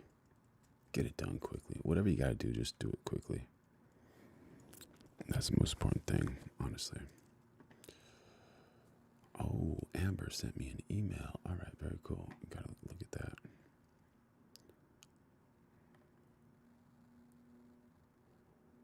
Okay, now I gotta take this and put it someplace over here.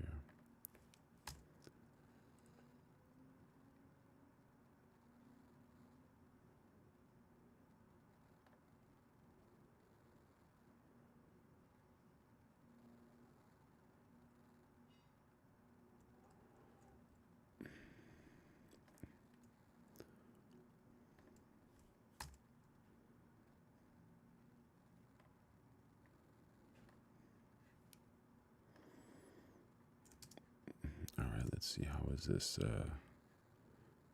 audio?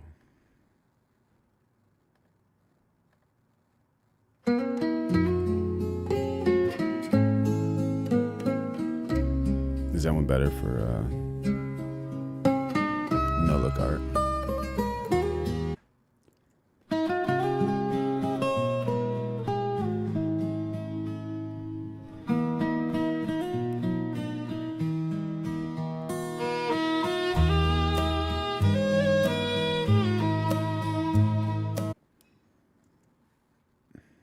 decentish.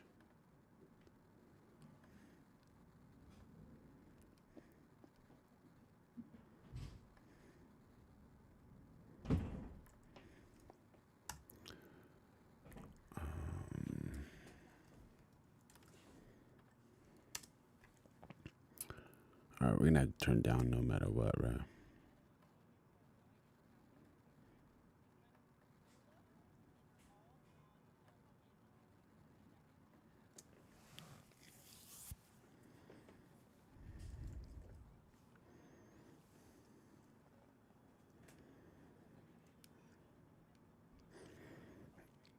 Good call, Joshua. This audio is better.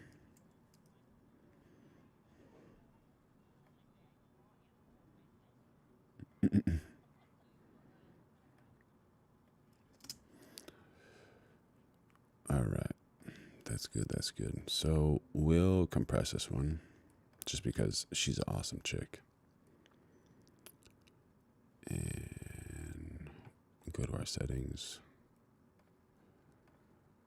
Bam.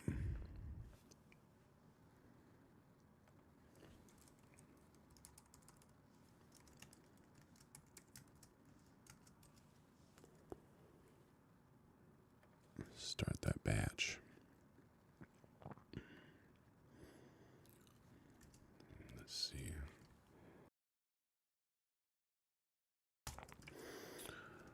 All right, and then we're going to go to the latest one and to see if that one's done.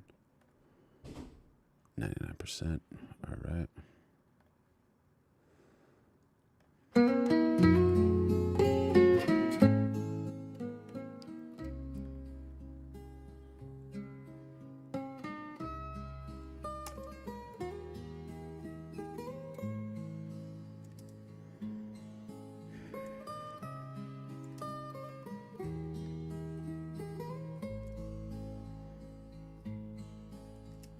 But you can see some of these things are like really, really awesome. Oh, there's a video of this one here.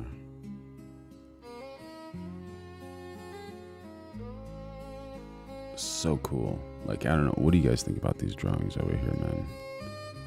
I love these things, man. Super simple concept.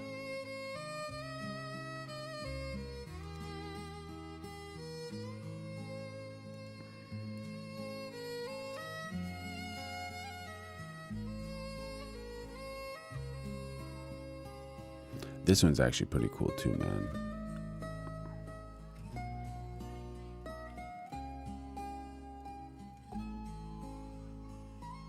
Like, she's drawing like the most important parts, but not really accurately placing them or having them accurate, but you can tell like she's such a good artist. You want to see how good she is? I didn't even look at this yet. It's gonna be a first for me and for you. But like, she's incredibly talented. I think this is the piece right here. I think she sold, 7 foot by 9 foot.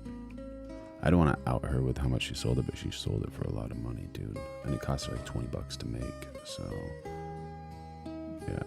And this is just some of her line work. It's so detailed. So detailed. And very cool. And she's just like kind of like creatively going through things and drawing these things.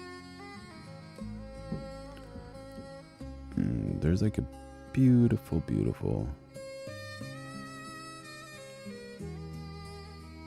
relaxational period I'm sure she's going through whenever she's doing these things. So cool. Alright, so this one's pretty much done.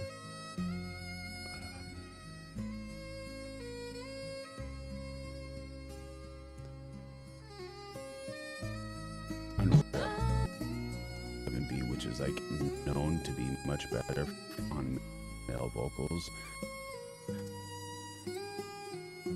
can she's singing on an SM7B, which is like known to be much better on male vocals, and she just sounds so good. Go check her out. Jin_sings, GINN_sing.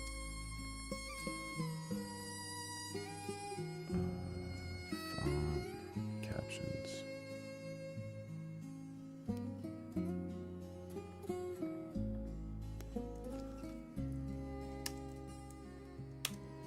Okay, save, apply. INN_sings. Man, brilliant voice, brilliant voice. Goodness gracious.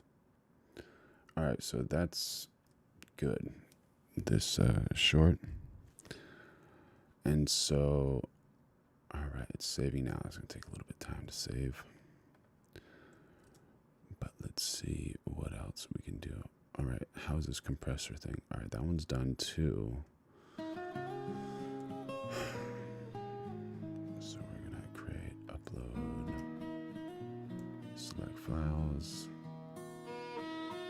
And whenever you're like uploading clips, it's pretty important to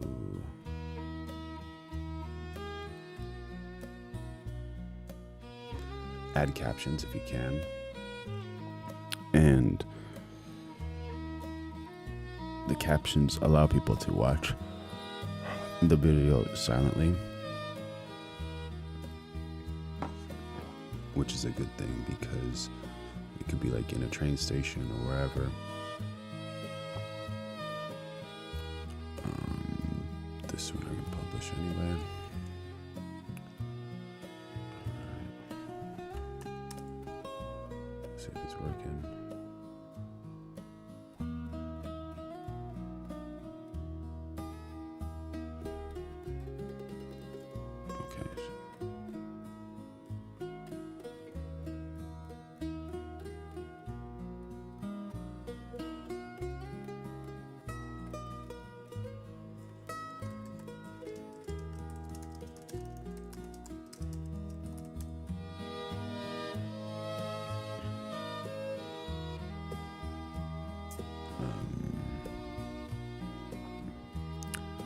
All right, so we have this thingy.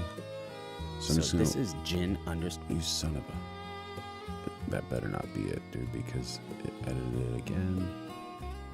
So this is Jin_sings. This woman sings so well. This is unreal. If you like good singers. How is this even doing this again to me? So this is. So this is Jin_.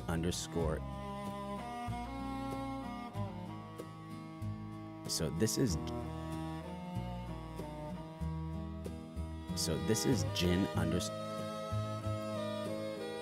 I hope this is only like on the internet, so I'm gonna download the actual clip.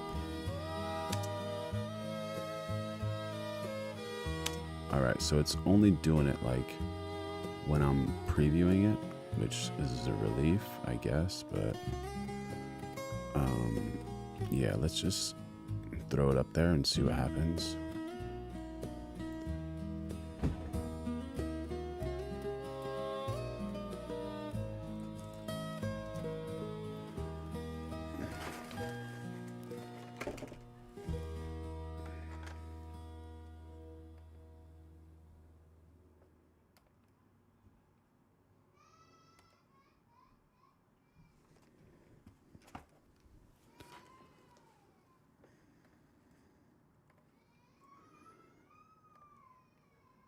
LinkedIn is trying to throw me off of that thing.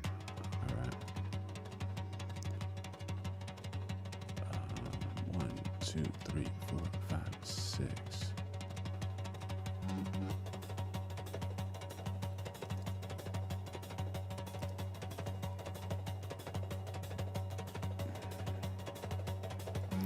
All right, so this is just showing you like the quickness of how fast I can get something posted up there from like making a clip here on this YouTube live. So I'm doing the YouTube live, editing it, and then throwing it up. So right now I'm gonna go to my Instagram.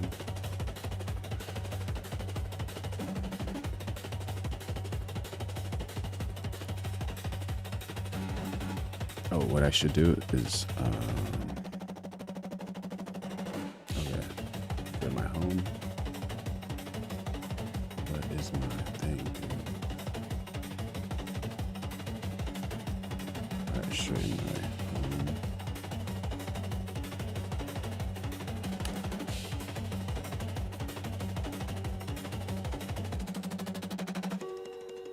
Alright, so here's a clip I already uploaded. Bam.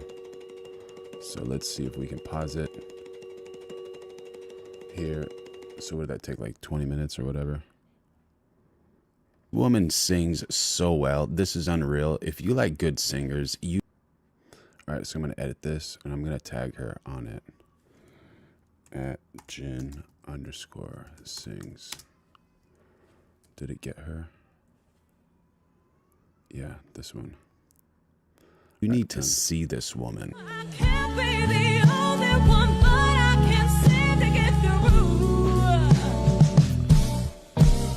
I can't be the only one, thought that you wanted this too. She's singing on an SM7B.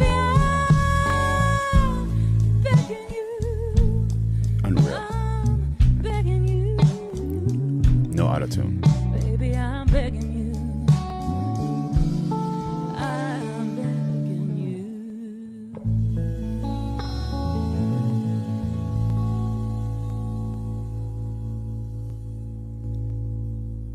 Man, just look at that talent. That is unreal talent. She's singing on an SM7B, which is like known to be much better on male vocals. And she just sounds so good. Go check her out. Jen_sings. GINN_sings. Man, brilliant voice. Brilliant voice. Goodness gracious. So this is Jen_. There you go. And then I just did a shout out to someone who's got like an amazing voice. And bam, it takes like 30 minutes. So if you got any friends or people that you like want to shout out, just do it, because might as well. No reason not to. All right, and then back to our friend. Where did she go? Where did she go?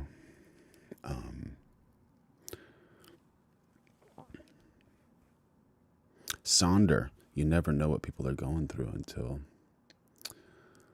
or the realization that everyone has a wild and complex life like yourself. Okay. Oh, I need to upload this clip. Where did it go? There you are. Is that it? Yeah. No look art.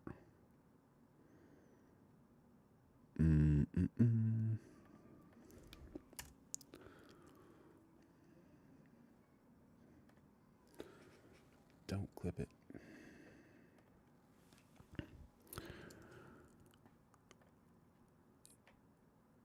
Yeah, man. And I think, all right, so what are some of the benefits of like doing that type of stuff?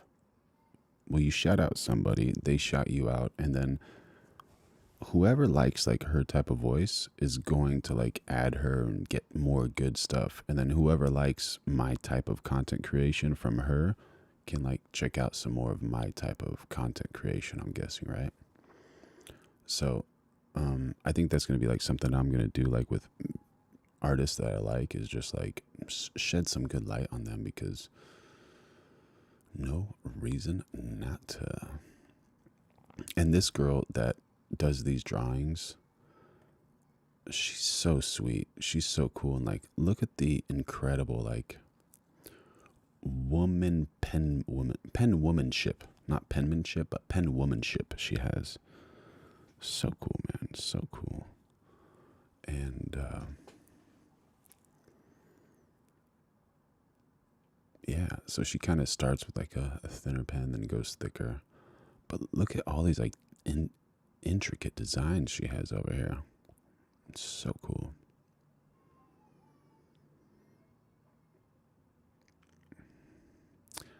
It's so cool.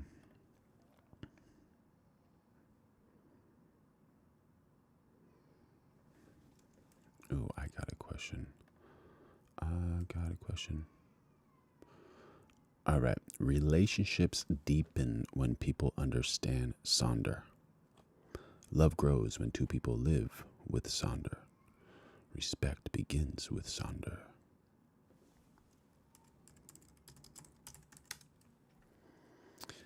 Sonder is the profound realization that every random passerby is living a life as vivid, complex, and detailed as your own, complete with their own ambitions, routines, and worries. So just take that into consideration. Oh, you got a little sailboat going on over there. So wild, so cool.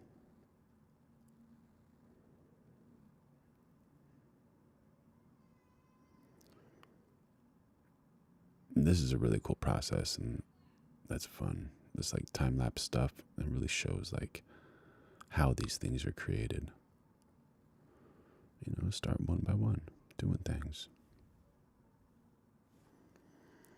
All right, so let's check out how this one is looking.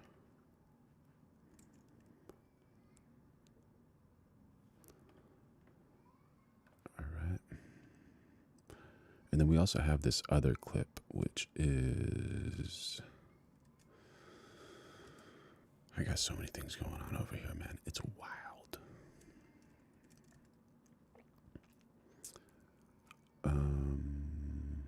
This one's going to be like a little bit more complex, like a multi-angle, I guess. Using the Oakley Meadows and then my iPhone for this next one. And it's all simple, man. I like that simple type of thing, honestly. All right, these are both uploaded already, so I don't need them. Delete those things. Where are you? Oh, here you are, down here. Let me see, what am I on right now? Okay, that's good. Import my media.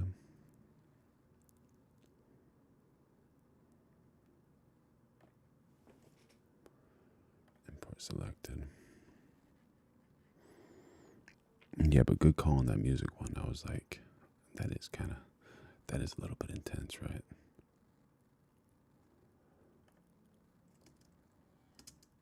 And all right, so this clip is pretty cool. Oops, don't want that one there. This one. We can have this like music as the background for now, but will we keep it? Probably not. Let me switch screens so you know what I'm doing.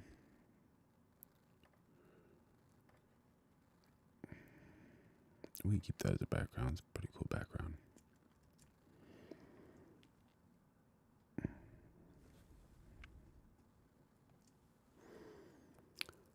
So again, what we're going to try to do is grab this clip,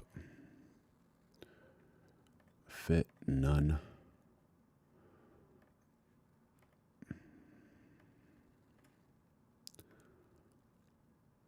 and drag it to someplace around there.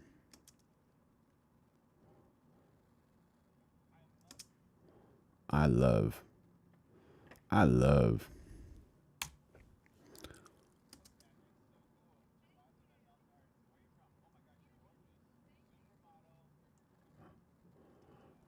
All right, cool. Give her some compliments. Why not?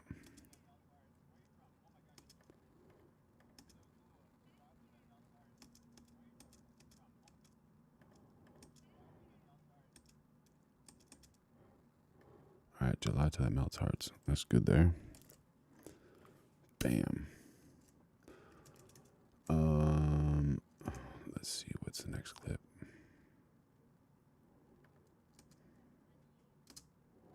We have honey.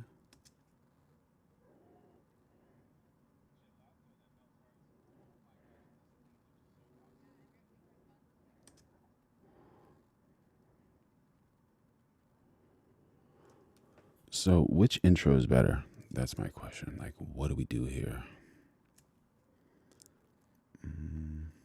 Let's see, how does this one look? No look. These are all drawn without looking in under 30 seconds. I look at a photo on your phone.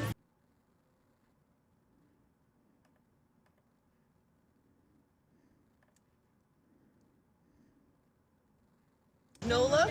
These are all drawn without looking in under 30 seconds. I look at a photo on your phone, but I don't look at my hand as I'm drawing it, so I have no idea what's happening as it's happening. They kind of range from perfect to Picasso humans. So I love your art. Oh my. What's your name? Julia, I'm Carlo. All right.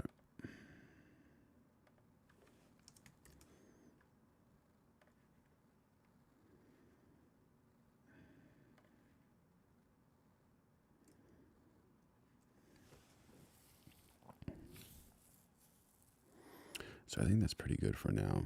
I gotta check what happened.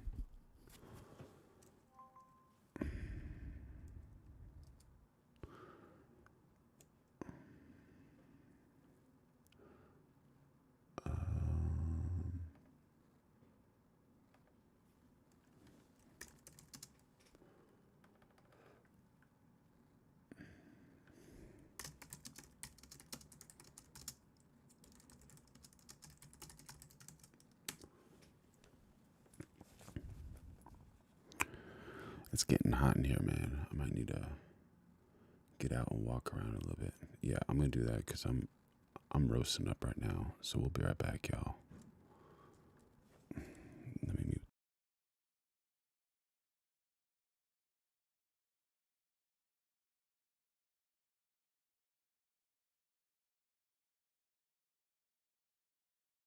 It's not gold. It's linen gray. It's a linen gray. So it's like a gray. It's like you kept saying gold. I'm like, did I have a gold car? I don't remember having a gold car. Well, the headlights are like yellow goldish so too. the last time you saw that car, it had amber headlights, the yellow amberish headlights, and it had gold Epsilon wheels on it. So. Yeah, that's where I got the gold from. Yeah. Okay. Yeah. The gold accented car. All right. Yeah, so but you know, in the sun, it looks like that really light, you know, champagne color. But yeah, absolutely beautiful color. I still have that.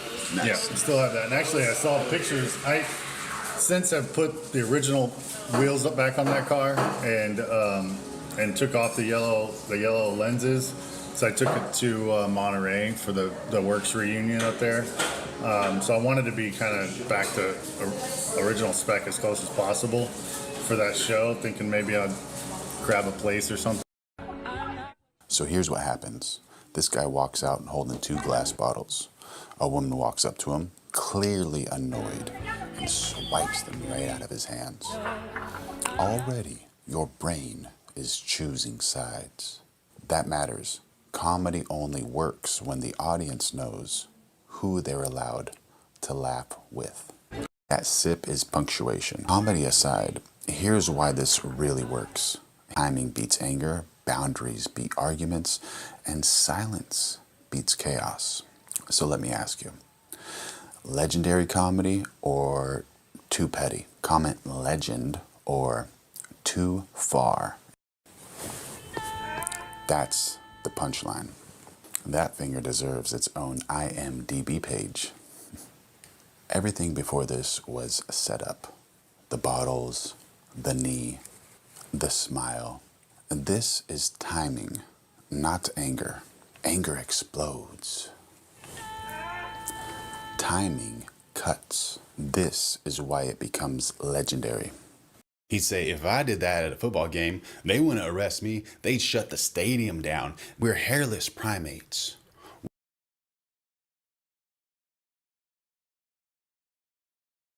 Watching other primates chase a ball. He'd say, getting arrested for that in Louisiana is like getting kicked out of a buffet for eating. And then he would tag it with something colder, like, that crowd wasn't offended. Everything's good though? Yeah, who told you, Dre?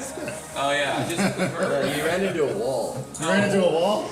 Leaving a party. Well, that's one way to announce my arrival. Hey man, your car's all right? Yeah, you heard about it? Yeah, well everybody's heard about it. Really?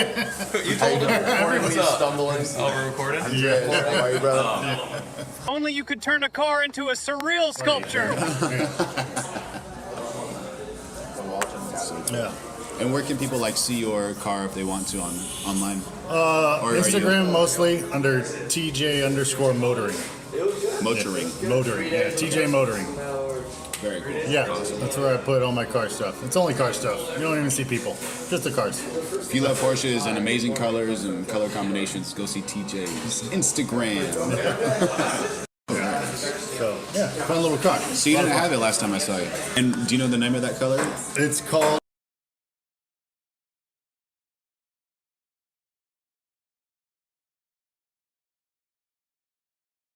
Well, it's either Oxford or Dalmatian blue.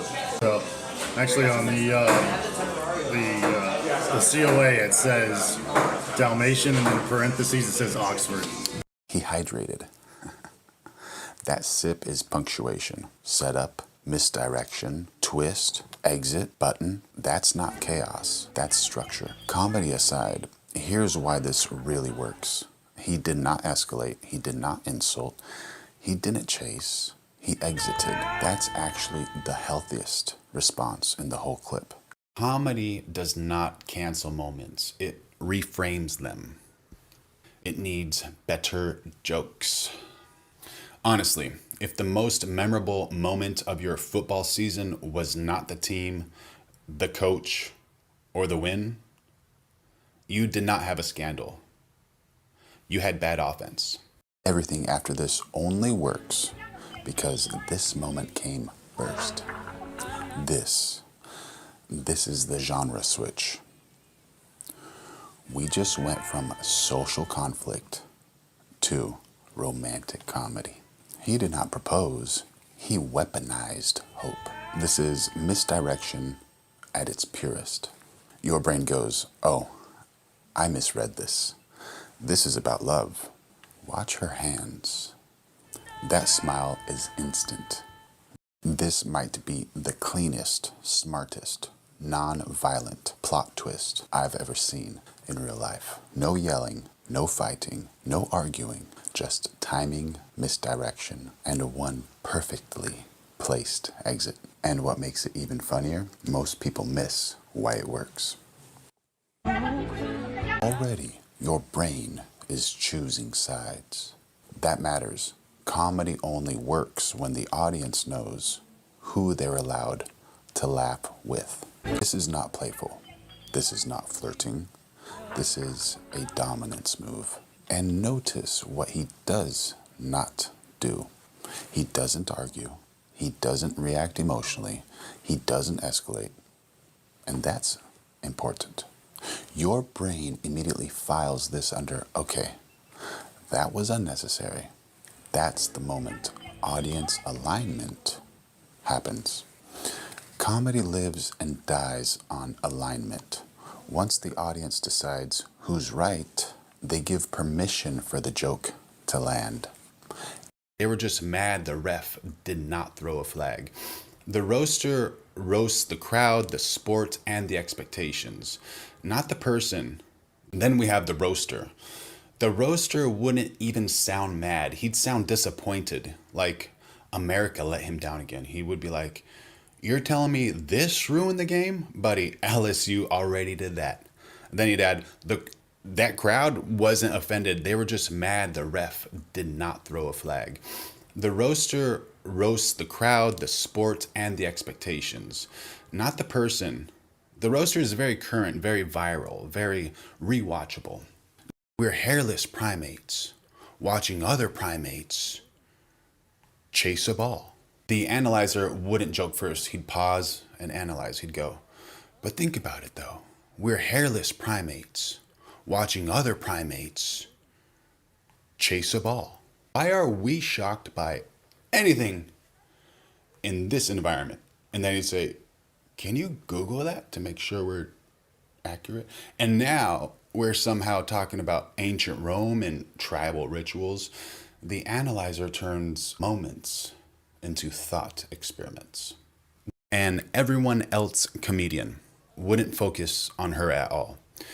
He would become everyone else. He would be the security guard. Ma'am, please lower. No, not like that. Sir, stop cheering. This is a family event. Then instantly he's the dad in the crowd. Son, look away. No, not at the taco either. Then he's the announcer. And folks, we are experiencing unexpected enthusiasm in section 132. The everyone else comedian turns moments into theater. The me man. The me man makes everything about himself. He'd say, if I did that at a football game, they wouldn't arrest me. They'd shut the stadium down. They'd evacuate the mascot, roll me out like a parade balloon, and power wash the seats. Me man jokes are always, imagine me doing this. And that's why it works. We have the honest girl. The honest girl would attack this from pure honesty. She wouldn't pretend to be shocked. She'd pretend to be jealous. She'd say, oh, now we're arresting confidence. I've been walking around with anxiety for years. Where were the cops for that? Then she'd go, every guy in that stadium saw exactly one thing and immediately forgot the score, the season, and their own birthday. Why does this work? Well, the honest girl is self-aware, observational, and honest. So she's funny without being explicit. None of this comedy is really about the clip. Comedy does not cancel moments. It reframes them. The internet does not need more outrage. It needs better jokes. Mostly because of range and penetration. I'm guessing I haven't really done a side-by-side comparison, but that's it. That's the complaint. That's like saying, yeah, she's perfect, but sometimes she steals the blankets. Let's talk about Quicksilver and the signature drone moment. So this was also my first time flying Quicksilver. And this is why it's better to get a signature drone rather than just a random bind and fly from a random website from any of those makers. He'd be like, so this is America? You people watch violence for hours and hours, but panic when reality shows up? Then he'd pause and say, in Europe, this wouldn't even make the news. This is just Tuesday. A European's comedy can be brutal because it's calm. Nobody's attacked. Everyone is ridiculous. The zoomer would zoom all the way out. He wouldn't joke about the act. He'd joke about the reaction. He'd say, you got people fighting in the parking lot, DUIs, broken TVs, grown men crying, but this is where y'all get morals? That's a zoomer, comedy as a mirror. The zoomer doesn't say, hey, look at her. He says, hey, look at us. Now, this is where comedy splits into two lanes. What's funny isn't what happened. What's funny is how different comedians would interpret the same exact moment. Same clip, completely different comedy. A comedian from the South wouldn't even talk about the actual moment. He'd turn this into a childhood story from Louisiana that sounds completely fake, but also weirdly believable. He would be like, man, back home, that wasn't illegal. That was just morale. We had a girl flash the marching band once. Trumpet players were crying. Brother, they didn't arrest her. They named a Waffle House after her. That's a Southern thing, to turn real events into folklore. By the end, you forget what actually happened. You're just along for the ride. And notice already, the joke isn't about the person. It's about the culture. That's a great looking truck over there, man. What year is it? 68. Oh, beautiful. Thank you. Oh, what type of engine did you put in there? Let's 5.3. Oh, man. What do you get, like 12 miles a gallon? Yeah. Man, beautiful. Good job. You guys do body work and stuff, or? Yeah. Oh, really? Kind of body shop. Oh, cool. Yeah. You guys do like custom older cars and? No, not really. We use work for the insurance. Oh, okay, okay. Like all the insurance and everything. That's a beauty, man. Thank you. I'm jealous. Have a good day. Cheers, brother. Oh, sick. What's your name? Carlo. Nice to meet you. I'm Sterling. Sterling. All right, where can people find you? On Instagram, Sterling_1. What a cool and on dude. TikTok, Super cool Sterling W17. Awesome, bro. And if I want to get better at soccer, what do I do? Spend as much time as you can with the ball. Enjoy This it. is not working. Oh, there it is. Bam. So I think I have a stainless steel gate. Can you help me with that? Because you're into heavy metal and all that type of stuff. I was joking with that dude, man. What a cool dude. Cool guy over there, man. All right, we're going to get back to editing because I got to finish this thing up as soon as possible. and get some sleep so I can go play some soccer in the morning. And then what am I going to do after that? Get some work done, because I got work. Got a bunch of work to do, man. All right, and let's see. All right, so we have this part here. I don't know which introduction is better, but we'll figure it out. So we have this.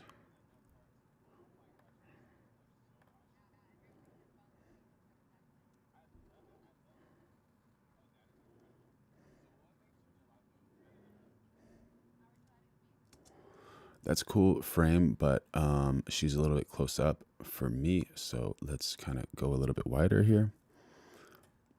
So we're just gonna go a little wider. Actually, I think a lot of the bottom frame is decent, but not great. So what we will do is delete this first clip. We can start there probably.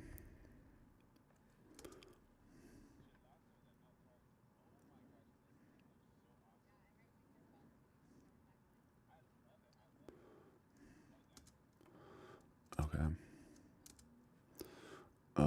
So that's a good frame for now. And then let's start messing around with it.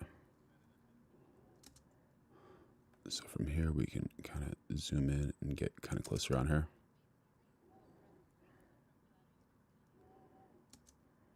All right. Oops. What we want to do here is kind of take out that and part.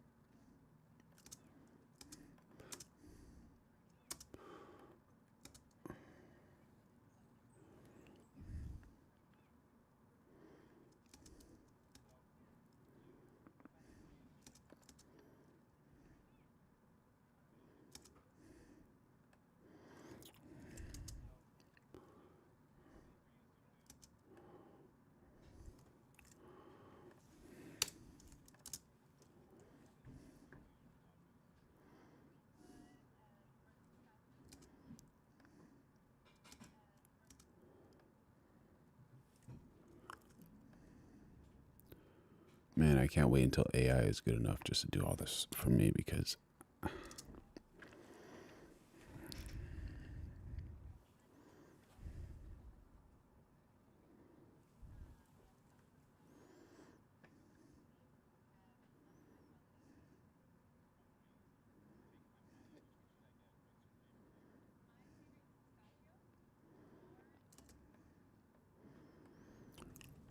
so I'm thinking from here I can like put some B-roll in there, and I have, let's see, I have a clip of the B-roll, maybe not that one, this one.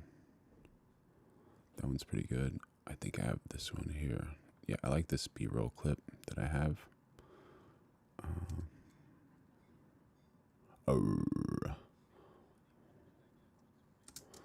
But I also need that like closer up in the middle someplace, so this little thing's good. I like that little starburst in the back. So we'll grab this clip. And we'll put this, let's see.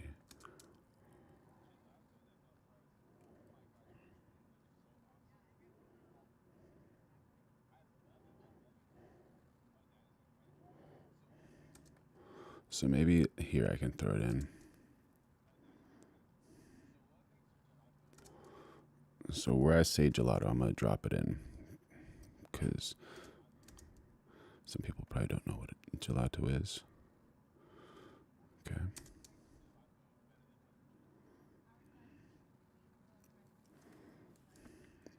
All right, that's that's decent. It's good enough.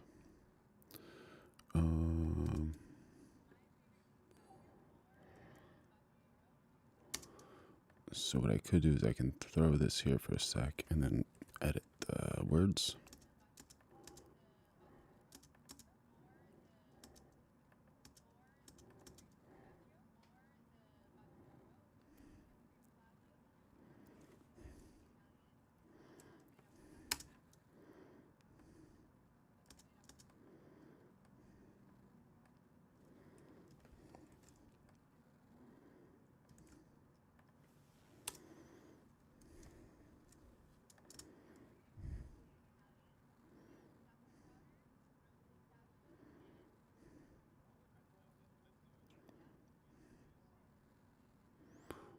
Yeah, please.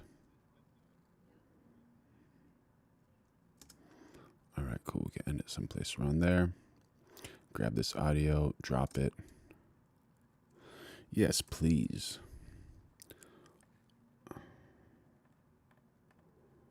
And we could do this here.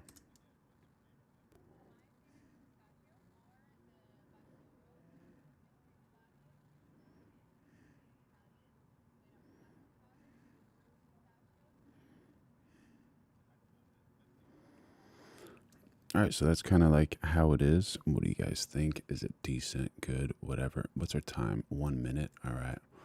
All right, so we grab this clip too. Add some B-roll in there, right?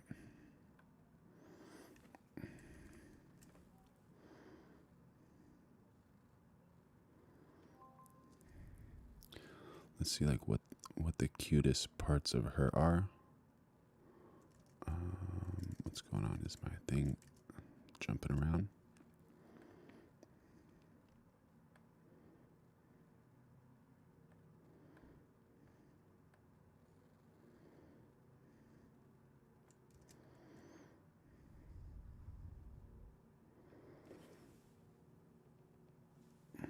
Okay. So we'll grab this part. We'll make sure that our spatial conform is off, so it's big enough. Zoom out a little bit, tighten it up. Okay, zoom in. Take this off so it doesn't mess with us a little bit. Make sure that fits.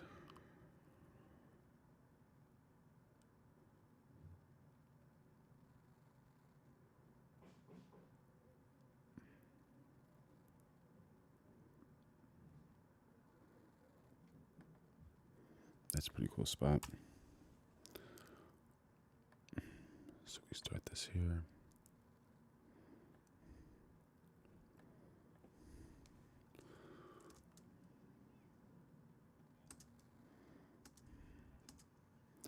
Drop it here. Move this around.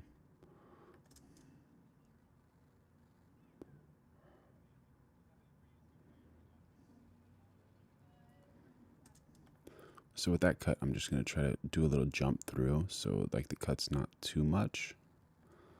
And we'll see where we want it. That's pretty cool. And just add it right in between that cut so it's a little smoother.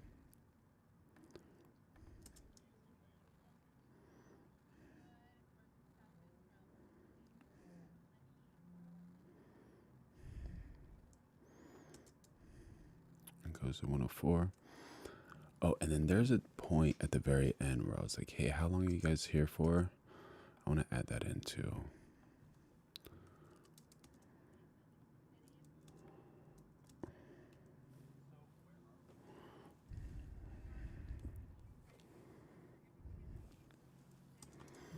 All right.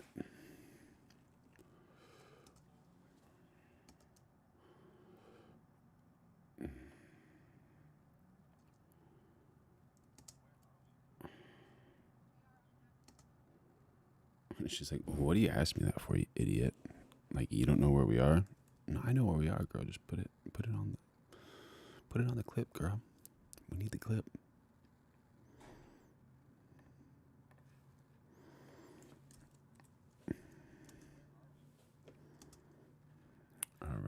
We'll grab this. Do the same thing. Just try to keep it here for now. Let's see how this.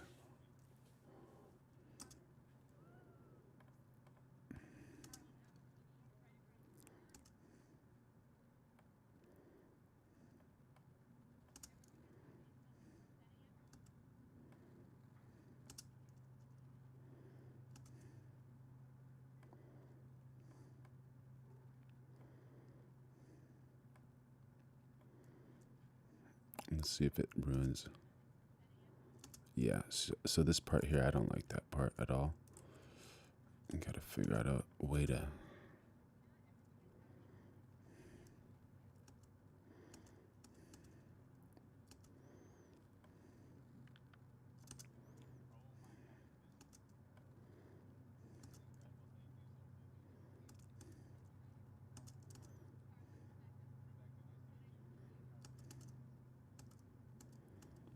All right, cool. That's like friendly. 1 minute 21, decent. You know, some people are like that, I guess.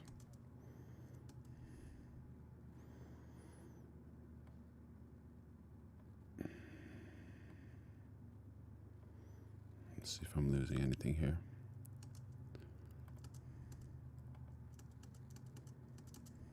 There we go. Chop there. Turn this down.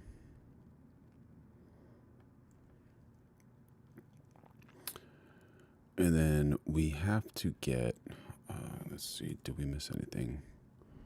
Let's see if we can.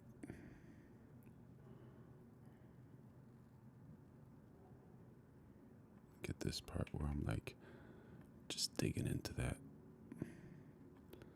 little thing.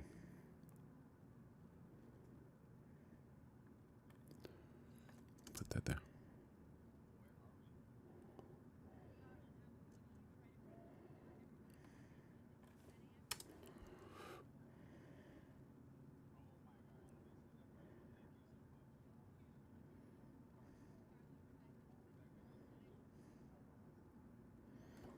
Yeah, pretty cool, pretty friendly, not bad. It helps that she's attractive, you know.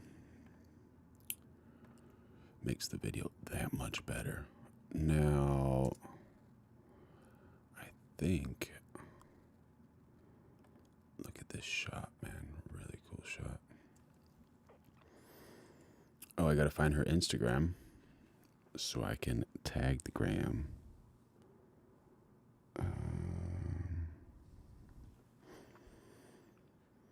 How do I find it?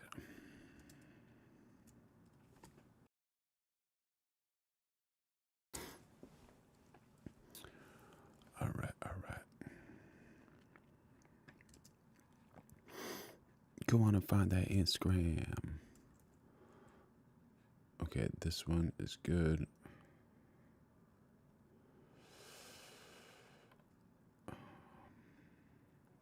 Let's see.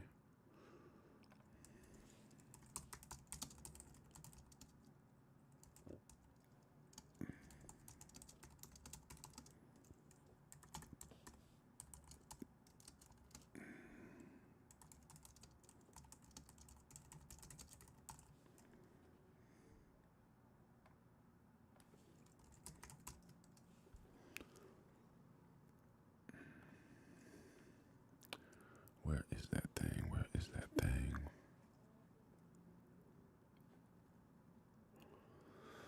So yeah, this is kind of like the editing process, I guess, you know.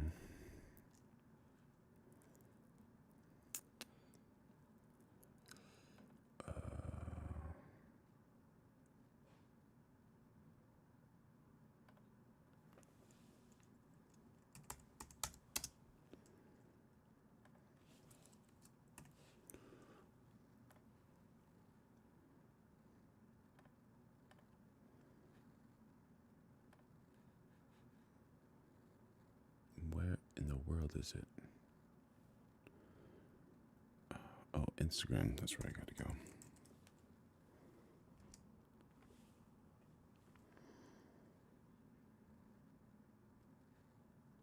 There it is. Okay. So here is the Instagram.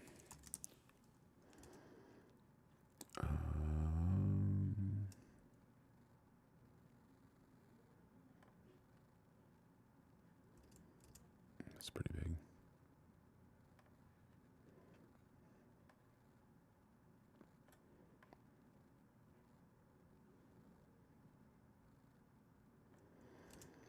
So I gotta take a screenshot of this thing right here.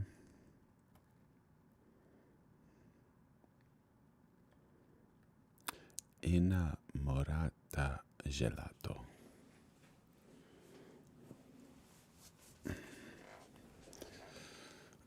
Very cool, very cool.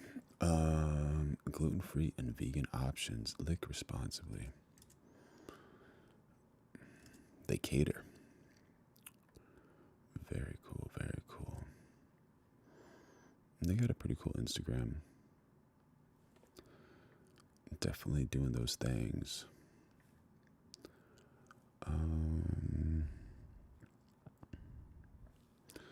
So what do we do here? What do we do here? We grab. Okay, good. Not rolling on that. Okay, we grab that little thingy and we put it in here someplace. Oh, let's see. So this is here. Put this.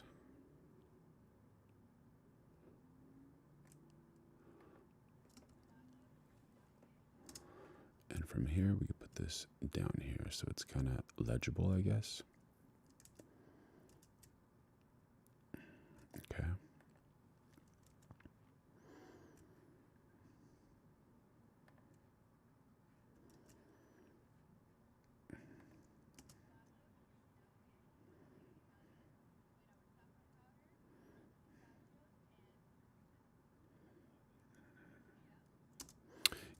Yeah.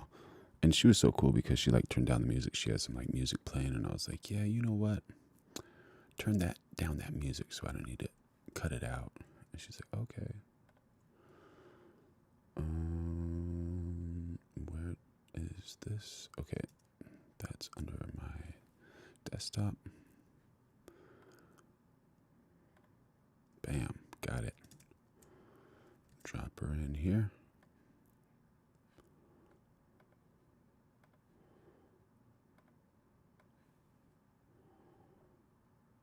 Put it at the start. Put it down here.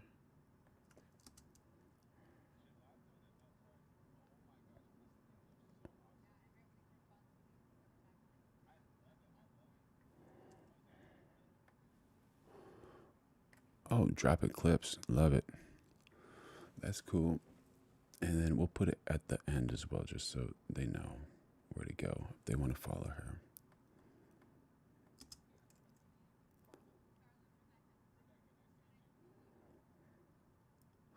So there you go. We got that clip. Pretty good. And then we have that Italian music. Let's see where that Italian music is.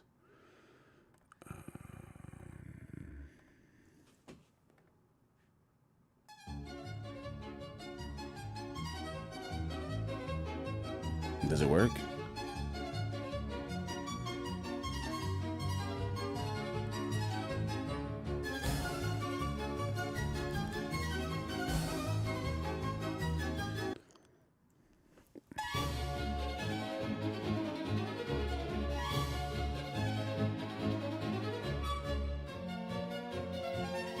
Nice.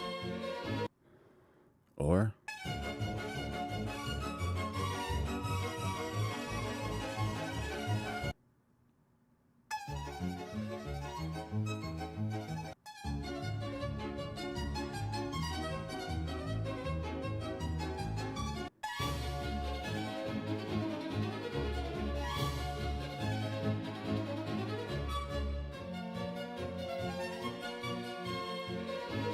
what do you think? How's this one? Let's go with it. Go with her.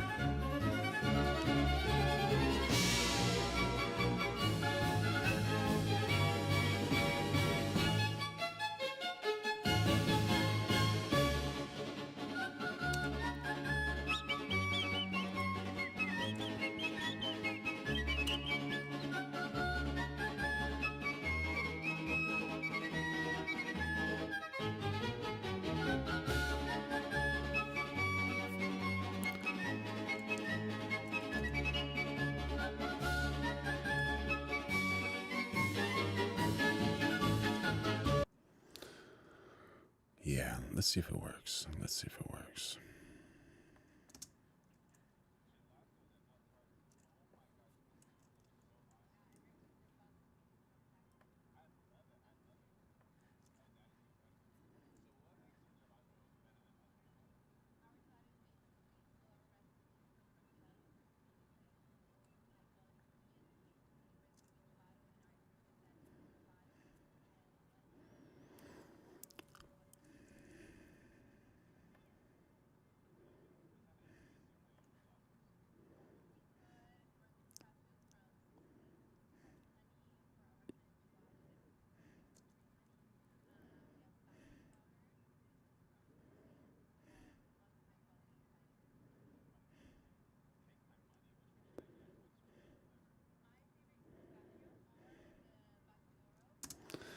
All right, so I think it works. What do you guys think? Decent.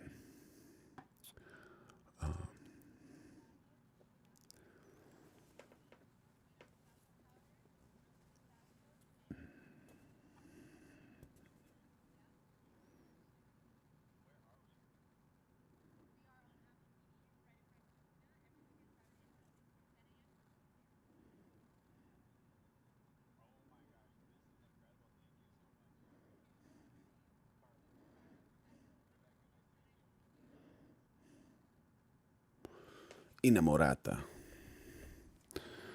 That's cool. I guess it's doable, you know. Let's throw this thing into compressor. Do we have any other hidden clips anywhere? No. All right.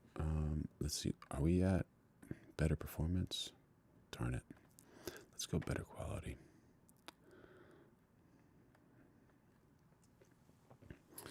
Yeah, so whenever you export, you want to make sure you have it like better quality, just because you want better quality always.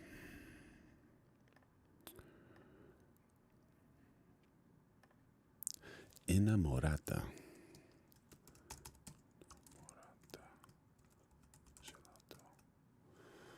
Okay, start that batch. Cool. And now I guess we just got to figure out like when is the best time to post. So on the west coast of the United States of America, let's see. What was it saying?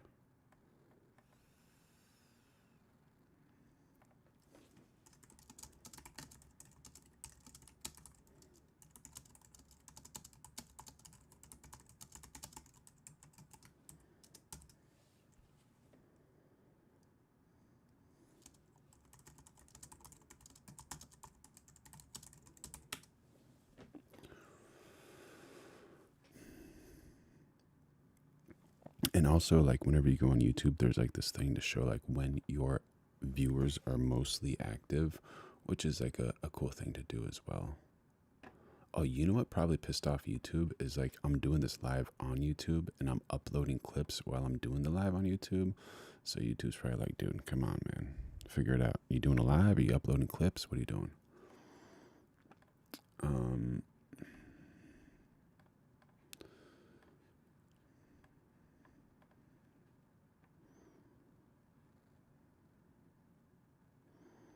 Processing up to HD. 3 minutes left. Yeah. That's good. That's good. All right, so what does it say if I'm on the West Coast? What is the best time to post? All right, so on Tuesday, the best time to post on Instagram Reels is between 9:30 a.m. and 11:30 a.m. So I can schedule that next one. Let's see what my schedule's looking like.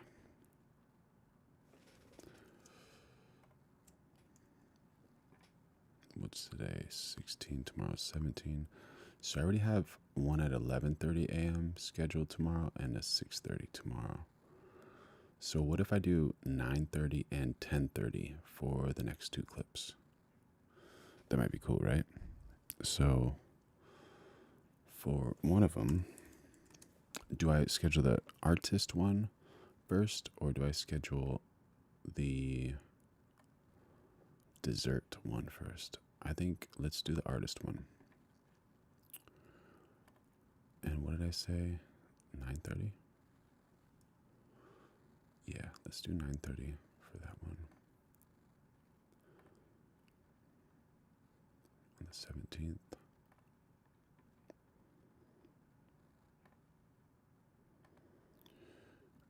And 1, 2, 3, 4, 5, 6.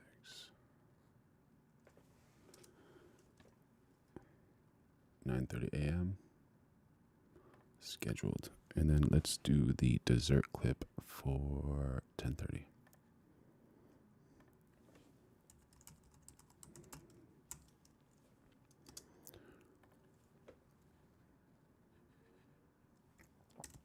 Yeah, editing's not like the most entertaining thing ever, but it can be pretty cool, you know.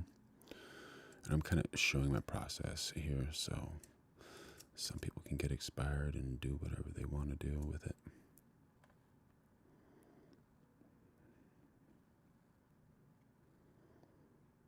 No issues found. I'm surprised. Of course. Why would there ever be issues?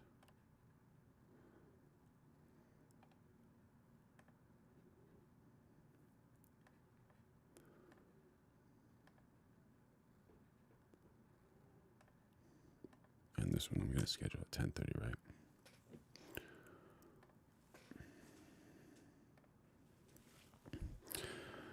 Yeah, and that's kind of the whole editing and posting scheduling process. So let's see, is there a difference between tomorrow, Tuesday, and Wednesday? It says...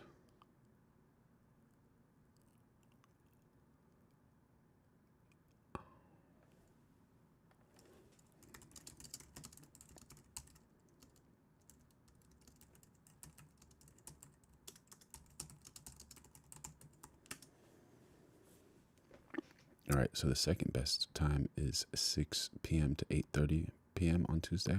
That's like right after work, whenever people are like ready to scroll and do all that type of stuff, where you can get maximum exposure onto your content.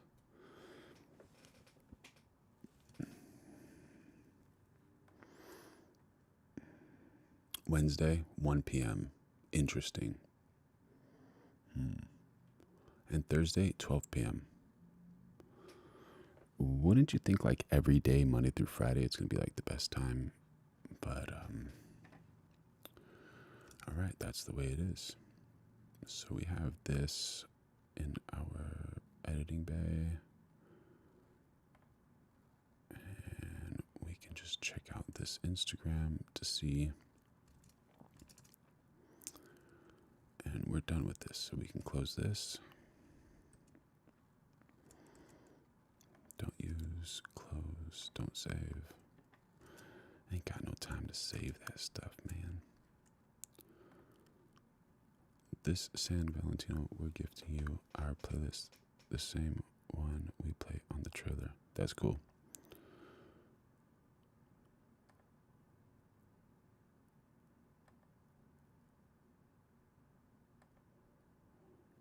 That's pretty cool. Like, and I guess the photographic stuff, like I'm getting the harsh flash,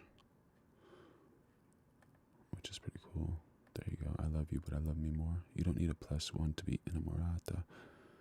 The real love story is the one you have with yourself. This Galentine, celebrate being unapologetically in love with who you are, the life you're building, and whatever you're licking. All right. That's cool. So let's see if this one's uploaded.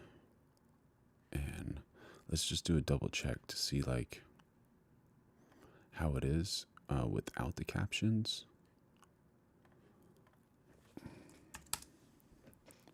Let me see what my frame's like. So this is what the viewers will see. And this one's unlisted.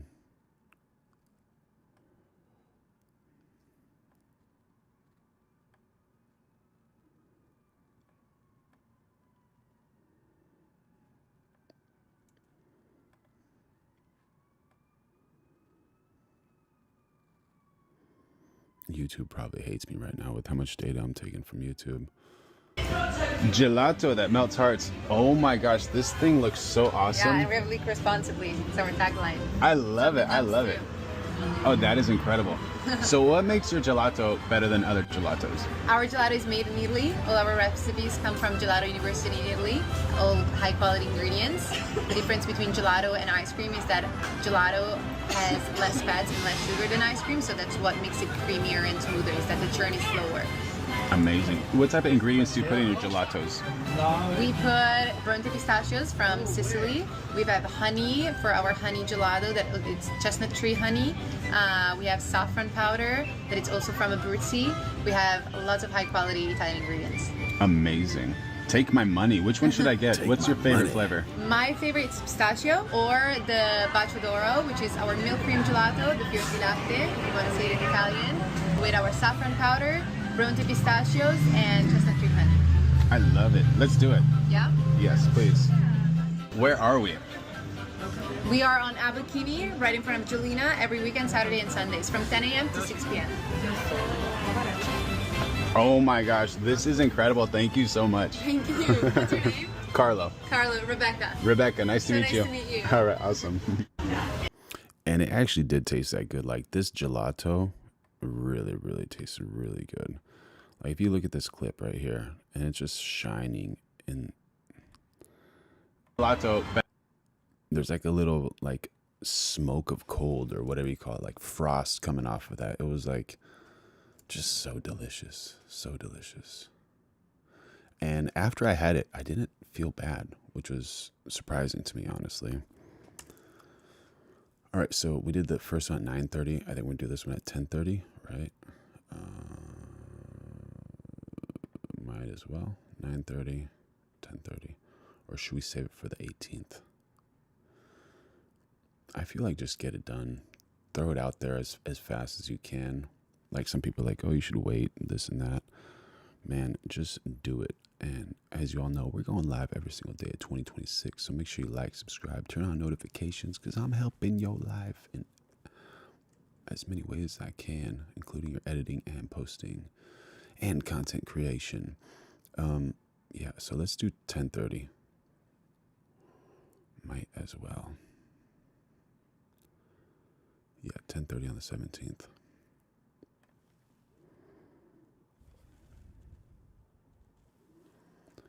All right. Okay, let's... Gelato that melts hearts. All right, let's just edit this and make sure that...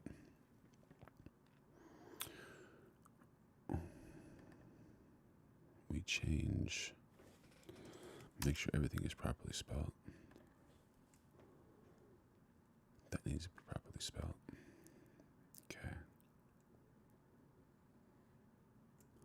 And what do you guys think about like the size of the captions?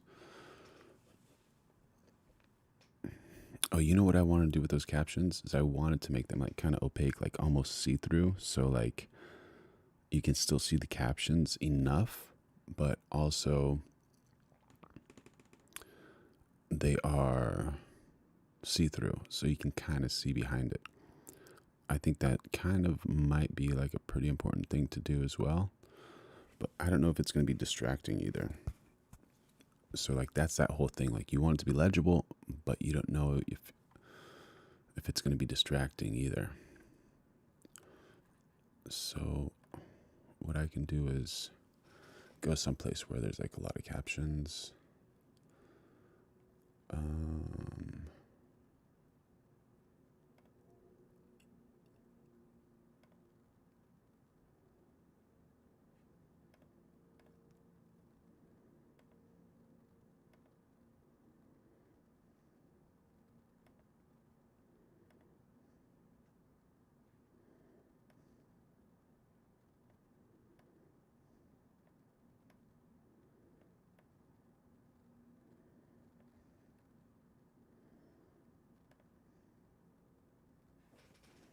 You want to say it in Italian, with our saffron powder, Bronte pistachios, and chestnut tree.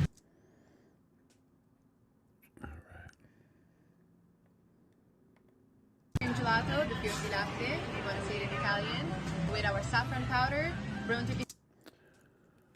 Huh. I guess don't be afraid to try something new. So I'm going to try that one in this way.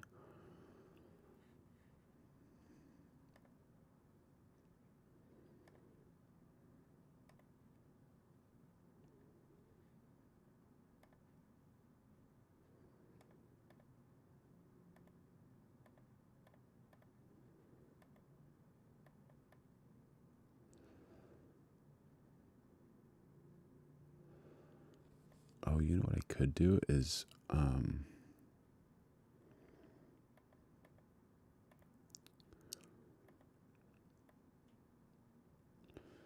yeah, change a lot of them.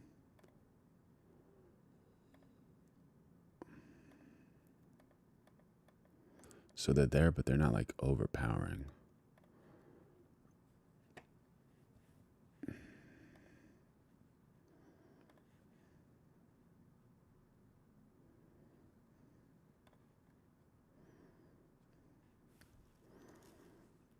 I think that'll be nicer.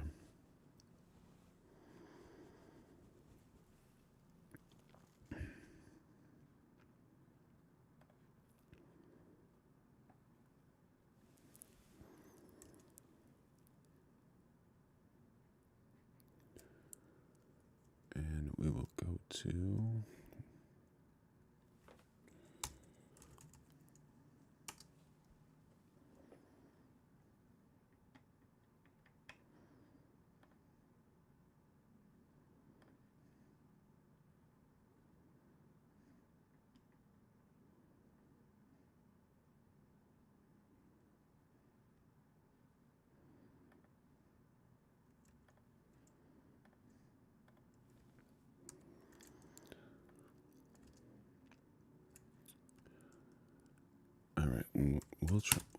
we'll see what's happening over here with Mr. Trump.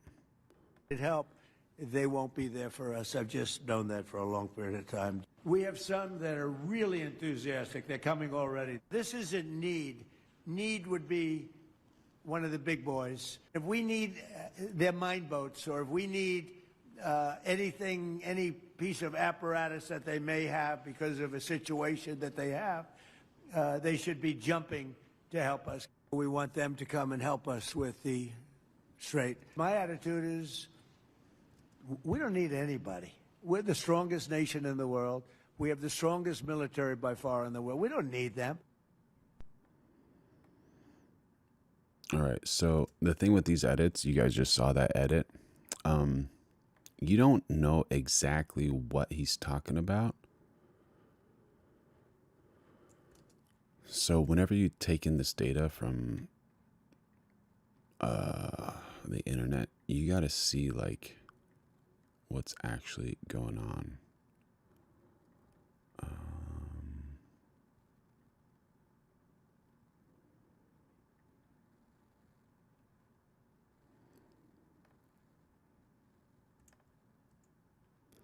This is a wild one, dude. What do you guys think about this one? This is pretty wild. Faces of the Kennedy Center board from today's meeting. Notice anything? What am I missing over here, dude? What is going on? Outside of my mug, blocking their faces. Tell what's going on. Somebody tell me what's going on over here. I don't understand this. I'm missing something. I'm definitely missing something here.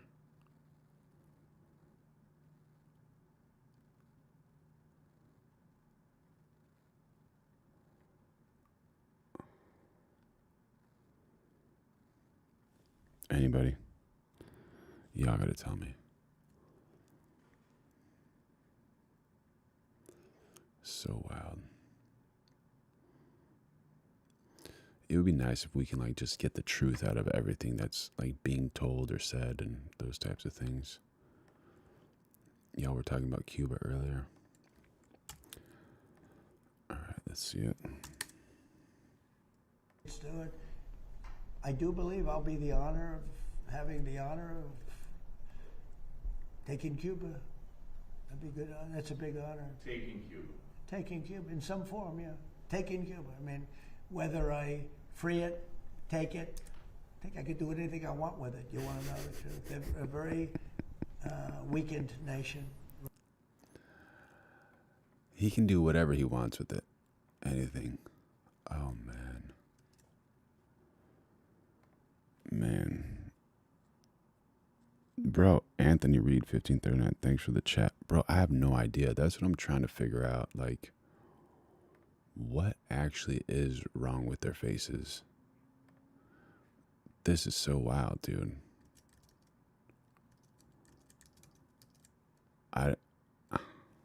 Somebody tell me. Somebody tell me, man. Like, is there something I should know? What am I missing?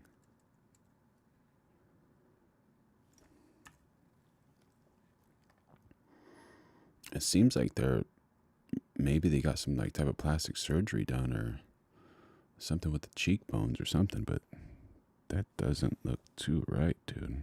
Like,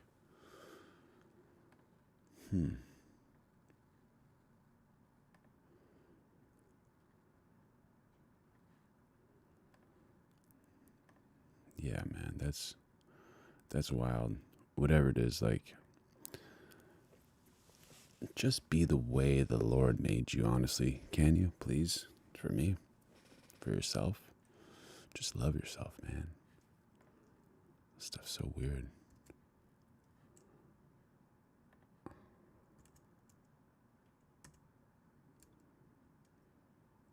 Oh, there it is. Yeah, man. Some people.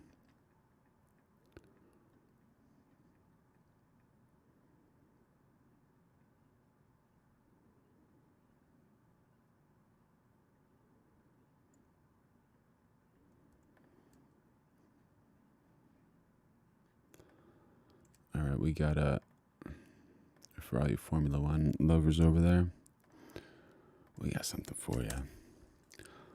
You got some Formula One greats right there, just enjoying life, doing their things, you know. You got them doing that, then you got these guys over here. Netanyahu, I need 19.8 billion. Trump, approved. Hegseth, I need 1.5 trillion. Trump approved. Argentina, we need 40 billion. Trump approved. Qatar, we need an Air Force base in Idaho. Trump approved. Average Joe, I lost my job. My wife got cancer. Can we get Medicaid? Trump, no. How accurate is this? I don't know. I show all sides. Just trying to get the truth, honestly. Yeah, bad plastic surgery and no adrenochrome. Yeah, dude, their island connection probably doesn't work anymore, bro. You have no idea.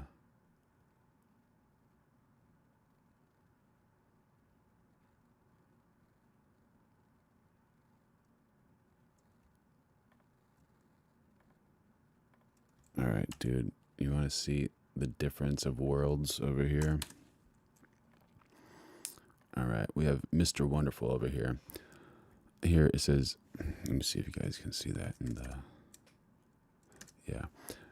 Two completely different worlds on the same red carpet. A millionaire flaunting his NBA cards worth $30 million in a Tiffany & Co. case made of white gold, diamonds, and rubies, next to an Iranian filmmaker who faces prison when he returns to Iran after the Oscars.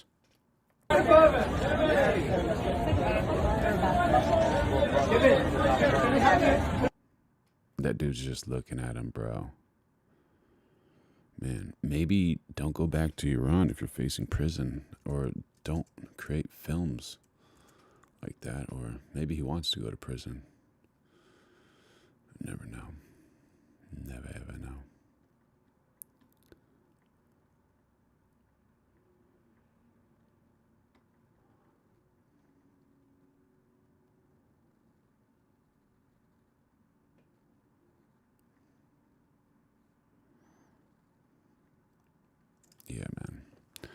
I don't know. What would you guys do for art? Would you risk going to prison for art, or just do something else? You know, is it worth it? No idea. No idea. All right, y'all. We got to end this stream tonight with a little bird who's waiting for its cue. So Henry's been inside all day because it's quite stormy outside, and he's been singing most of the day. So right now he's hopped up on my knee in 1 foot, and we'll maybe get him to sing for us.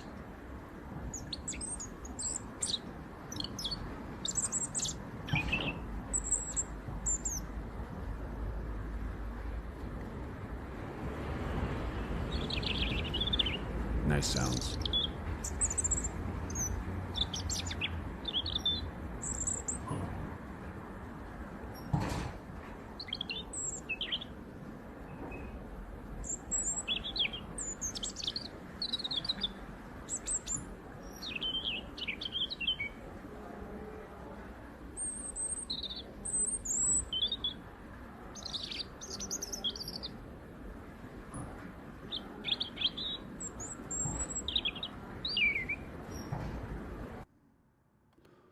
Man, the brilliant sounds of nature. So nice. So awesome. All right, y'all. I love you. The Lord loves you. We're going live every single day of 2026. So make sure you like, subscribe, turn on those notifications. And remember, everyone has a story just as complex as you. Sonder, S-O-N-D-E-R. That's what that means. To understand people's lives are as complex as yours. So maybe you'll be able to make somebody else's life better, and maybe they can make your life better in return. So, all right, y'all. Like, subscribe, turn on those notifications, and until next time,